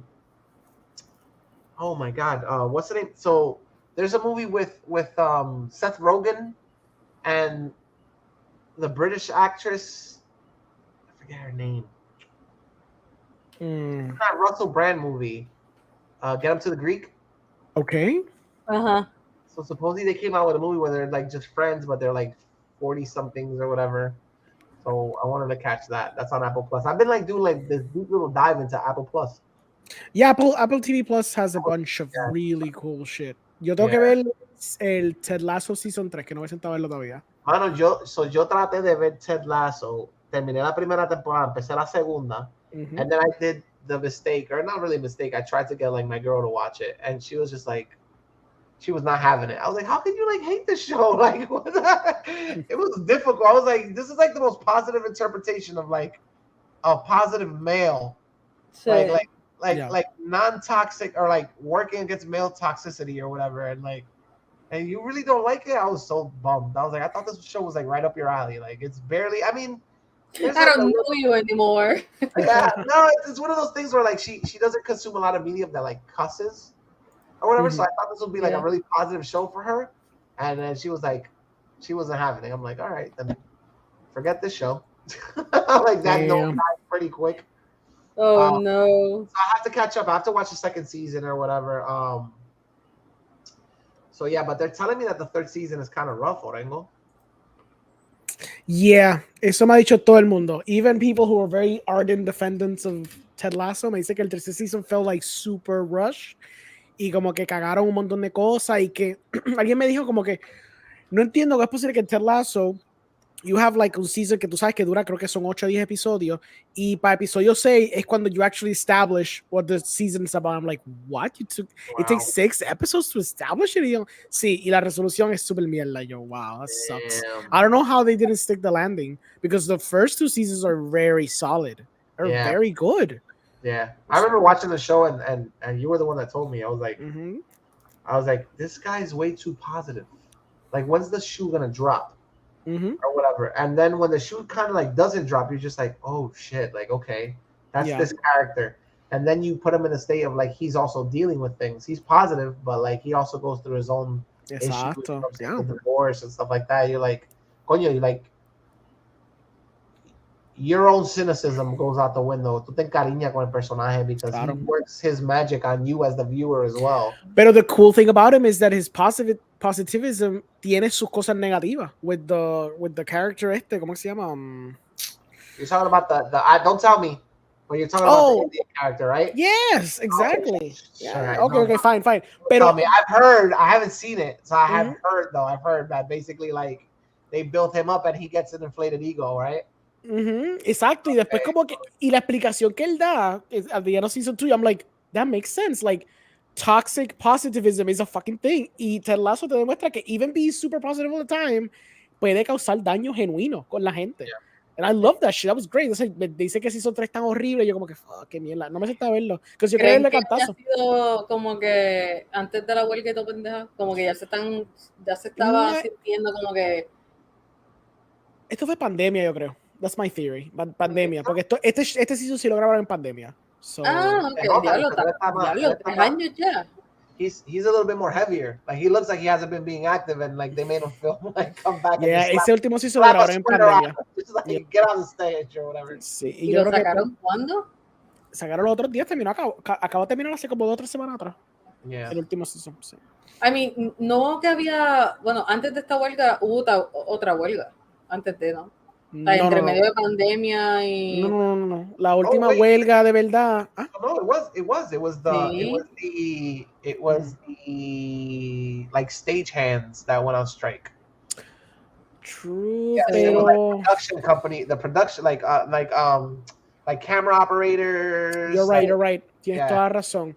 I know because I have a friend in the industry and he was like very adamant about like. Es verdad, but that didn't last too long. No, I thought it was way shorter than this one. I know, right? Goes to show you what Hollywood respects. Yeah. They're like, right, we got AI now. Exacto, literal. Oh. So guys, what are you looking forward to watching? Quick. Terminar Emily Dickinson, ver otros shows, estoy loca por ver Futurama, new season coming out. I feel like they could be promoting that show so much more, and they're like not. I know, right? Sí. I feel like if you don't have Hulu, you won't even get a freaking commercial for that anywhere else. It's just gonna drop. Cody escribió ese último season. Bueno, en a writer's room, pero también escribió en ese season. Yeah. So I want to check it out. Well, he's not active right now, right? Because he can't. No, he's not. He's just. Tú ves el Instagram de él. Él está every day just on the strike. But before that, he was active. Like before that. He was in a lull. Él incluso me dijo para hacer un episodio, pero I never got back to him. Now he's actually idle, de verdad. Pero like a few months prior, él ya había terminado con basically todo lo que él tenía for the time being. Okay. Yeah. Okay. He's just doing comic books ahora mismo. That's the only thing he's doing. El mejor comic book que ha hecho el de Spider-Punk, déjame decirte. Sí, está bien cabrón. Yeah. What do you think that felt like for him watching that movie? Él estaba moti, él es como que me dijo como que, bro, ¿cómo es? I was like, oh my god, it's freaking great. Like, Yeah, it's like, cool. like, Yeah. you know. Hobie es el mejor, Hobie es el papi. Yo estaba loca porque todo el mundo lo viera por eso mismo, porque he's not your everyday conventional Spider-Man. Y le dieron justicia al personaje full. Yeah. Full. Si hacen como que, si hicieran por lo menos un short movie, yo no necesito una película entera, si hicieran un short movie de los cómics, amazing. ¿Qué más quiero ver? No sé, quiero ver películas, quiero ver cosas. Don't worry, Mucha because I'm película. pretty sure the comic itself sold well. Yeah. The comic itself sold well, and now the movie exposed it to brand new people. So, I bet my ass you're gonna probably get more media with him, like more media, another medium with him, whether it be like a short animated, like anything, or a show. A show could be. Probably get a show. Sí. Yeah. How about you, Orengo? What you looking forward to? I want to see Armageddon City, la última de Wes Anderson. I want to see Killers of the Flower Moon. Quiero ver. There's a couple of like comic booky stuff que está on the horizon que quiero ver. I want to see Oppenheimer. I want to see Barbie. I was like, if you don't mention Oppenheimer, Sí. I want to see Oppenheimer. I want to see Barbie. Esta pregunta me la hicieron hace como 3 días atrás, and I actually pulled up a list y ahora no me acuerdo la lista. There's a bunch of stuff I want to see. There's some cool movies that are coming on the horizon, so for sure I probably will. So for me, Fallout se supone que salga este año, ahora que... Es verdad. Puñeta, I just remembered. Yeah. Is it like, I haven't seen anything except like stills, right? Like, No han sacado una todavía. No sacaron una todavía. Hay gente que sí posteó como que el set, porque es bien difícil de tú tratar de tapar Red Rocket Station. Like, come on now. Like a gas station. Were they filming, Alana? Or were they filming? No me acuerdo, no sé si fue en Atlanta o algo, pero era bastante visible. Se veía desde una carretera. Are they even filming anymore? No, ellos terminaron. Oh, they finished. Oh, thank God. Sí. Pero es como que la gente empezó a subir fotos de Red Rocket, otros sitios del set y otros sitios que salen del juego. O sea, porque es bien difícil tú esconder toda esa escenografía y mucho más cuando es tan llamativa y tan diferente. Pero va a salir eso, además de las películas que dijo Orengo. Es que ahora mismo tampoco me acuerdo. Los otros días también yo estaba hablando de una lista así. Estoy loca por ver más anime. Eso es lo que estoy tratando de bregar. Estoy jugando más videojuegos y no sé qué más viene por ahí. So I want to see Oppenheimer. I want to actually see Barbie as well. Barbie sí, esa la tengo pendiente. Yeah. Esa sí me tengo que ir. Mission Impossible, la parte 80. Otra más que no voy a ver. Yeah. Does Rebel Moon have a date? En diciembre, though. Okay. Yeah. Okay. Joker, I mean, well. ¿Verdad que sale este año? No, sale este año. I think it's next year. 2024. Exacto, it's next year. So falta un montón todavía. Yeah. I was gonna say something and then I forgot. Damn it. Oh shoot. I'm not used to staying up this late anymore. Welcome. Por eso dice que se extendiera una hora más, por eso mismo lo hice. Sí. So Oppenheimer looks good. Mission Impossible, you saw the whole thing with the IMAX screens where they're like Tom Cruise is pissed because they're giving away. Is that, before we end it, quick question, is that up to the theaters? So it's up to the studios y los dealings que hicieron. La razón por qué sé esto es because Tarantino, you can look this up on YouTube. Tarantino una vez un podcast se quejó de que cuando iba a sacar Hateful Eight, él estaba básicamente en contra de la nueva de Star Wars, la 7. Y entonces él había reservado, creo que era Chinese Theater, The Cinerama, creo que era un cine que he admires a lot because he probably saw shit movies when he was a child, de la mierda. Él reservó esa sala por un mes completo en diciembre, creo que las 35-70 milímetros. He was very excited. De pronto lo llaman y le dicen, mira, Tarantino, como que tú puedes como que budge y ponerlo una semana. Y él decía, pero ¿por qué carajo? Yo reservé la semana completa, el mes completo. No, es que van a poner Star Wars y que sí o qué, wanna put them. Se le dijo, fuck no, colgó. De pronto lo llaman de nuevo y dicen, mira, Disney pulled in their weight. Y ellos dijeron que si no poníamos su película en el cine, they are never going to put another Disney movie ever in our movie theaters. So we're sorry, Quentin, pero no podemos poner tu película. Wow. So los studios are the ones that are doing this shit. So, para que Oppenheimer tenga ese tipo de pull, tenemos que ver quién está tirando. Eso es Paramount, ¿no? So Paramount probablemente está.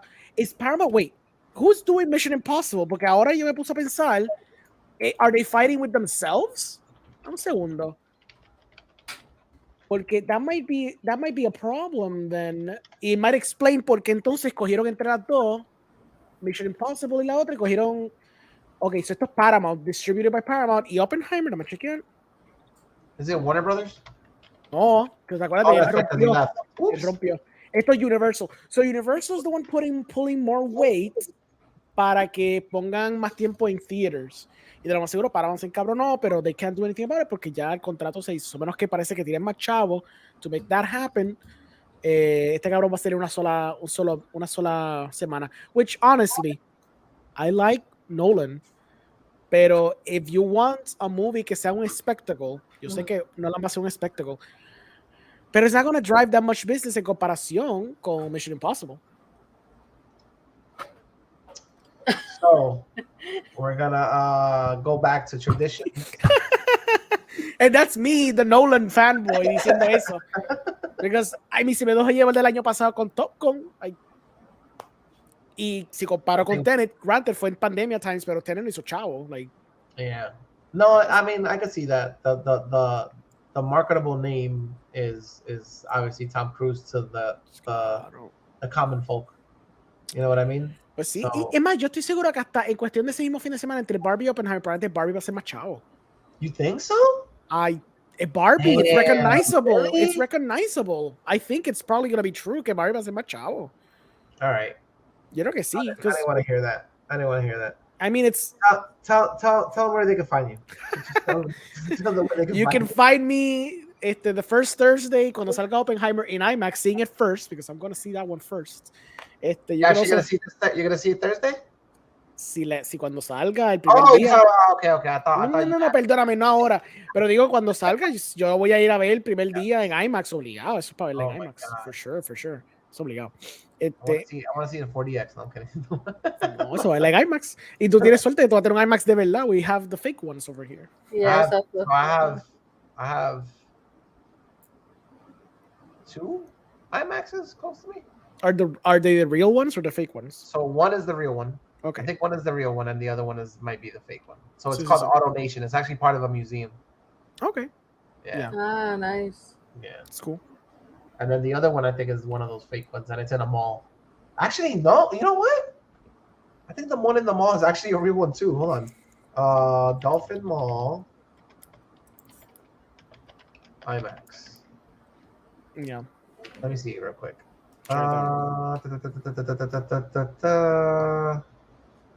Yeah, like they're really gonna promote it's a fake one.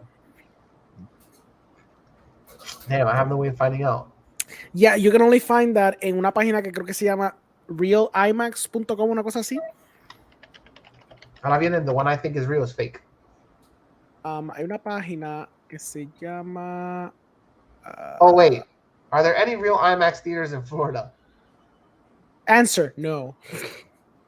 So, one in Tallahassee. Okay. One in St. Augustine. Mm-hmm. The Museum of Discovery Fort Lauderdale, which that's Auto Nation. Yeah. So that one is that which makes sense because I went to see that one not too long ago and it's like ridiculously huge. That's how you know because it's ridiculously huge. It's ridiculously huge. Like if you sit in the front, this is you like. Por eso.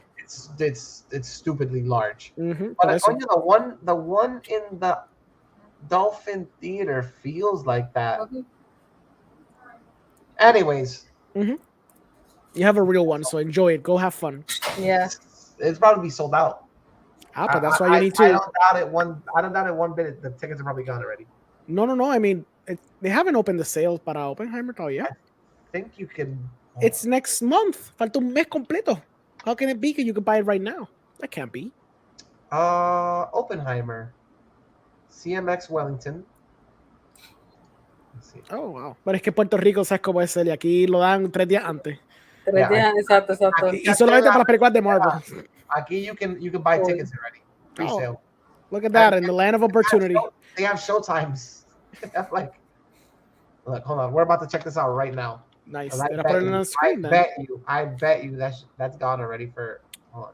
For those cinephiles que Miguel hanguea con ellos todo el tiempo. Yeah. I pick Sinopolis, Silver Spot. Oh, okay, so the IMAX one hasn't gone on sale yet. That's funny. Ah, there you go. Yeah, the iPic has one.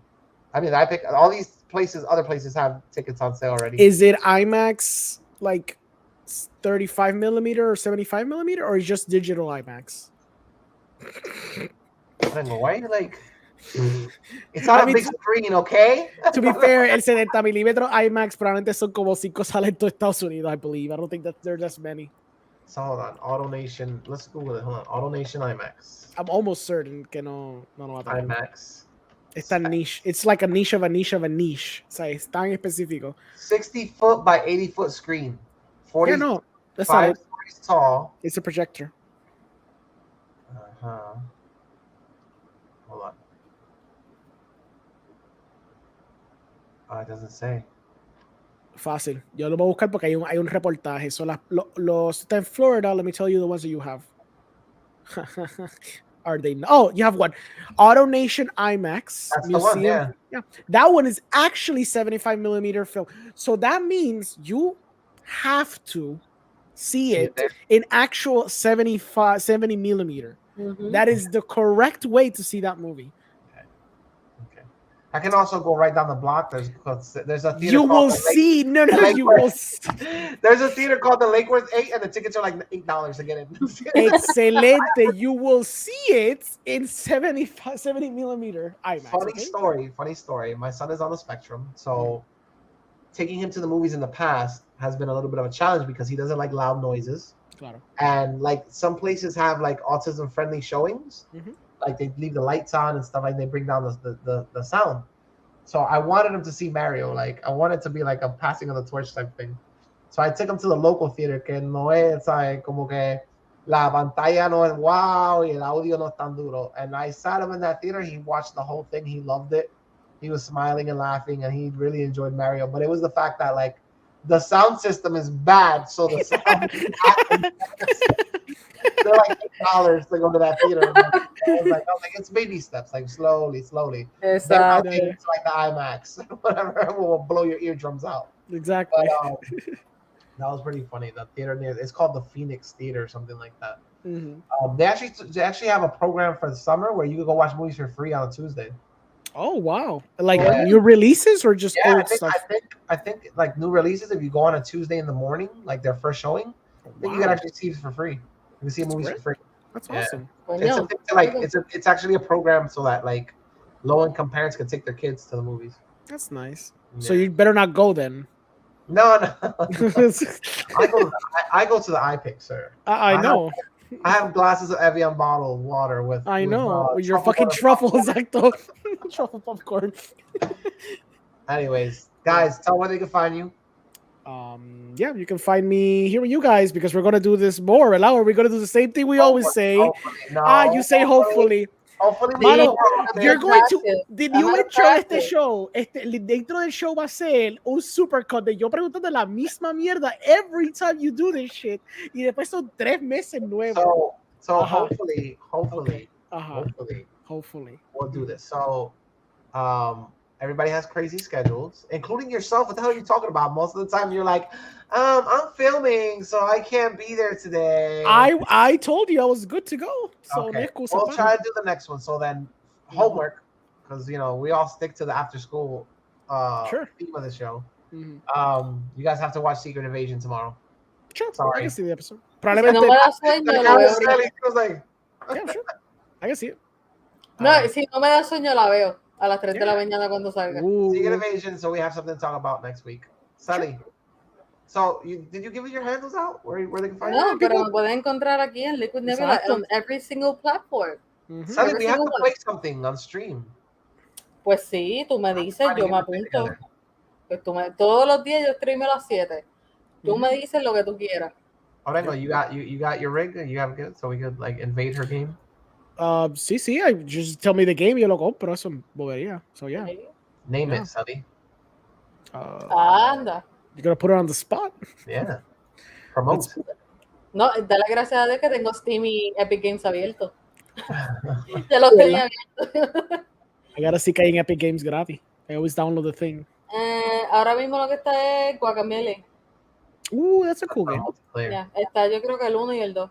Nice. Pues mira, ¿qué podemos jugar juntos? Por joder, para que sea algo. Vamos a empezar con algo gratis. Vamos a empezar con algo sencillo. No va a ser Fortnite. Okay. Fall Guys. Fall Guys is fun. One. Okay. And I have it. Yep. It's on Xbox. It's on every platform. It's on every platform. Free? Yeah, está gratis, sí. No. It's fun. That's a fun game. Yep. All right, we can do that one. All right, Y podemos seguir subiendo la que jugamos otra vez Keep Talking Nobody Explode. Tenemos también Among Us, Goose Goose Duck, que es como que un clon de Among Us. Tenemos también Friends vs. Friends. Ese yo lo quiero jugar, ese se ve bien cabrón. Ese es como un Among Us clone, ¿verdad? Yo creo. Friends vs. Friends es algo... Ay, déjame ver. It's literally like a card building game and you go out shooting your friends. Okay, that's cool. Okay. Es más, se lo voy a enviar al WhatsApp. Yo lo busco ya mismo en Steam. Está bendito. A mí me lo regalaron. Y no lo he podido jugar, pero estoy loco por jugarlo. Y si ustedes lo compran, vale $9.99. Eso si lo compran. Nice. Pero le voy a dar forward a esto. We should do that. We should do a stream. Selly, remember this feeling. Remember this moment cuando tú le hiciste una lista grande a Miguel y Miguel is not going to do this. It's going to be 5 months and he's going to say the same thing to you. Okay? No. Remember this feeling. I wanted to play. I've always said that like I wanted to play a game with you guys, so we can do a stream playing a game. We can invade Sully's stream. Okay. They don't have to see our faces, do they? I mean, you can see our faces, but I don't know how you would add that to your stream. Our mugs. OBS. Tú lo pones por Discord. You just throw them there. Yeah. Okay. Es algo bien sencillo. Don't worry. All right. Pero ahí lo envié el WhatsApp. Envié lo de. Perfect. Lo de Friends vs. Friends, si les gusta, también podemos tirarnos las manos. Pero por ahora, pues vamos a tirarnos Fall Guys. Yeah. Right. Quiero ver que ustedes hacen el nombre de Be Number One. All right, guys. Well, you can find me here when we decide to reconvene the next time. Hopefully, it'll be next week. I'm actually going to New Jersey this Friday for a family get-together. So I'll be back next week. And hopefully, actually, maybe we could catch 2 episodes if we do it on a Wednesday.